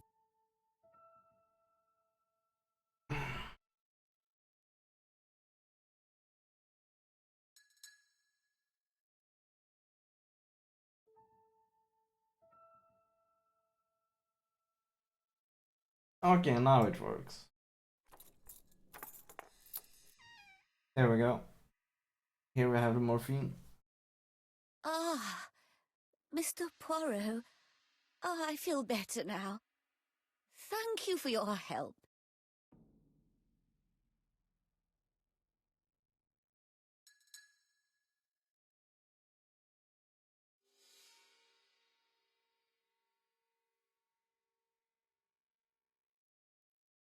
Madame, you are tired, so I will get straight to the point. What can you tell me about this business? What business, Mr. Poirot? No doubt. You wish to talk to me about what happened to your husband? Ah, yes. Oh, poor Carmichael. Has the madman who killed him been caught? Not yet, chère madame. There was a great many people in Cheston on the day of the murder. Indeed.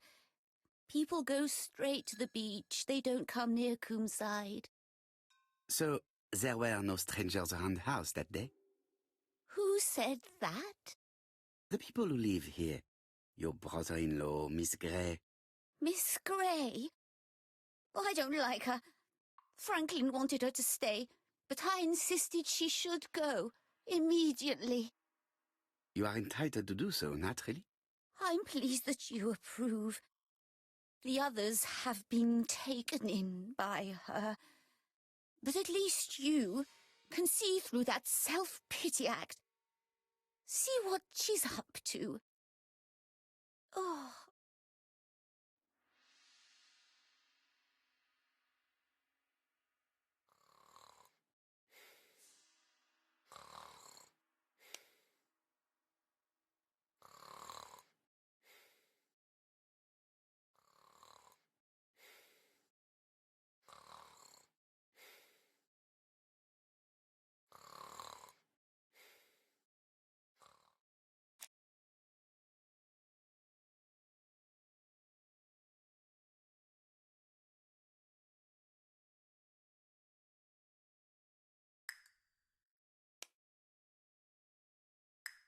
She is sleeping. I must find a way to wake her up gently.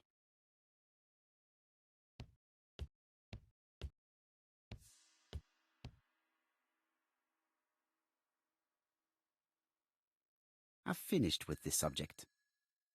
Well, she snores. That she I've does. finished with this subject. I've finished. Okay. This subject will probably be useful to me.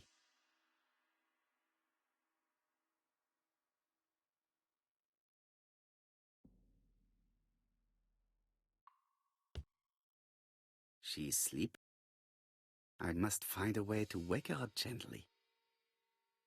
Why do we take the cab? But this is not a comb. This one. You see, this one has 4 pins, so this could be the 4th. So simply, the 3rd number is probably 4. I see. So that's why we took it. This subject. I've finished with this subject. Alrighty. Let's pick this up. This subject will probably be. That's a 0 count. 1, 2, 3, 4, 5, 6. So 6, 4. Nintendo 64.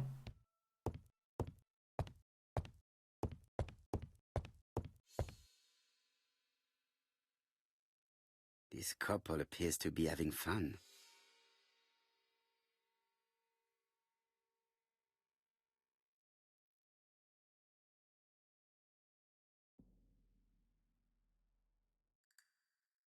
Lady Clark and Sir Carmichael were very happy, but they did not have any children.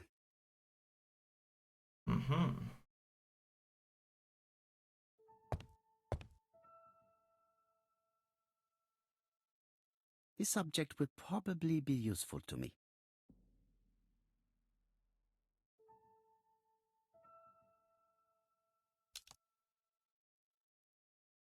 One, 2, 3, 5, 6, 7.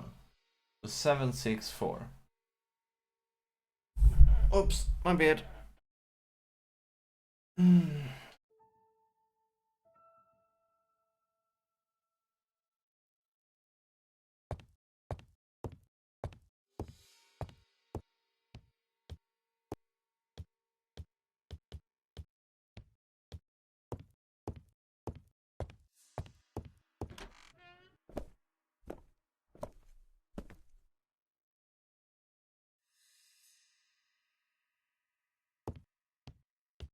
I must find a way to wake her up gently. Oh yeah, what about that one?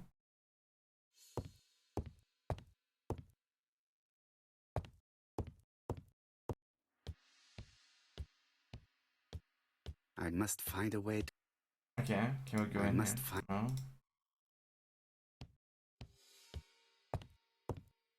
I must find a...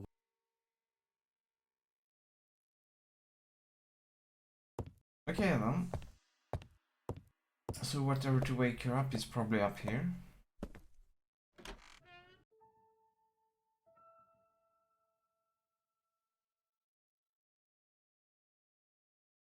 I've finished with...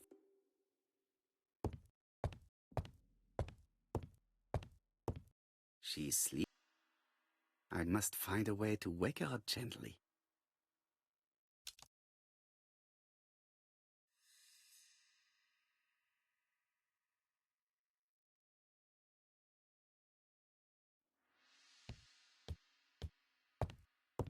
Well, I'd like to use that or maybe the lamp.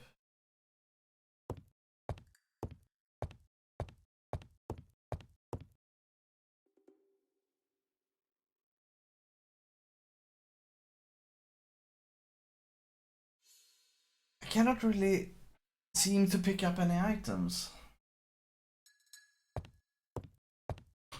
So we're gonna do this.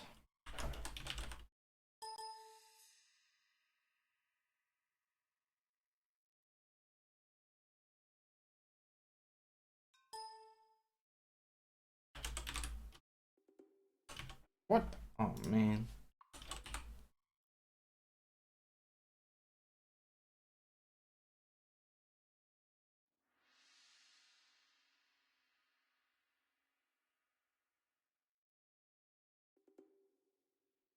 Wait, we can click on that? I did try it. Okay. Lady Clark and Sir Carmichael were very happy, but they did not have any children. What?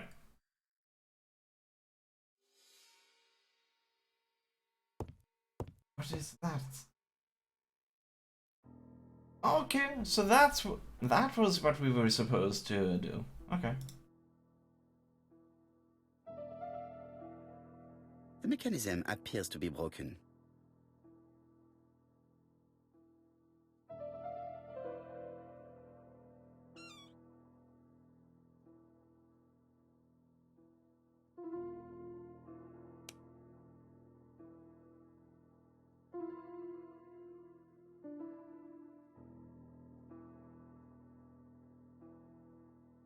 This spring appears to be broken.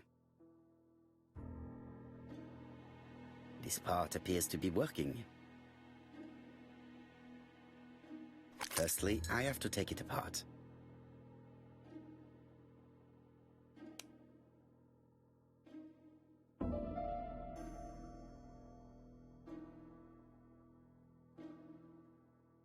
There we go. Spring. Thank you.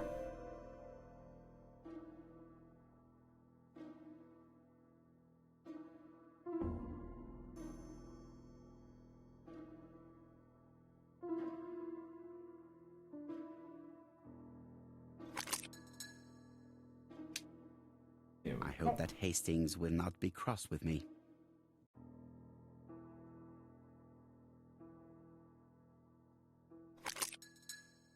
One.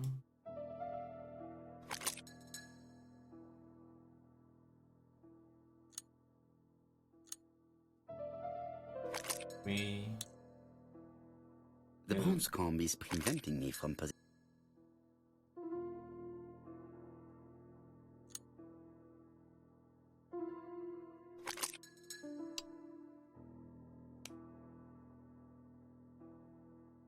What? Oh. The bronze comb is preventing me from positioning this one. Okay. Then we do the smallest first. Or not smallest, but the numbers.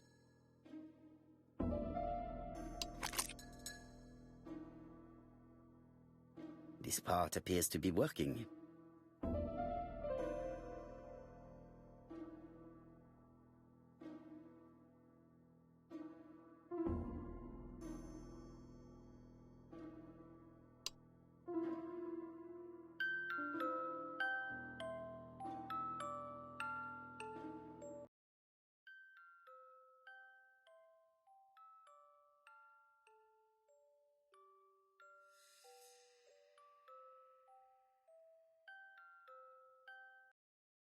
what are we talking about?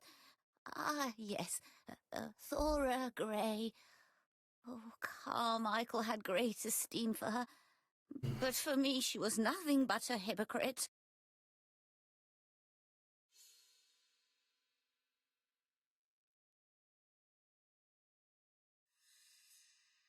Miss Grey was a hard worker, though. Thank goodness. Fortunately, she was good at her job. I don't see why you all think you should have to defend that girl. Mhm.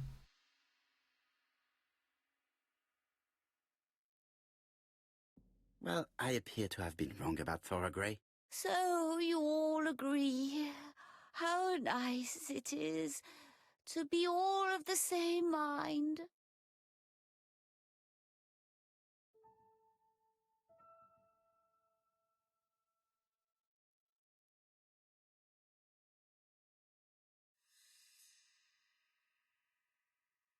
Franklin really idealized Miss Grey.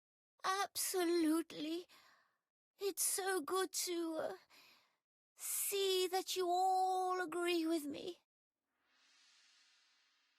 Miss Grey did look after you very well, though. Outwardly. But she's hiding something. I think she tried to poison me. Miss Grey? A poisoner? But everybody appears to like her. It proves she knows what she's doing. She's manipulative and she's a liar. A liar? Let's see, didn't she say that on the day of the crime nobody was around Coomside? That is correct. Well, at 11 o'clock I saw her talking to someone. Really? And what was this man like? An ordinary sort of man with a very plain face. Oh, I don't remember well. Was he a gentleman? No, he was not a gentleman. It would be best to leave her to sleep now. The telephone in the hall is ringing.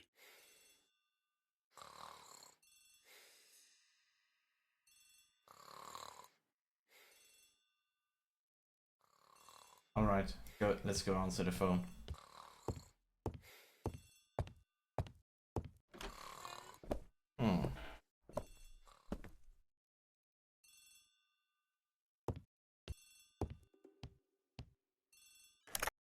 Hello? Poirot, is that you? Hastings here. Thank you for calling. Have you received a new letter from the murderer? No, thank goodness. How are things in Churston? I questioned Lady Clark, but I will not leave until I have examined everything of interest to me here. Fortunately, Franklin is absent, and I have a skeleton key. Have you seen Thora Grey again? Briefly. But rest assured, I intend to summon her to London soon. She's a fascinating girl. But secretive. I would like to ask her a few questions. Poirot, she wouldn't hurt a fly. Each to his own, my friend. Yours are pretty orphans, mine old ladies that have the maladies. Poirot, are you mocking me? No ill intended, rest assured. À bientôt, mon ami. Oh.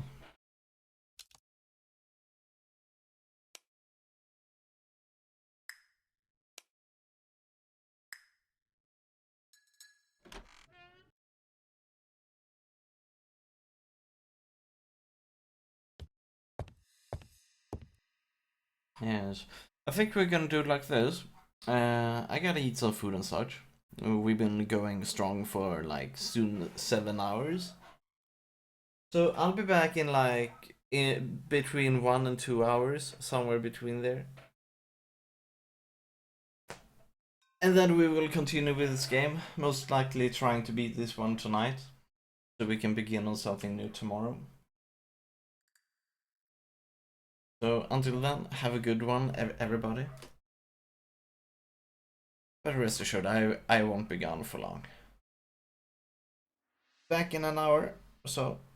Ciao.